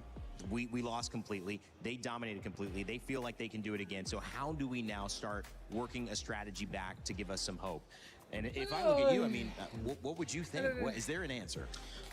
All right, maybe if I was coaching this team, I'd have to talk to my roamer and mid laner real quick. I'll take a quick talk with Kimmy and Asuna. You mentioned a great point earlier where it felt like at times they weren't ada lagi kau pakai Samsung Corby kan? different things at different times. Masih so that boleh buka WhatsApp ke? Samsung Corby. I think it's best to start there. And then Rahansha, I feel like Rahansha's doing all right. We mentioned the early EXP lane exits to help your side of the river. He was able to achieve that. Aku rasa buka Glenda pun lagging oh. Trio, Rome, Samsung Corby dah. How well are they rotating together? We focus on that. I agree. I mean, I think right now that's the problem that we're seeing from the side of True Rippers. Some of that rotation was off. There was a few times that I'm looking, and the one fight that they did win, it was on, right? All three, the jungler, we saw the big setup from the Badong. After that, once we started seeing Vitality attack those off lanes, it was either Eudora coming down to bot by herself with Badong somewhere else on the map. It was all of them caught up on that top lane, split up from the rest of the group. Repeatedly, Vitality was running 4-1 once we got into that mid game. To whereas on the side of True Rippers, it was like two at top, one in mid, one at bottom, Lings over trying to clear lanes. There just seemed to be, there wasn't much glue holding them together throughout that game. And when you're losing that bad, sometimes it's better to just let the what does it feel to be supported? I wonder. Let that bottom tier 3 go and group up to defend the rest of your team. I guess I'll never know. To not lose 2 or 3 members. And that's where True Rippers started to fall there. Yeah, you can hope that this is just a feeler game, right? Maybe this is just something they were needing to get out of their system, get the nerves out as well. It is a big deal, and going into this next draft, they can hopefully do something similar. But it also like raises a bigger question for me, because we look at like Eudora and Link coming out. I mean, to the meta for today, you could say perfect 1-2. Yeah. When you get a good draft and you still perform like that, Rinmar, is it more of a conversation like? Do we even try to like hit meta that well if we're not comfortable? I mean, dia tak kelab dah tak nampak to sangat try to get more of these comfort picks for us, so that we feel good on our heroes. Well, from a coach's perspective, you'd want to be able to tell your players at least one dia good thing sedikit to soft. latch on to. It's like kalahnya, tapi aku dah tahu ah, lepas ni aku nak buat apa geng. I know what to do ah. I know what to do. This and this. Hey, the 3 of you talk a little bit more. You start from somewhere. Yeah, I mean, in reality, maybe we're being a little harsh on True Rippers, right? It is day 1. I've seen a lot of teams come in day 1, mess up, come back day 2 without all those jitters. This is their first time on a stage like this. This is their first time against a team like this. And yes, you can do well in scrims or you can do bad in scrims, but nothing prepares you for getting on that stage and facing up against a champion of some of the top regions in the world. Because yes, you're right, they had a good draft. And everything we're saying came down to small bad decisions. And one of the big things that small bad decisions comes from is nerves, is pressure, is the comms are off, everyone's shutting down. So I think at this point, the best thing we could say for True Rippers is, just pull it together, guys. Just pull it together. It's a big deal. I mean, you talk about MPL, obviously Indonesia, and winners of that and Team Vitality. But one of the things with regions, especially, and we know this in the Americas, Trex, where you don't have as many representatives, you don't have the highest quality of competition. You have a few stars that maybe make it and you put all your hope on. That is tough for a region to develop because you don't have the same level of day in, day out, high-level competitors. And so you got to say, yes, we have to look at this maybe Aku rasa macam nak skip next match. Everyone at home still rooting for True Rippers. If you come in, for one and and the crowd waiting to see what's going on. For one and only one reason. Just saying, I'm not looking away. Nak main Neither should POA. you. And didn't blink. He did not blink. Semenjak aku punya build semalam menjadi ya. Ice cold. Ice cold. What's cooler than being cold? Kegersangannya. Alright. Kegersangannya mendatang-datang. We got to do something different. Mendatang-datang. There's not much to talk about for that one, and I think that can be disappointing, but it also can, set up a conversation. And that's why I try to give you guys the hard questions. I'm not going to take the E. Handsome baik Dora gambar baru You anja. to look at these drafts and say, can you do anything better? What can you do? Can you make it difficult for Team Vitality? I was looking at their bans, and honestly, their bans are great. They Tak kenapa macam lama sangat ni? because of the Phobia's first ban by Vitality. Perasaan aku It ni. was the sensible choice to take out the Freya for True Rippers. They banned the Hirara and the Marcel. I wouldn't even hate on the Vidal pick because we saw the potential of it. As tricky as it could have been to run. Early on, we saw that glimpse of, so this is what this lineup could have done. Oh, this is what they look like when they're together. I think one thing that went really well for Vitality is, besides Finn getting his comfort pick in the Atlas, Niall's timing with the Akai on the every heavy spin was great. He wasn't always using it to engage. Most of the times he was using it to play defensively. All right, thanks True Rippers for using all of your skills. Let me punish you with my heavy spin, and then there's no way you can get away. So Vitality did a lot of things right. I think True Rippers maybe came into that game one. You see the Ling get picked up. You see the Adora. Aku tak handsome. It's an Aku flawless kan tadi kita dah agree. Vitality, they took the utility jungle. They took Kita the kan dah slight slow setuju. play. They had Flawless. aggressive XP laners. I think True Rippers maybe came in thinking, maybe we can beat them in the micro. Maybe you come from a region like that, and you see it the same with NA. You see it with a lot of outer regions in a sense. Great micro. They want to go for those team fights. They want to meet you face to face because that's what we're good at. We're good at brawling. Maybe Vitality needs to take a slower play in game number 2. Look for a more. We can kind of just bounce you off of us in the beginning. We look for a mid to late game. We try to slow things down in that first 4 minutes. I'm all right with that too. Weirdly enough, there's a certain level of speed in taking it slow sometimes, where you're going nice and it's easy, then suddenly you go in for the surprise, you put the pedal to the metal, next thing you know, your opponents are wondering, wait, you weren't like this for the first 5 minutes, where is this impact suddenly coming from, where is all of this momentum coming from? And teams that aren't used to going up against teams like that will almost always get surprised by it, and similar to what we saw in game number 1, get run over. Dangerous grass, our map choice was flying clouds in previous game 1, so we'll have a little bit more cover towards that base and some of the areas on the map to see how that can help either slow it down or speed it up with those surprise moments Renmar was talking about. Dadu, tu biasanya golongan ni. Golongan-golongan. Macam mana nak cepat kaya? Itulah dia. Instead of things like Ling, that can kind of really take advantage of the extra hiding spots, right? So this time, True Rippers will be on the blue side. First pick. We saw the Atlas get picked first last game. We've seen the Atlas get first picked before. It's probably been one of the more popular first picks. You don't reveal your hand too much, and it's just a great roamer right now with the crowd control, the amount of movement it has across the map. It could definitely be a first pick here from True Rippers. Yeah, considering that they banned out the Valentina, I feel like that's exactly what they're setting up for, unless they have another pick in mind. If they suddenly swerve us all and pick an old surprise first pick and the juice in just because they want to take it away from Moreno, because this Valentina ban could be two ways, either because they want to set up an Atlas, or they saw Moreno, the Valentina said, I don't want any more of that. Tak But worth then are Ben they Valen more into that Atlas. mindset Yeah. of taking I mean, away some of Moreno's best picks? One of them being kat aku the either way okay je lah. Jusin. Hopefully it's Sebab not that, and leceh kan nak hopefully they're layan. setting up for the Atlas. But at the same time, Out the lane. kalau nak layan pun tak adalah Jushin's impossible. still open. But with the lane gone, you do at least take away some of that aggression. But we haven't. Vitality doesn't Kirara need the lane, open. honestly. They've already shown we can beat you with the Akai. Atlas and we get the open. swing back. Gulu-gulu So open. if they do take the Atlas on the side of Semua open. Rippers, Vitality still gets Akai, Jushin, something like that. So Vitality looking good on the swing back with the 2 picks from Red. If it is a Kai Zushin and they go Atlas first, what a Tapi true tadi Rippers tu bukan respond link dia yang to tak make power it tu, difficult tim for dia yang Akai to kalah. have the same level of impact. Nak link buat apa babi lawan You're- lawan Akai? That's more of an execution question now. Akai Valen Atlas yang tadi. Constantly Nak take buat away spells. apa? A lot of the great impact that Meninggal Nile had aja lah. was because True Rippers already used their Esmeralda. dashes or already used their skills that Bending could stop sebab tak the nak remove Akai. insecure So a dia little tu. bit more on the timing within the game itself. Connect So in open that ni question, boleh pick. is it just also prioritizing if this is our weakness, we're getting caught out? Heroes Atlas? that have a little bit more Apa suara mobility Atlas lah or kalau have kena more pick? abilities to Iyaan. deal with CC and still stay in Yes. the fight and be relevant? Yeah, that could work too, but then again, it's like, how are they going to use it? How are they going to use all those tools that they have? If their timing is off, it's going to go to waste. Honestly, first pick Jushin. Jushin's able to kite away from the Akai if Vitality wants to go for it. I know we were kind of Mene. but then you still get the Eh, Atlas on the Ben, side Atlas. of the flank, but you pick up It is Purify what on we the are. Jushin.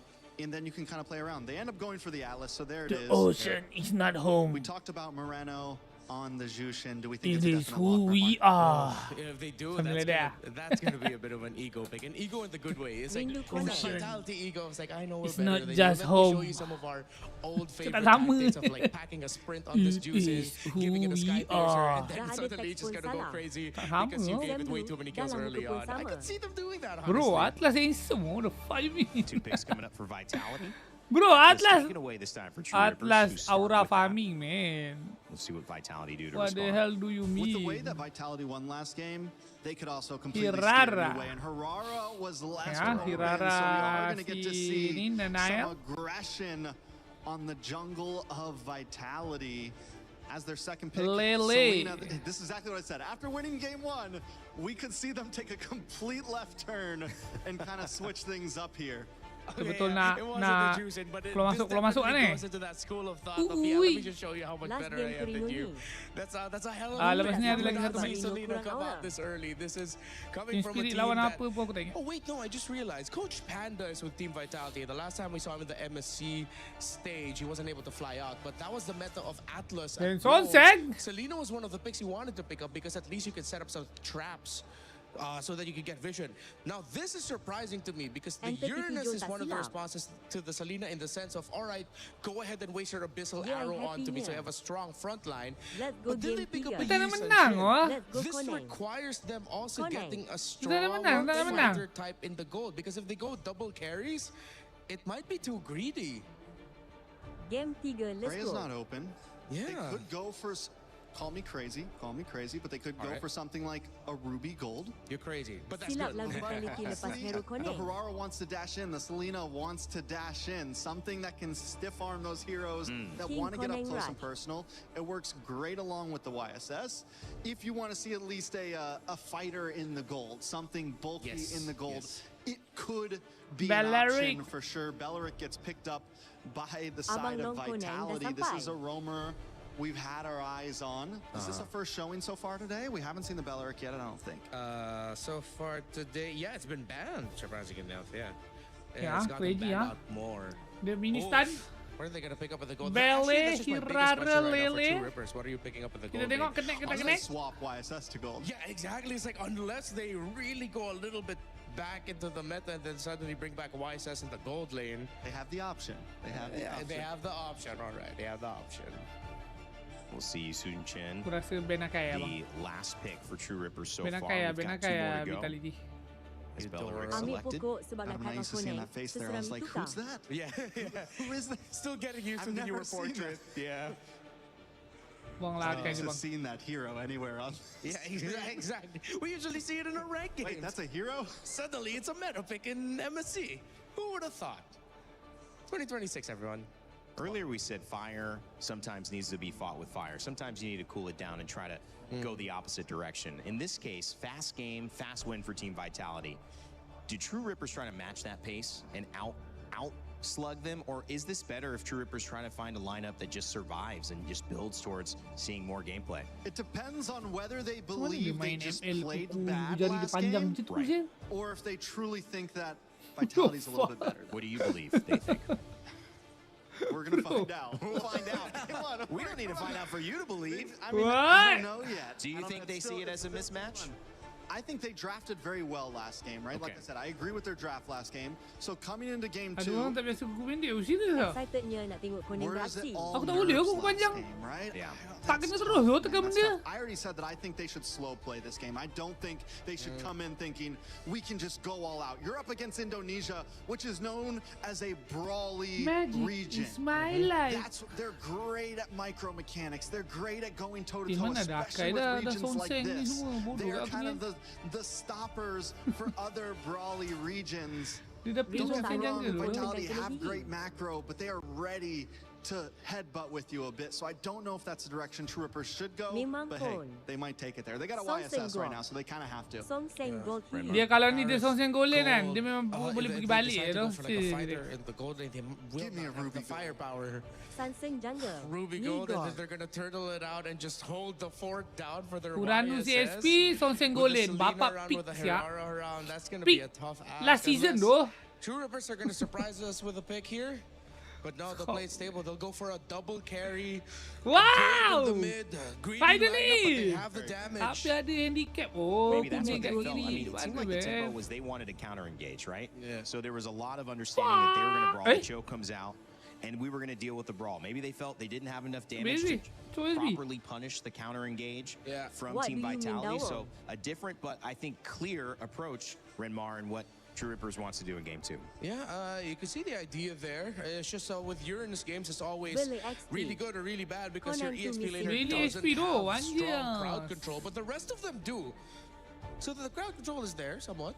To an extent, yes, you have some crowd control with the Moskov, but again, like, it's more defensive crowd control. And my big worry for True Rippers right now is with how they lacked crowd control last time, they're easily able to get dived on. It's looking very similar. All right, well, game 2, will it spell another sub-10-minute win for Team Vitality, or will True Rippers be able to even up the series? Let's send it over to Naisu and Brigitte for game 2. True Rippers cannot let this end sub 10, and they have to find a way back into this series in order for us to get into a game number 3, but Team Vitality, they just came into this with a Selena mid, very similar to what we've been seeing from their women's division, but also a Belric XP lane. Belric XP, man. I mean, we've been seeing so much of Belric the past few weeks that, you know, it's like, oh yeah, he's going XP. There's an arrow landing, Moreno. Okay, Asuna at least holding on to that flicker. Nice little stun with the projectile.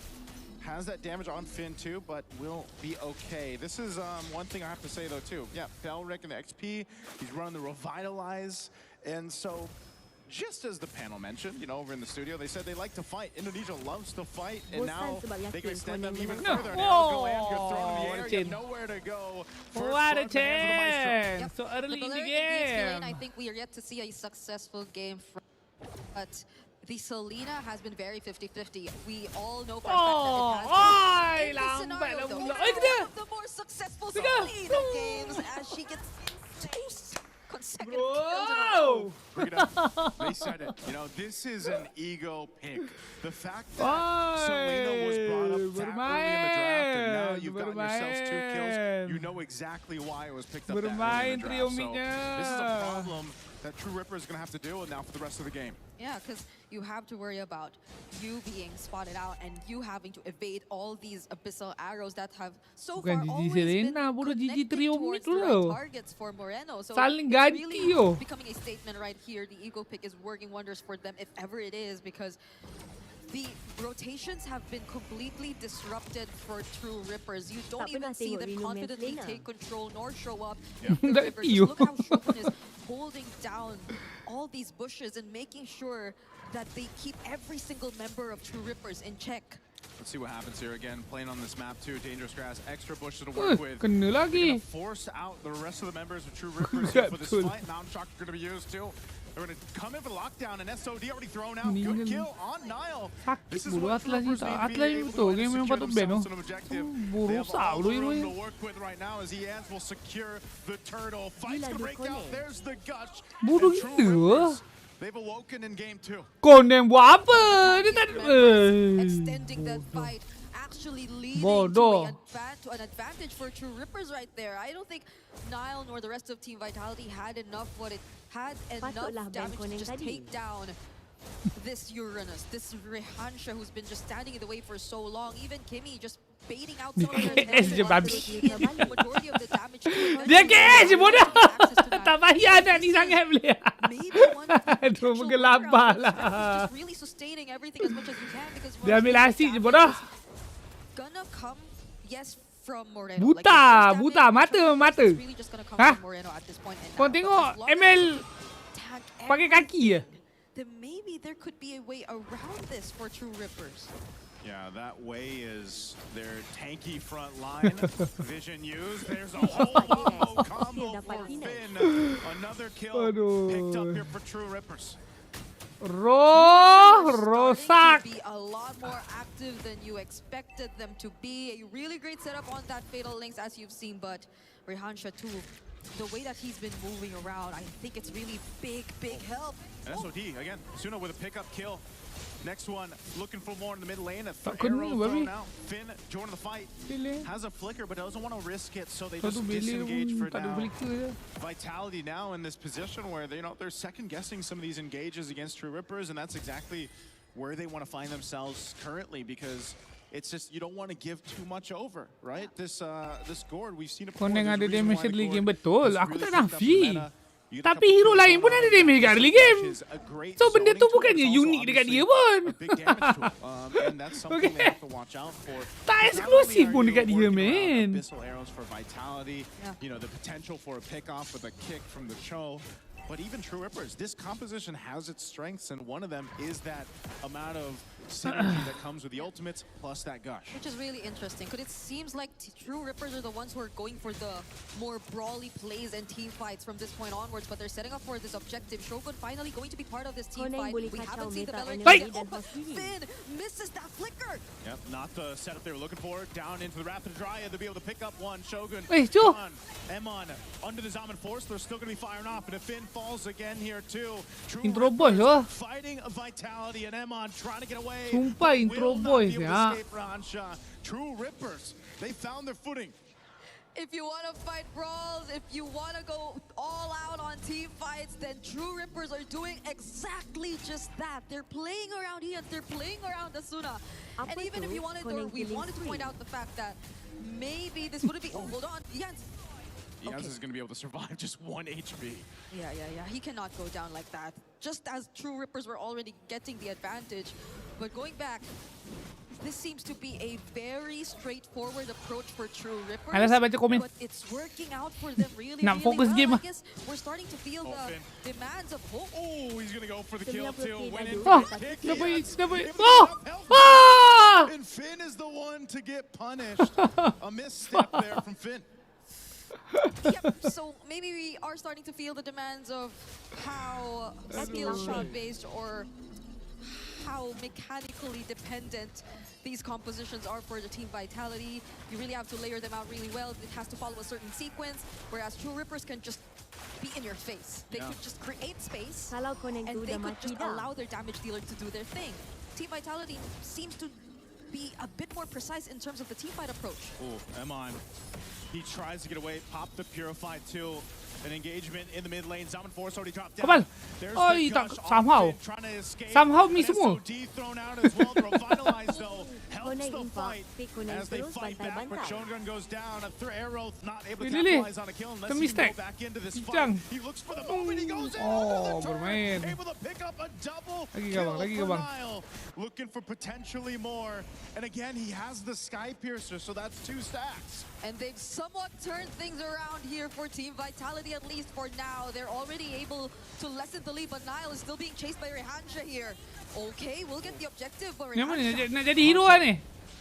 Hei, tak escape. mati Yep. pula bang. He's going to be fine again. This Uranus very strong, and he's had a solid Hey! game so far. Again, 3-0-4. He is the bulwark for the team currently, but Vitality shows Itu je modal some dia. fight in Tak, that. itu You je know, modal dia. Austin Keras. exchange Tak, into itu the je lane. modal dia. What's an objective? They Itu je, slowly itu je. get Keras, in the keras. right direction, but still, True Rippers. Konon-konon main kereta. Babi hampir kena solo kill. Garcia will be the survive though. Good thing for some backup. Up on the other side of the map, they're going to be going once again on Ian's. He falls. Top turret. Kimmy could be next. Okay. He gets taunted with Shogun. He tries to get away. Probably conceal, but Emon won't let it happen Hai, as he mati takes pula down lah Kimmy. hiraranya. So much happening all over the map. Hey! Take a look at the items right now. I am really eager to see what Aku cakap builds have 8 they minit been picking up, je. especially for Cho and Belair. Bro, It 8 seems minit, like 8 they're minit, just 8 going minit. for tanks. Okay? But despite 8 that, minit. you can really Itu je feel playtime dia. how Ui, much Sky pressure biasa they're cia. able to put onto the opponents. How much they're able to actually maybe get out of True Rippers. Sky PSR, bye. Especially from Finn. Maybe Wow. a more accurate way of the dragon and targeting from Team Vitality, and that, even if it wasn't a kick, was a really good one. Would you call that accurate? I mean, he got the flicker out, right? He somehow got the flicker out, and I think that's his win for Team Vitality. That's one of those things though with a Cho, you know, across them, you don't know sometimes if they're gonna full commit to it or not. Sometimes you're like, Tak payah nak 404 it's better sangat. a flicker than a death, you know. So that is burn from Asuna, but still. Ini, kita borak sekarang, okay? Yang tadi belakang-belakang tu ni, borak. Kita borak sekarang. Okay, start minit 8, start minit 8. Tengok dia main tak main, ha? Kejap lagi, dia je vlogging, kau jangan diam tau. Jangan tiba-tiba korang, tiba-tiba keyboard rosak, tiba-tiba tertidur. Jangan lah. Vitality have somewhat taken advantage of that. They've been doing things on other parts of the map, which has really lessened the lead. But Kimmy, there's a kick right on the mark. They're gonna take out Kimmy after the fatal links is used, but he's gone. SOD thrown out. Aku rasa dia patut pergi lah. Vitality, so they're gonna take Dia patut pergi lah tadi tu. Aku rasa kalau dia pergi, Sonseng Rap daripada kiri memang boleh turn lah. Even down a member, now they're gonna potentially get set up. Bukan ada skill apa kan? okay, so True Rippers, despite what we were pointing out, just really wanted that tier 1 in mid perhaps, but Finn, does he find another one? Finn wants to go. G-Kundo, Salmon Force drop down. They're going to force the fight once again in the mid as Ians is taken out. And now next, the taunt comes through as Rahansha falls. And now with multiple down for True Rippers, Lord, for the taking here for Team Vitality. It was just sheer damage, sheer aggression from Team Vitality. To equalize this berapa tadi KD-nya? in this game. Shogun might just get caught here with the fatal links though. Oh, baik tu. Oh, handsome Cho. Handsome. Kena.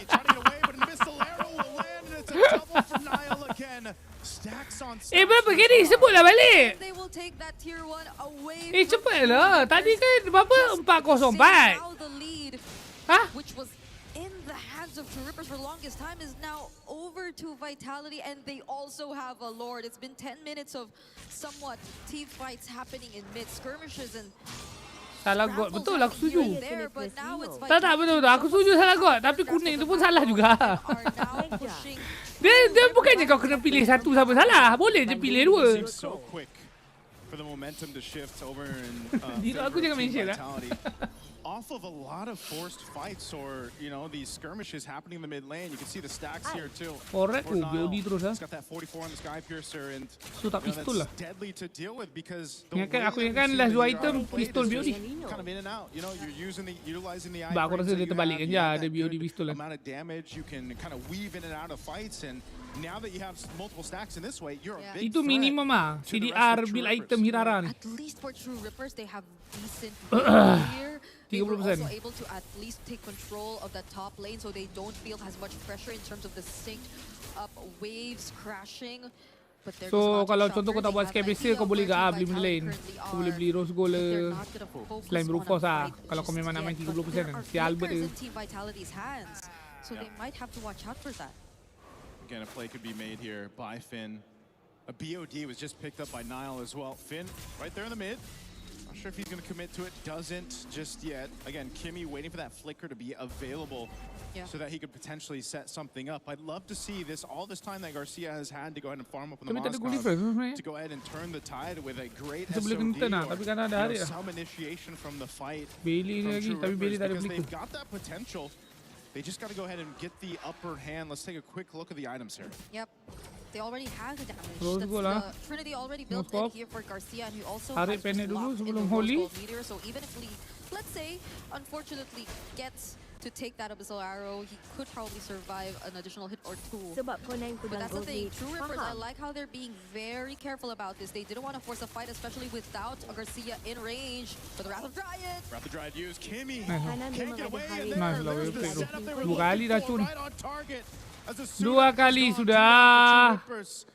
And it was these arrows once again from Moreno that just brought Kimmy low enough for them to collapse down, just like they'll collapse on the tier 2 turret. There's a push up top from Garcia, but the base turret and mid's gonna be worked on here. The minions will be cleared out. Lord is coming up. Team Vitality will make their way. They're pretty much left with no choice. I like how they're at least getting trades though. This is different from game number 1. Garcia goes back. Garcia joins after that, throwing that SOT. Sakit. Will be able to go ahead and hold up on this front side. It looks like they want to go ahead and at least stall out Team Vitality. The rest of the team is up here. Could they potentially take this Lord? They got to dance around these Abyssal Arrows. Nile joining the fight now too. They're going to be going, looking for a potential fight already for the Lord. Everything already thrown out. Oh no! Oh no! Lo imposter. Finn finally goes down. True Rippers. Dapat. They lost the Lord, but they can take more with them. They're going to go for Shogun. They get the Tak ada lah. 5 lawan 6 baik. Lot team Ripper. Able to just kick Ian's out of the way to secure the objective. Let's take a look at that replay, because I feel like there was a clear attempt, at least from Finn, to just deny the retribution from Ian's here. He was just trying to chase after him, and he did not successfully do so. But the knockups, the damage, the splash damage that just came from that team fight, which was a really messy team fight at that. It helped so much in terms of how Vitality were able to just win the objective, tak buat yang and that is what really matters at this point. At least they're not able to hand over the complete advantage to True Rippers, but nonetheless, True Rippers were actually able to somewhat balance out that fight. It's not kalau a kau huge loss despite Irara not ni, getting tapi kau tak tolak yang lock, dia lama sikit tau. So kalau kau buat benda tu 2 kali, just nice. Sometimes timingnya untuk first skill kau reset lah. Tapi kalau kau tekan laju-laju, jadi apa macam tadi. It's still potentially to turn around because the key members stayed alive here. Garcia being one of them, and it's so important. Again, his spacing, his positioning on the Moscow. He's done a phenomenal job not dying, utilizing his Purify when he needs to. Tiba-tiba nak sebut KD Uranus There's a whole lot they can do off the fatal links. Tiba-tiba Koneng my favorite hero. Scouting out a potential target. They won't find it just yet though. And even the nampak tak? Orang cakap says a lot about penganut hero Koneng kan? More calculated timing that you're actually seeing from him. Let's take a look at the gold distribution so far, and even in terms of scaling, I think he's been doing great, matching Eman in the gold lane. And the last time we checked, he was actually ahead in terms of gold, so it's really great. But that's a Purify. Yep, Purify used. They're going to go for the re-engage here. They're going to disengage for now, and Arrow's going to be able to land. Anyway, a fatal links into the Mystic Gun. Sakit moskopnya. Off the off Sakit angle. moskop. Going to be looking for more. Immortality going to be popped from Kimmy. A projectile thrown out, but it's a double for Nile. They're able to go ahead and pick up 2, expending a lot of battle spells, and SOD just thrown out.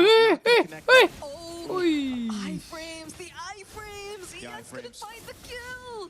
Finn on the hot, he goes in with a flicker. There's the kick they're looking for, right into the hands of Nile. Another kill picked up. Team Vitality, what more can they take at this point? 3 members taken down, and they also took that orange buff. To answer your question, they're just really focusing now. Tak, aku rasa sebab Atlas ni malu-malu nak angkat lah. In 6 seconds. But let's take a look. That was a clear counter engage. They had all the reasons to do this. Dia kena buat macam mana si Vitality ni buat tu? Kan nampak je hero tank makan je terus kan. Dia macam sayang nak makan si Cho. Outputting the necessary damage. They're waiting for this. Atlas Are we nak actually gonna wait 5 for tu. an entire minute? Tapi to be fair, dia main tak ada ESP lane lah. Take an entire minute. It seems like So susah sikit. okay. Susah sikit dia nak poking-poking. Leceh. Now at this point again, it's Serius, main ML ni kalau kau tak ada ESP, I don't want to count them out. though. memang susah kau nak buat benda. That Lord secured. Team Vitality will have to take Kalau their 5 time macam mana? going into this fight because of the nature Hard of game, the hard game. composition. A lot of times, like you said, they're playing around the Hard game for arrows. Atlas. They're sort of also waiting to see what Kimmy decides to do with that Fatal Links, Alasan because they dia have tu. to avoid that combo, that wombo combo we've been seeing so much of. Fatal Links, Mystic Serius, Gush, buku bayar hari tu saya tu. and keeping tabs on Garcia. So with this 10, Lord approaching the base, 20, let's see how 35, True Rippers want to defend against it. 40. Yeah, it's already full Buku ke? item builds for both. Bukan botol, goal bukan laners oracle. for all damage dealers. I think Niles just Buku. locking in his last, and he decides to switch it up and pick up a Winter Crown to complete his build. So there could Dia be yakin more lah creative dengan angles from Sila. this point Oh, onwards. apa ni jangan kamera macam tu. Charging in to the mid turret. Fatal Yeah, Links was langsung already ulti. used too.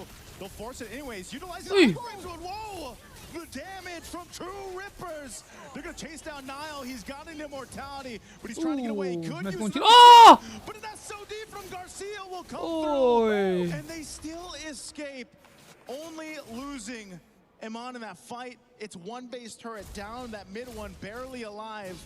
They should be able to clear it out, even with that charged up minion. But wow, we have to take a look at the replay. That could have been the play of the game if only Garcia was able to find the kills. But looking at the replay right now, you have to respect the benda tu wave sakit sangat there. You tu. have to respect the Apa damage. ni, sakit sangat. Garcia and Asuna are actually able to Oh, output ada at this Moskop. point in time.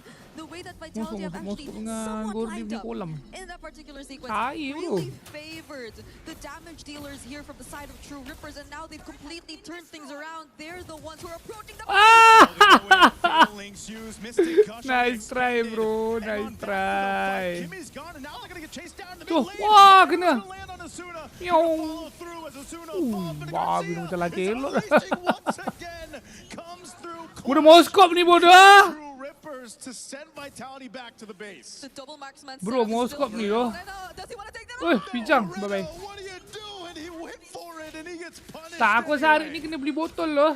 That was too late game. Moskop ni marksman terlalu you were crazy, man. Potentially gonna go up against with the abyssal arrow nor the trap not landing.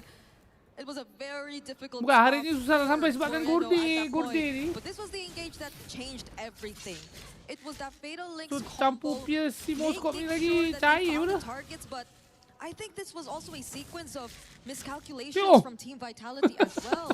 Dia tak sampai, nyawa dia dah hilang 3 bar je. At the same time, the entries from Moreno and Nile were Eh, really Sokolil. important to what they wanted to do, and now we see Ian's Sokolil. just before the Lord. That's a solo kill right there. That's unfortunate timing as the Lord is up. This was the replay, so Nile knew where to go, and he can win that fight. You, as the hero, especially with the stacks, you can win that fight. Now this Lord, Reload. and Evolved, mind you, will go over to Team Vitality because the jungler is not available for True Rippers. So much has been happening here, but it's Team Vitality still being able to take this Lord freely from the hands of True Rippers. So they're just waiting, and they wanted to spawn at a certain moment in time here in this game. As they take away all the remaining buffs from True Rippers, Lians will take some time to get back in this game, but you're looking at an 80 stacks Sky Piercer. You just cannot allow yourself to get too low on HP at this point. Yep, that's big stacks right there. Don't Nile. tahu ke tak, This is Atlas? what was starting to happen throughout the course of the game, and that's why he's such a threat, Tanpa because not koning only do you game ni do takkan sampai that much 20 damage, Dia even tahu on these bodoh. tankier heroes Basic like Atlas this, ni. look at what's going on for Kimmy. Dia tekan ulti pula. Aduh, yai. Aduh, dia pencet ulti kenapa, men? Dia lupa ke dia ada immortal? So the 1-for-1 re-engage, trying to fight this out. So great choice for Dia True lupa dia Rippers. ada Now immortal they ke, have to geng? defend, though. They have to be able to go and defend this beefed up Lord. These waves all pushing in Bodoh, on all Vitali. fronts. Dia bukan lawan anak epic pun. Lepas change stannya habis pun, player Vitality semua dah pecah lari lah. Wow, freestyle. Wow. Wow, kerasnya Uranus. Fuyo yo yo. Fuyo. Tak ada ROM, tak ada ESP. Macam mana Ripple lah main? It took them a while, Macam mana? Tak masuk akal. Are able to end the series 2-0. There were attempts here and there. You saw how they wanted to definitely fight back. It was highlight after highlight. Especially from Garcia. Especially from seru lah guys. Occasionally from Besok lah geng. It was just too tough of a task when they had to go against the team fights, against the micro mechanics of Team Vitality when it mattered the most. Sure. And now they will have to go down to the lower bracket, but you know what's next for Team Vitality. Skip game tu Spirit. Ikut korang lah. Korang tengok, aku tengok lah. Aduh. TikTok aku ngebak geng. We throw it on stage, but it was definitely a much better one for True Rippers. This, I feel like, again, we saw a bit more of what True Rippers are capable of. Again, this first match on the international stage here for them is a tough one, but this looked a lot more promising than what we saw in game 1 against a team, you know, like Team Vitality, who has gone through so much through the past year and everything else. And you know, there's definitely maybe some nerves at play here for True Rippers that they just kind of have to shake off, because the idea, the concept is there. It's just, again, some mistakes really build up, and eventually those mistakes might cost you an entire game or a series. And that's on top of the fact that they had a really scaling lineup. Yeah. The damage that you had to await for a Yi Sun Shin and a Moskov took their time, but Asuna, they were pretty much able to hold it out long enough for them to become a real threat against Team Vitality. Like there were moments like this where you weren't really sure if Team Vitality still could have just closed it out. Biasa. Tak penganut kuning memang dari dulu lagi. Sebab the moment dia jadi penganut kuning je, memang otak dia memang dah problem kan. Otak memang dah problem. Apa lagi bila jadi benda-benda macam tu kan. Thank you very much, my friends. Eman and Team Vitality victorious. What a huge performance for you and the team. But first, we got to talk about it. Game 1, super fast. Game 2, the comeback over the comeback and the comeback. Can you talk to me about how the game has flowed so far? In game 1, we just to connect to each other and trust each other and believe in ourselves. Yeah. And game 2, it almost slipped away. Yeah, in game 2, we just need to know our win con in game 2 so we can get a comeback. Yeah, just like that. Well, look, MSC 2022, you ended up winning it all. How important is it for you to be back on this main stage, especially now with Vitality in front of the hometown crew, with more and more audience coming as the event proceeds? Next game ke? Gameplay kuning macam mana? Yeah, because here in Paris, tolak ini lo. Vitality is tolak ini lo. Tolak itu. Just a little bit pressure, because you know. Boom. Vitality is you have been slain. Contender also in all games. Yeah. Very much so. Skip next. Already we saw it in MWI, but thank you very much. Next up, you're playing against Falcons PH. It's a tough game. Anything you'd like to say to them for that game? Tahu kita tunggu aja. Just good luck and have fun. We give kalau dia tak sidai aku okey. Our best for tomorrow, yeah. Very much so. Thank you very much then, Eman. That's it. Team Vitality victorious in their game. Kalau dia tak sidai match up for them. Very stressful in some ways, but still, we'll leave it to our desk to break it down. Thank you, Milos. Team Vitality get the win 2-0, but it was anything but a similar matchup. After Game 1's sub-10-minute win, Vitality had to go the distance, almost a 20-minute back-and-forth game with tons of threats that True Rippers were able to provide. It was Vitality who would eventually find their way, but it was a great effort from True Rippers in Game 2. I think something they'll be able to hang their hats high on as they get ready for their game against GZG, the losers of that previous matchup from Team Falcons PH. Welcome back to the desk. I'm Rainday. I'm joined by Renmar and Trex here to break down the action. In Game 2, that was, I think, and I don't want to put words in your mouth, but I think a much better performance from True Rippers. Hell yeah, it was a much better performance. 2-0 Vitality. I think that was Next a Team game Spirit that lawan Vitality and Ignite, True Diablo, Rippers needed Diablo. to have this early on. For True Rippers, something they could really latch onto as a confidence check for them. It's like, hey guys, champions of Indonesia, we did this. Meanwhile, for Team Vitality, it's that sense of like, hey guys, we're the champions of Indonesia. We need to work on this. I know they're a great team. Vitality Falcon PH Wanjas. Oh. Terima kasih. Terima kasih. Sambung. Super fun. Arigato, arigato. A completely different play style. 10-0 harapnya begitu Very harapnya able begitu. and capable. There were some plays there that weren't just micro. So, There were some plays there bracket. that weren't just macro. I mean, they brought the full package that game. Aku rasa low bracket ni aku akan skip Melainkan low bracket ni akan ada ni. Sebab so far tak ada yang memberangsangkan lah. They could be a dominating force Tak for ada yang sure memberangsangkan. if they can bring what we saw in that game. So at least yang ni Much kita better akan skip overall low bracket. game in that game too than we had seen. Quarter final I mean. Comparing, let's say the people who Yang did ni not kita tengok. win, the GZG versus Team Satu ke saya Falcons, tak, who ini dia both tak faced update. GZG. They had a lot of Dia tak update. identity in this game. Oh yeah. And So I dia think macam that letak is je maybe a default direction 1 they would Ogos. want to head heading into their next matchup. Yeah, I thought Probably that hari because of the ketiga ni aku performances rasa, of hari game Sabtu. number one, going for this kind of Jumaat, lineup, Jumaat. double carries would have been way too Aku rasa greedy for them, but they made it sebab work. besok Man, dia jalan Greed semua is yang ni good kan. for them when it comes to their lineups. Oh As ataupun long as you Sabtu. allow the Professor Kimmy Boleh jadi to be Sabtu. able to get Dia the jalan ni vision, dulu kot. Asuna being able to tandem with Kimmy really well, which was a Pasti lah. main point we were making earlier, that as long as Tapi sampai hari Sabtu je kan. Ahad tak ada kan silap aku. map feels great for 26. True Rippers, and it did. And then even Garcia towards the end of that game was just on fire. One of the Sebab best biasa Moscow match panas ni dia performances tak I've suka seen in a while. letak dekat And weekday it seemed like nak every player engagement. had a moment. Even the Uranus for Hansa from early to mid was just unkillable for a time. So now if they can all just be stars at the same exact time instead of everyone having SRG their lah. own moment throughout the game, SRG seeloknya menang je. under their belt. For sure. So I'm excited to see how they play for the rest of these days to How come. did this game evolve? At least the grup tournament's atas meta kalau so pergi far? lower We've seen tenang-tenang lah. The assassin approached as a high Ini kalau priority pergi pick. lower bro. We've seen similar first and second Ui. picks, including the Atlas being heavily prioritized Ui, for ui. both the first picks on both teams.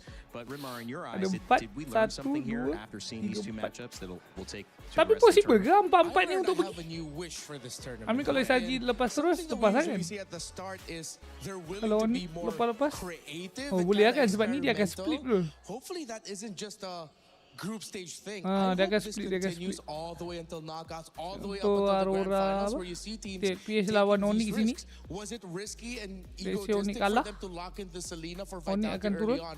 Yes, but it was a big impact for the team. Tak tahu lah dia Moreno macam was mana. a monster on that Tapi aku Selena. harap dia But then akan True Rippers berpecah lah. answered with a Uranus with Aku harap dia tak which you jumpa. told me the streets have some info about. I mean, yeah, Uranus is supposed to be a very good comfort pick for Rahansa there.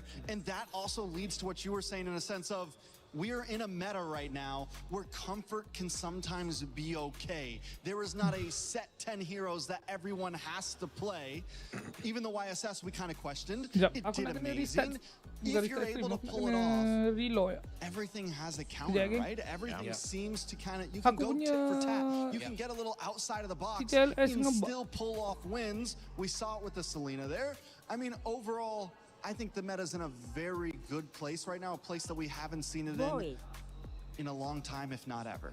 Seeing some more uniqueness on some of the hero picks as well, and seeing some uniqueness now in terms of these new matchups that will force maybe even more decisions from our players to expand their hero pool. As we look at our bracket for this tournament, it's Group A today.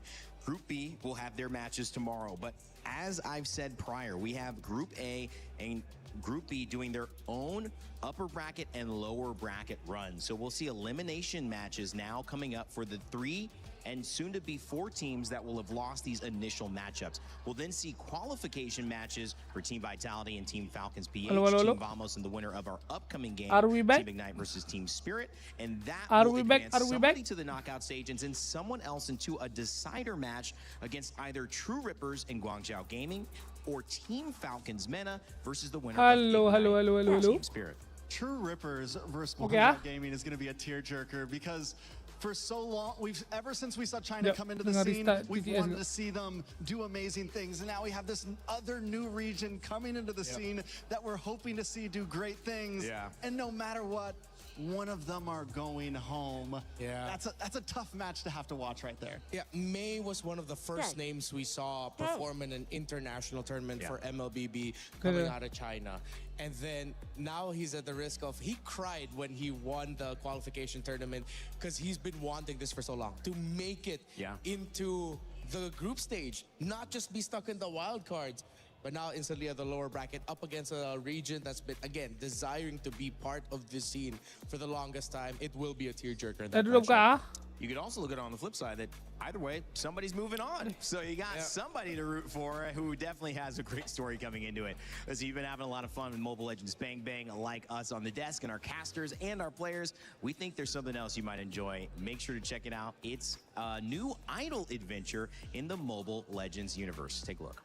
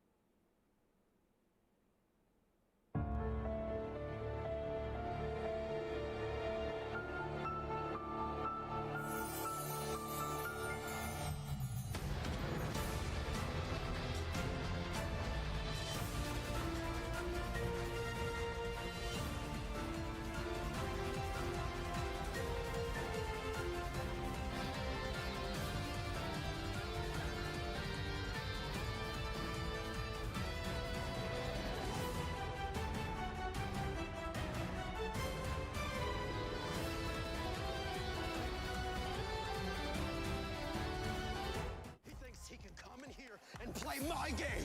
He knows nothing. Let's go! Tyler Wine, you're done. Raw energy. Half a puff and blow the house down.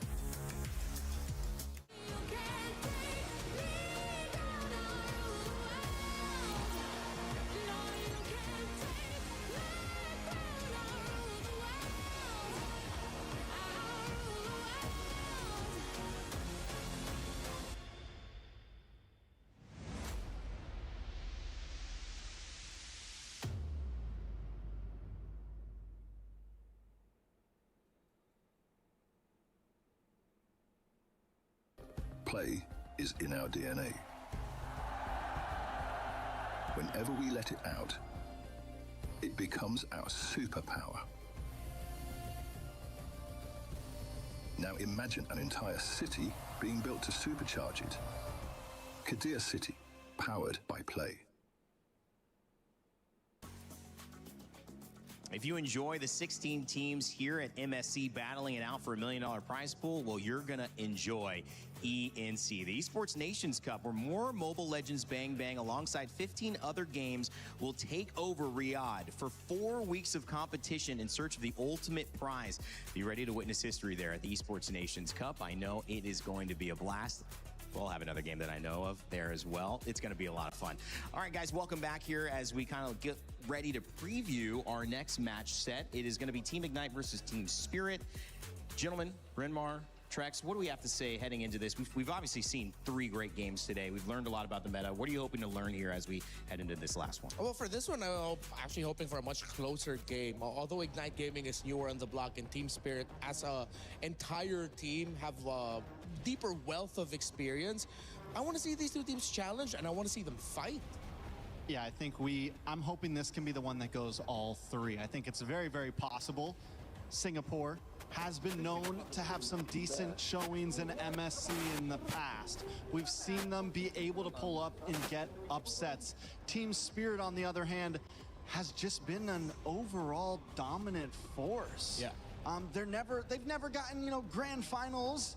They've been hunting it for a while, but they have consistently been the gatekeepers to teams that want to get to that top 4. Yeah. They're consistently a team that is able to keep anyone else at bay because they're going to be the next ones to get to that grand final spot. Talk to me about Zhao Egoist. He had an opportunity to maybe play. Didn't really work. He's under a new jersey from that maybe time to now representing Team Spirit. His potential is off the charts. Yeah, we got to see a glimpse of how he'll play in a big international setting in our last World Championship during M7 when he was finally eligible to play. And he looked great there. There were so many players, pundits, and personalities who looked at him and said, oh, that's the next big thing. That jungler is going to be out of this world once he finally matures into that final form. It's going to take years, but as early as now, the fact that you have a lot of people saying that, it's good for his potential. And this also isn't the first player that Team Spirit has introduced at a young age. What, 2 years ago it was Hiko, the gold laner. He came in very young and just made a name for himself immediately. We called it Hiko-mania at that point. He was a star gold laner. I feel like some of his last internationals, we didn't see that same exact shine. And I'm hoping we see it again. And maybe we see Zhao Egoist also just pull up at a young age at this international and show off. This is the moment right here, especially for the junglers. Error 404 said it was his time to show what his heroes, can do. And that's exactly what Team Spirit hope for their young star in Zhao Egoist. We actually had a chance to catch up with Team Spirit's Kid Bumba before the match to hear what he had to say.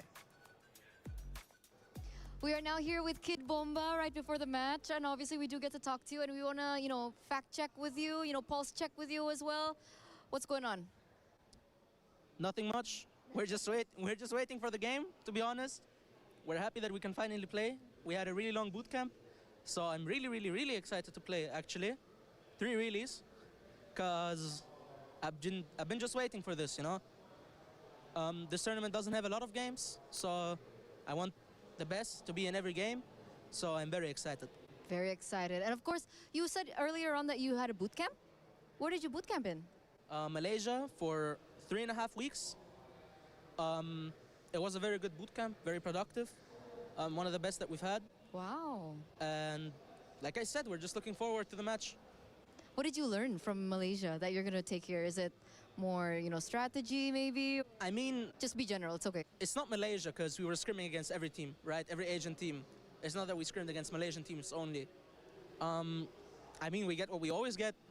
We get better in decision-making, in our tempo. Generally, everything that just is better in Asia than it is in ECA. So we adapt, and then we implement our own. So do you think that's going to be the big difference maker? I mean, last time we saw you at MSC, it was 5th to 8th placer. And now you're coming back here with, of course, more spirit. Get it? Spirit. I mean, teams know us as like weak mental team in hard games against like Asian teams. Struggling when we have a lead. But we want to change it this tournament. So we're going to show our best. And I'm 100% ready to give it my everything to show everybody that we can actually do something this tournament. And if it's not going to go out well, then it won't happen. Everything will happen like God wants it to be.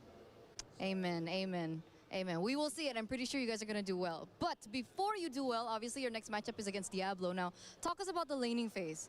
I mean, we know Diablo to be a player that's also very, bombastic. He has a lot of things under his sleeves. Is there any particular preparation that you have for the laning phase against Diablo, seeing as the EXP lane is so important now? For me, he's just a normal opponent. For me, every opponent that I face is just a normal opponent. I don't think highly of them. Laning phase generally for me it doesn't mean a lot. For me, it's about the team play. In laning phase, I just try to do my best. If I win, I win. The goal is to always be equal. The goal is not to win for me. And yeah, that's about it. I don't think I'm going to have any problems. Okay, so that's a little bit of insight coming to the XP lane from Kid Bomba's perspective. And into the next match, obviously, we do want to know, maybe do you have a message for Diablo? The usual good luck. Oh, come on. Nothing else? You don't want to give him some... No. No, not yet. No, not yet. You're saving it for later? No. No too? So when? Never. Never. Okay, hopefully we get more from Kid Bomba next time. But thank you so much. And of course, good luck for your next. We are going back to the studio. Might be the best handling of an interview I've seen so far with Eterna. She tried to get him, Kid Bumba saying not at all. But mentioning his master class that may be coming up here against Diablo, the XP laner. We mentioned how big that is in order to help the jungle expand and also just in terms of the pride for Ignite, Team Singapore comes in winning the MPL for Singapore in 11, but also having a little bit of domestic momentum. Trying to see if they can replicate that here at MSC is going to be a big one. But Diablo hopefully feels up to the challenge. He caught up with Eterna as well before the game. So you're now here with Diablo. We can walk a little bit together right now. You're getting prepared for your next end. Diablo, it's so nice to see you. Wait a second. How are you feeling? Excited because it's Paris this time around, so yeah, the feeling is different. The feeling is different. What's different about it this time? Because it's a new team. Yeah, I've always been with Flash for EWC, so yeah, new team, new vibes, I guess. Yeah. New team, new vibe. How's everything going with the team though? Are you blending well with one another? Yeah, because some of them used to be my old teammates, so yeah, we do have some chemistry. Okay, so the chemistry is down, and obviously I think a lot of spotlight is going to come into the EXP lane for you in particular. What do you think about the meta right now? Definitely getting used to it, but I think it kind of favors my team quite a little. Yeah. Favors your team. Can we know why? Because I think my jungler is a very good assassin player. Yeah. Okay, so but are we going to be expecting, you know, crazy picks from you? Because you seem to always stray out of the meta, Diablo. I think it depends on whether the draft allows it, because right now I'm more tuned in to play for the team rather than for myself. Yeah. Okay, so we'll see, right? But if you guys want to see it, maybe if I make it far, I might bring out some cheese picks. Yeah. Okay, we're waiting for that. Once again, good luck for your next match, and Diablo, it's really nice to see you again. Let's just go back to the studio. Goodbye. Always a blast here. Hearing a little bit from Diablo on team, I believe that was team Ignite, correct, guys? Gaming, and he was talking about Kelvin, his jungler, having a little bit to add to this meta, especially with his confidence on assassins. Played some utility jungle, but I think most of the jungle was utility up until this latest patch. Yeah. How do you feel, Rimar, in his confidence for his team? Oh no, Kelvin is young. He popped off during his championship win with in MPL Singapore. He was a long-time development league player here in the Philippines. Finally got his first big break and then became a champion now at EWC. So I'm sure he's carrying, going into this tournament with a lot of confidence and a lot of momentum for him personally. Yeah, I think overall, Singapore, Kelvin, Jay, Diablo, I'm excited to see what they bring to the table. During that interview, they talked about cheese picks. They talked about if the draft allows it. And Singapore is never scared to throw a little bit of spice into the draft. And kind of backpacking off of what we were talking about in some of the last drafts, the meta is a little open to that. There's possibilities. We've seen some crazy things from them before. I think back in 2024, what was it? The mid lane. Fanny, was it? Oh wait, no, they did that during regional. Decimation. I can't remember. Turisla? No. I can't tell you. We'll come back. He's like, I would try. We'll come back to it. But we've seen some crazy things before from Singapore, so I'm excited for it. Was he referencing NIP Flash at that time? Because they got third or fourth place. Yeah. At 24, right? At MSC 24. It was a great year for them. Yeah, and that was where they really solidified their identity as like the cheese pick dude. It's like we've always said it just in the regional leagues. Yeah. But then in 2024, the fact they made it that far with some very unique picks. Oh yeah. Oh, I remember. Dude, Martis. There we go. Mid lane Martis. Yeah. I can't believe Decimate. Who is that again? But yeah. Hopefully. We got there anyways. Hopefully. But again, he's not. He mentioned it himself. He's not with Flash this time around. Right. It's a newer squad. Technically, he's coming in this as the leader of the group, as the guy with all of his wealth of experience. So he has to lead this. Does he want to lead through cheese picks? With what he said, apparently not. He's gonna do it like the good old-fashioned way. And that's sometimes how you have to do it, especially when you go into a tournament where you don't know exactly what to expect. Obviously, some fans yelling in the background. It's excitement time. Our last series of the day is about to begin. If you think you know how it's going to go, make sure to check out the EWC Pick'ems. Go to esportsworldcup.com/play, and you can decide who's going to win this matchup. Let us know if you got it right over our last 3 series. And if you're with the majority here who have 91% on Team Spirit, only 9% on Ignite Gaming, Trex, you're shaking your head. I think that might be a little much. I think that might be a little much. Let's not completely count out Ignite Gaming. Like I said, this is a time that Singapore has shined before in MSC. Yes, they've had some bad days with their representatives, but we're in groups. This is a time that a lot of times teams like this do show up. Team Spirit has been known sometimes to have rough starts in the beginning. They always make it to top 8. That's almost a guarantee for Team Spirit. But if there's a day that they could come in a little off, today could be the day. Yeah, and they have a good chance to make a comeback. They've shown it in the past. Both of these teams great at making comebacks through lower brackets. Big narrative of the day. Are we learning more about the meta, or are we learning more about how these two teams are showing up with their individual narratives? Because both playing for something, both, you know, we look at Ignite trying to get back to what Singapore had done a couple of years ago here at MSC. Team Spirit trying to prove that they can compete at these levels as well. Yeah, I feel like this veers away a little bit from the meta discussion. This is going to be a little bit more of a personal story for these two teams as individuals and as an entire group. Yeah, I mean, it's so hard to even honestly talk completely about the meta this early on. In a tournament like this, it'll start off wide and it'll slowly whittle down until we get to that grand finals. And that's when we'll really know, okay, these are prioed. Like, this has to be prioed. Early on, like right now, there's still so many opportunities. Team Spirit, Team Ignite about ready to take the stage as we begin our final series of the day to set up our Group A double elimination bracket. Let's go. My friends, our day is going by so quickly, but still, game 2, or at least match 3 that we had today. Game 1, sub 10 minute. Game 2 goes to 20 minutes. I think even with Vitality's victory, the second one was quite hairy.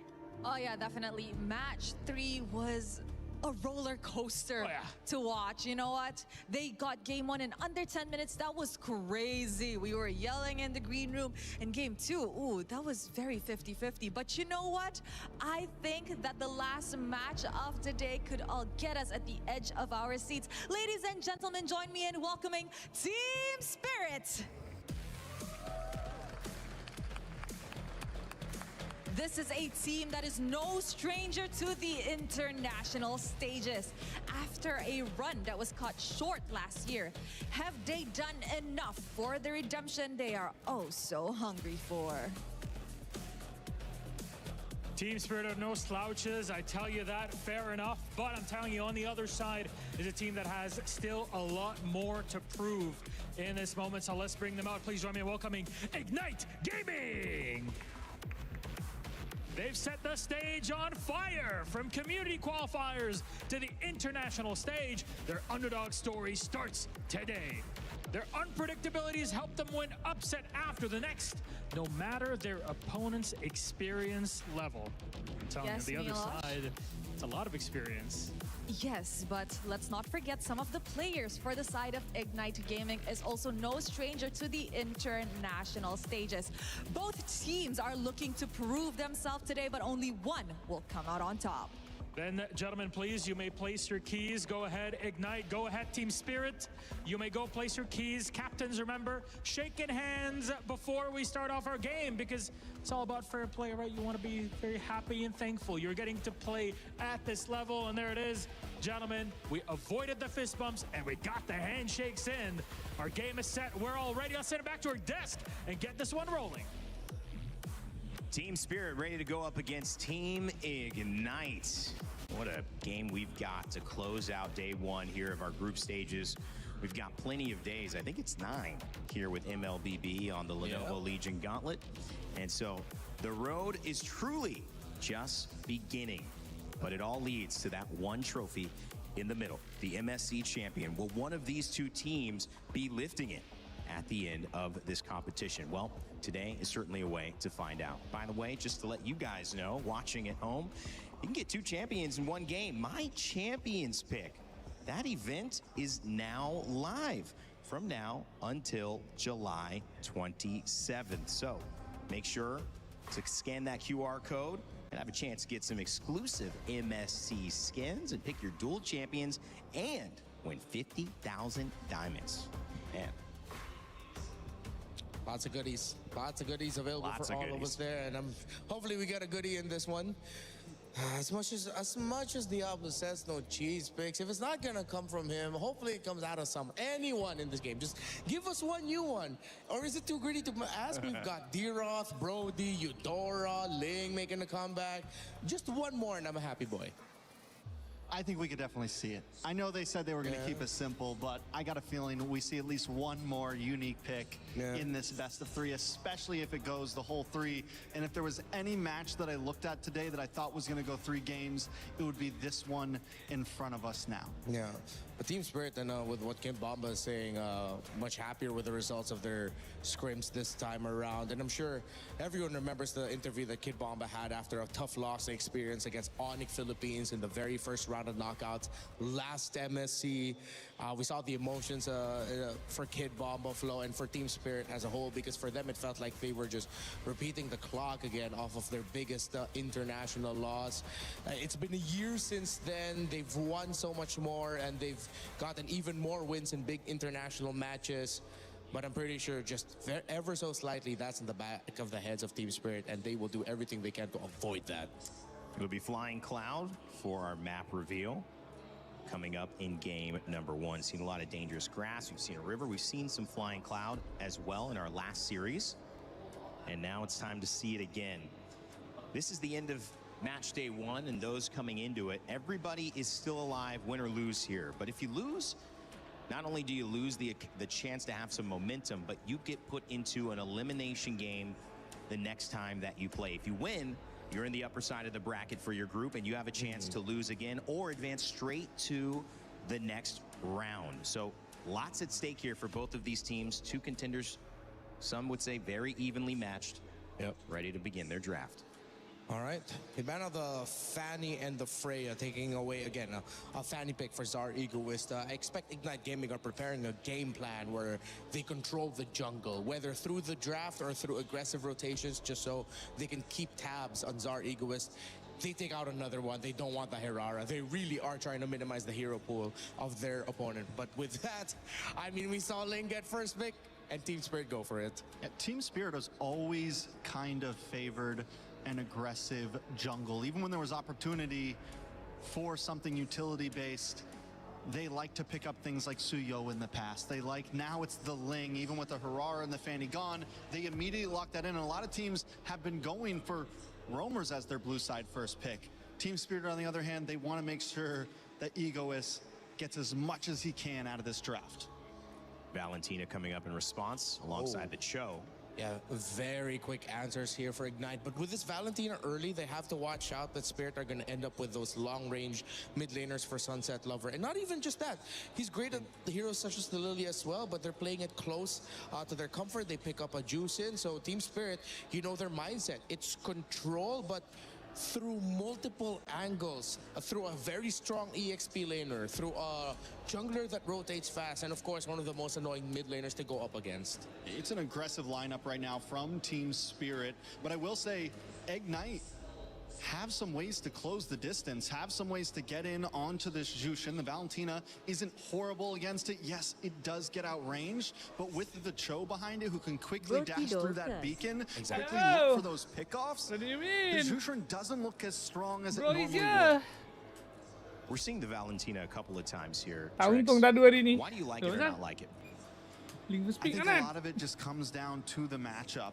Right now, it's great because you get to steal these skills. It has movability. It has opportunity. And here in this matchup, I do kind of like it, especially paired up with the Cho. Normally, the Jushin has so much priority and so much control, and the way to get past that is quick dashes. Quickly close that distance and don't let her just keep that beacon on you for more than a second or two. Yeah, for Ignite Gaming, you mentioned about aggression from Team Spirit, but Ignite, they want to match it. This is going to be ending up as a battle of who gets a better early game. Those little decisions that make the difference between you losing and you winning in the first 3 to 5 minutes minutes of the game, I think we might get our wish of this will be one of the closer, more exciting games, because based on the first 3 picks alone, you're going to see a lot of aggression and a lot of trades. I really hope we don't get that type of game where it's like, oh, this lineup, both of them, they're great for fighting, and then they both just play so defensively, waiting for that turnaround moment. I hope we don't get that. I think a lot of it will come down to what Team Spirit locks into their roam position here. Right now, with the Cho, with the Suyo, Ignite's going to want to play opposite side of the river. They're going to want to look for those pickoffs. We're going to want to see this Cho hanging out on Team Spirit's side of the map. So if Team Spirit can respond to that well and maybe push back and stop that from happening, look for those pickoffs themselves, because you're right, both junglers want to try to get a kill or two in the first 5 to 6 minutes. Yeah. With there being a Cho on the side of Ignite, I would like one more pick with maybe much better burst, something that can really make the most out of the pick-off style of the Cho, but Team Spirit still end up banning the Brody. So that was the pick that I was thinking. Now they might just be stuck with a typical carry Claude trade. I don't see a Harith slotting in here anywhere unless like they're really confident. I think we're still going to see the traditional basic attack marksman. I like the Claude here for Ignite. You're able to escape away. You have the BMI with all the dashes already with the Paquito and the Ling. I think Carry's a little bit too immobile, a little bit too much of a sitting duck. Oh, yeah. Oh, wait, Moscow's still open. Is Harith also still open? Yeah, Harith is open. Moskov, another decent pick, especially if the Paquito tries to come in. You just kind of stiff arm him away. Yeah. Even make space between itself and the Ling. That's just what I was thinking of, like some instant crowd control. Oh, Uranus is making a comeback. Back at it again. I think this is going to be the Diablo pick. Yeah, definitely the Diablo pick. Diablo. 2 more picks from Team Spirit here. They still need a roamer. They still need a gold laner. Aday. What's the big roam pick? Do they go heavy? Ay, koneng lagi pula. We've seen Sawo and things like the Grok before. Hello. Oh yeah. Grok, Sawo, then something with like a carry to shred through the Uranus. Because you need more shred here. I mean, you have strong burst with the Paquito. Diablo curi-curi pergi Paris untuk main Uranus ke, geng? Hah? Basic attack. Kali ini pilotnya yang benar. Berbaloi ke? Curi-curi pergi 10. Esme Gold? So 10 kilometer away. Oh yeah. Untuk main koneng. An older approach and tactic where they put double fighters and then they're playing their carry solely through the Ling. Their Ling is their basic attack damage hero. Plus the Paquito. Paquito hurts. I mean, they do have a good damage profile even without the marksman, because of the Paquito, because of this aggressive EXP laner. Interesting. Maybe Ignite were reading into that, considering they picked up the Uranus. But even with all of that, the Uranus is definitely going to feel the hurt here. You got a Claude here, right? Against so many fighters. Yeah, Ruby, let's go. Or the Moskov, either of those two. The Claude would be great again, as you mentioned, because of the mobility. Bisora. They go down the Moskov route here. Interesting choice by Team Spirit. Oracle. Another unique approach to the meta. It's not cheese picks as we asked, but it's a new element and a new layer to how to play the game. We saw a lot of these. We saw a lot of this over in the Amers. The Amers, MCT. We saw a lot of fighter. A lot of kind of funnel strategy, especially with the ability to have these high damage EXP laners. Sebab metanya dah macam kurang value main peti. Things like that. Kalau match-upnya sedap barulah sedap nak buat yang macam dulu. Yang apa Warwick Queen semua kan. Going up against each other here. Tapi nampak gaya macam nak shifting back towards the peti play, you know. We'll see who can take game 1 here in our final series of the day. Team Ignite versus Team Spirit. Let's send it over to our casters to kick it off. I did not expect today to be a sweep day, Gideon, and hopefully it's not on this last match today. Hopefully we get 3 games here to round out day 1 of the group stages for MSC. This draft, though, is something we have to be fair, always talk about. I lah. mean, today has been a little freaky in the draft, man. I have to admit, it is a little freaky here, but let's see what the adjustments are going to be, right? Double fighters have come into play this time round, and I think that IG has a bit of work to do, right? First off, we're already starting on a different side of the map just in case things go wrong for Moskov. I'm looking at the emblem setup as well, and it looks to be a very, very good spread overall. We're not looking for anybody who's trying to go above and beyond with the Master Assassin on a TS's side. Even the fact that we have a gold lane Paquito, man. You know, the hands of Hiko, again, one of the youngest players before that came through the league, made a big statement on his first international appearance, you know, just a couple of years ago. Wow, amazing. You have a Paquito in your favor. You're running this kind of double fire setup for this composition of Team Spirit. And this is what I like about where the meta seems to be going as Sawa gets kicked around a little bit here by Jay.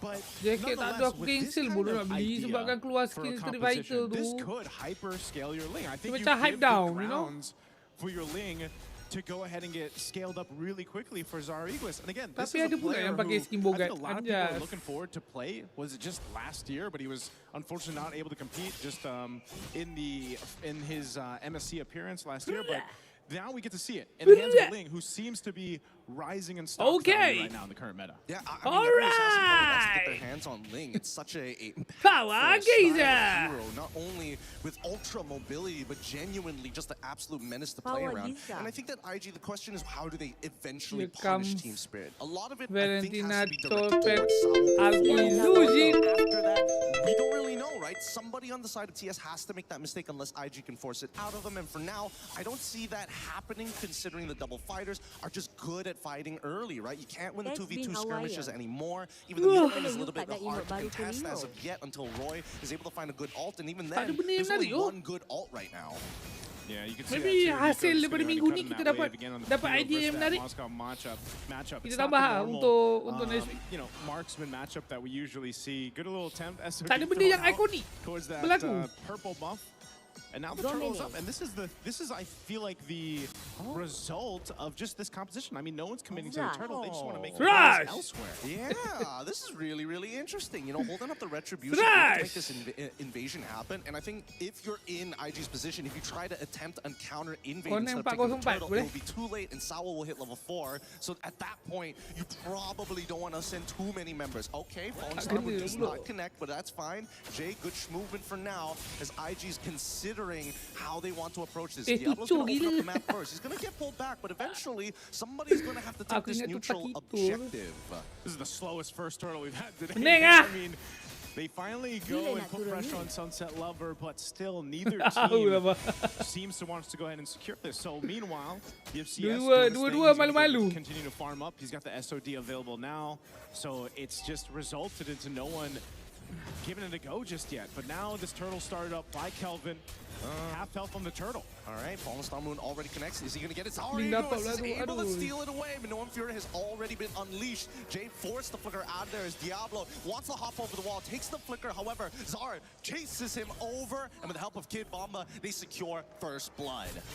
Hiko was making his way for that fight too. If they wanted to dia go punya down power and spike IG didn't minute disengage bawah the way they 8 did, tapi dia then that mati. would have been really bad for IG to go in that fight. We're going to look at the replay here brought to us by SDC. Again, this turtle for the taking happens really fast. Good usage there with the retribution from Zariguis. And then they get into this fight that just did not favor IG in this, and they really had to burn some battle spells and of course their ultimates to try to survive with all they could, but unfortunately, you know, it was Diablo to go down first. I think it's just unfortunate that Kevin just didn't have the Sever at the right time. It got canceled out initially once the Falling Star Moon came through, and when you're in that cooldown without it, it's really difficult to actually contest for the turtle, especially when your opponent is one level ahead. For now, I mean, this is exactly what I expect from a double fighter composition. Like, these people can take damage for days, and Kid Bomba is like, I don't care unless you kick me, and there's Way of the Dragon. It comes to him, and Noam Fury flicker forward with the SOD already connecting. They can't get any more than this. Sawo finally getting punished. There's the Ionic Edge.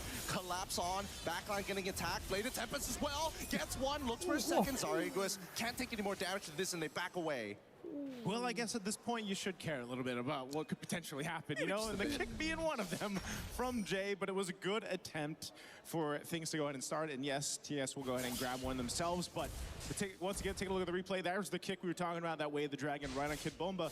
And I have to agree with you, aside from that, this is what the double fighter allows you to do. You get a ton of information for your team because you're usually planning up in that side of the jungle of the opposing team. Now up top, again, CS really comfortably just able to go ahead and farm up. There was some attempt up there, but the rest of the team of IG is there. Conceal's going to be used now.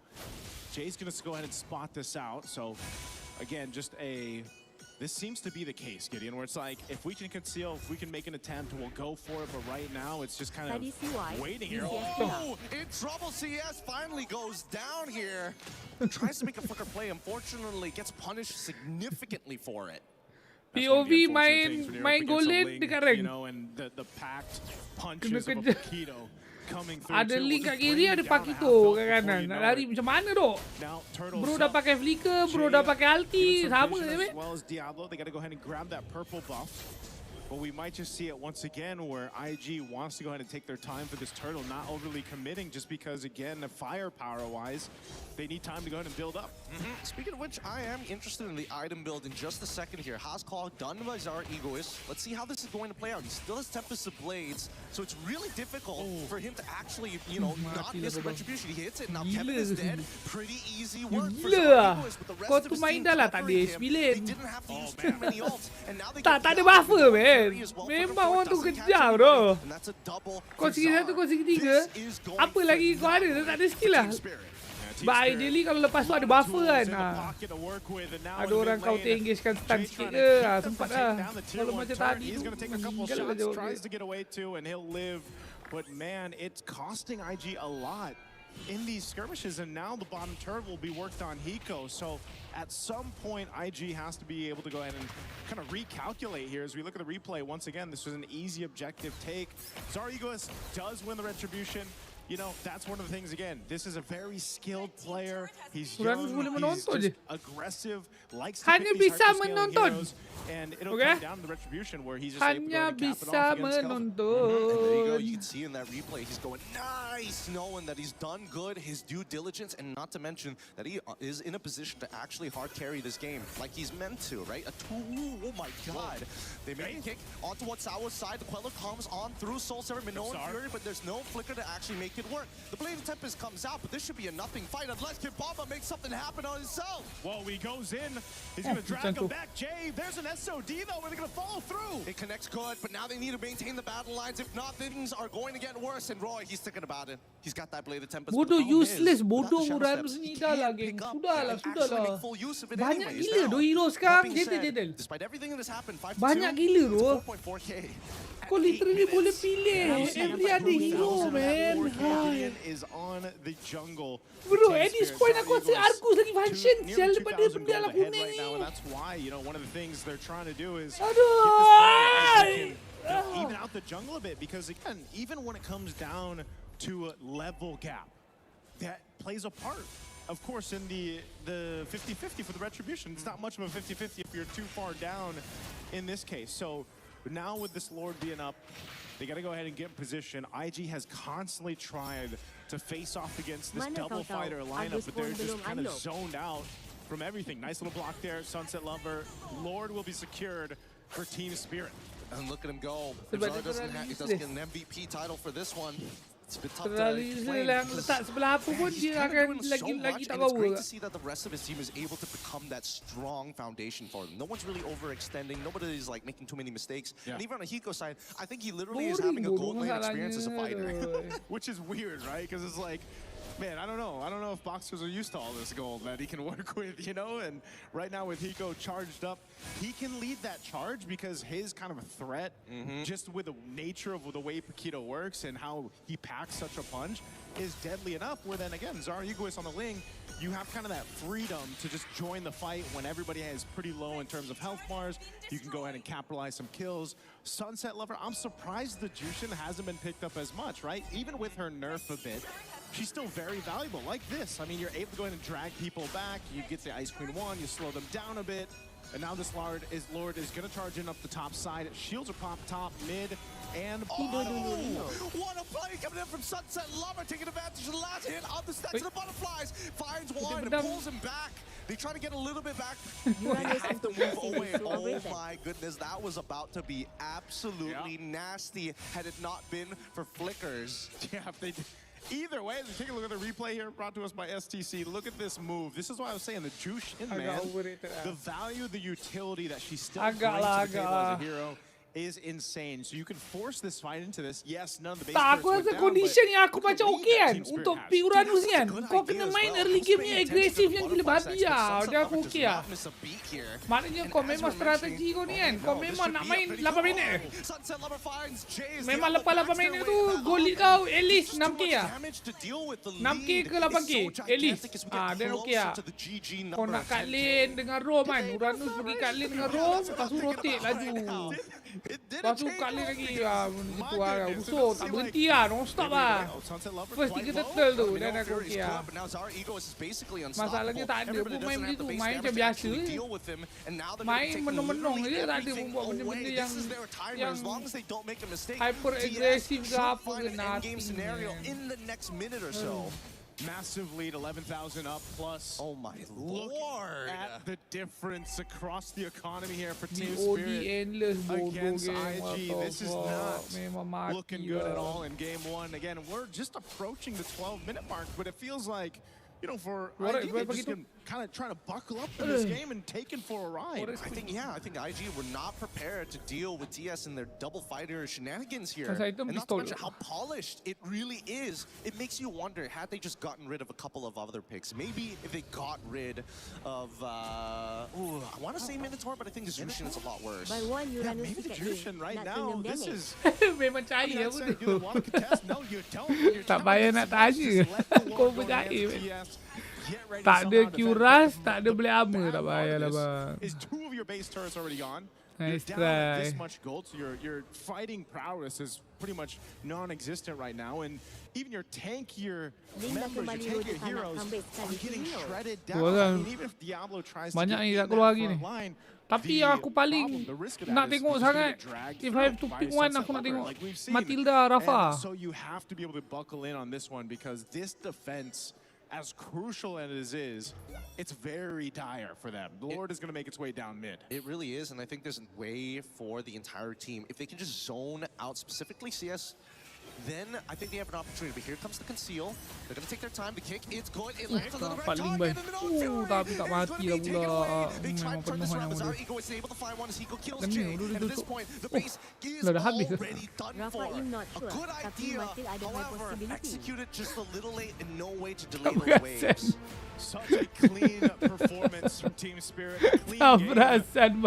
Again, I think a lot of people are wondering, you know, this version of Team Spirit coming Hai, baik aku tidur tau. Daripada aku tengok benda lah ni. Hai, bangkit betul lah. Uranus buat apa ni. This is a different version of it, a more refined version of Team Hey Spirit. yo, Uranus buat apa man? Zaman Majapahit oh. From what we've seen, it is clean. And for a Majapahit lah. to bring in this kind of Majapahit composition, man, the double fighter, Majapahit. make it work this well, it's kind of scary because again, what more is up the sleeve? Crazy because there are certain aspects of this Untuk hari ni sebab hari ni aku tidur pukul 8.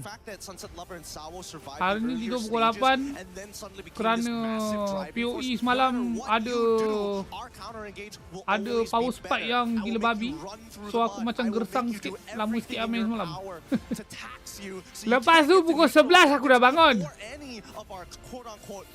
Pukul 11 aku dah bangun pergi ambil anak buah dekat Tadika. Lepas tu aku balik, memang tak boleh nak tidur lah kan. Lepas tu pukul 3 baru aku tidur. Much of the shot calls come Pukul through for Team 3. Spirit, you know, so this is one of the things again where it's just like, what do you do? What do you focus on to get to the next game? That's the main thing that you want to go ahead and look for. Pukul 3 aku tidur, aku bangun pukul 3.45. Kau rasa? Team Spirit take a convincing victory over Team Ignite, and it was Kau not rasa? even close. You saw that just slow tide. Kau rasa saya ada tenaga nak tengok Uranus ESB late? Ha? Ingat saya ada tenaga? Tak ada bro. Surprisingly tak sidai. Tak adalah. Tak adalah surprising sangat. Dan memang Gengarino semenjak 2026 ni kan memang punctual. So macam orang cakap new normal. New normal. And Ignite weren't ready for it. Aku dah minum 2 cawan kopi yo. The sentiment of the casters, they just looked shocked and awed with what they had to deal with. Esok bakal lagi lintang. Tak ada. Sebab jadual aku 5. Aku LCD lah. Sepanjang MSC ni, kalau harinya jadualnya start pukul 5 lepas aku sidai, kau maki aku. Kau maki amun aku kan, aku akan terima, aku diam. Bukan diam, malah aku akan support. Aku akan support, aku akan setuju. Aku cakap viewer meludahkan fakta. Aku cakap macam tu lah. Tak logik. Pukul 5 nak sidai.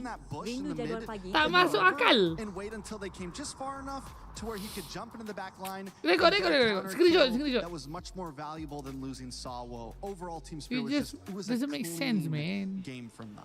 One of our questions was, can Team Spirit Bukan do janji what they manis. do on an international stage? Hakikat. And can Team Ignite come in trying to represent their region on this international stage and keep up with what Team Spirit was putting together? The answer so far is not quite. There remains more to be seen, but as we break down the graph of the end game, Renmar, it was a gold difference, it was a kill difference, it was a pace difference that allowed Team Spirit to stay yang on benar top. lah. This echoes again our sentiments about the Paquito pick. No matter Kenyang what menelan janji position it's in, it manismu, will have the bro. damage, whether you put it in the gold, meaning I love you, Mas Rino. in EXP, I love you too. It gets access to its upgraded skills I a little love bit you faster too. because of how much faster you can get with the EXP rolling into you. For Team Spirit, it tak ada orang ke there pula was a minum. word mentioned, Tapi I dia believe, bawa by emblem support. Nice, it was polished.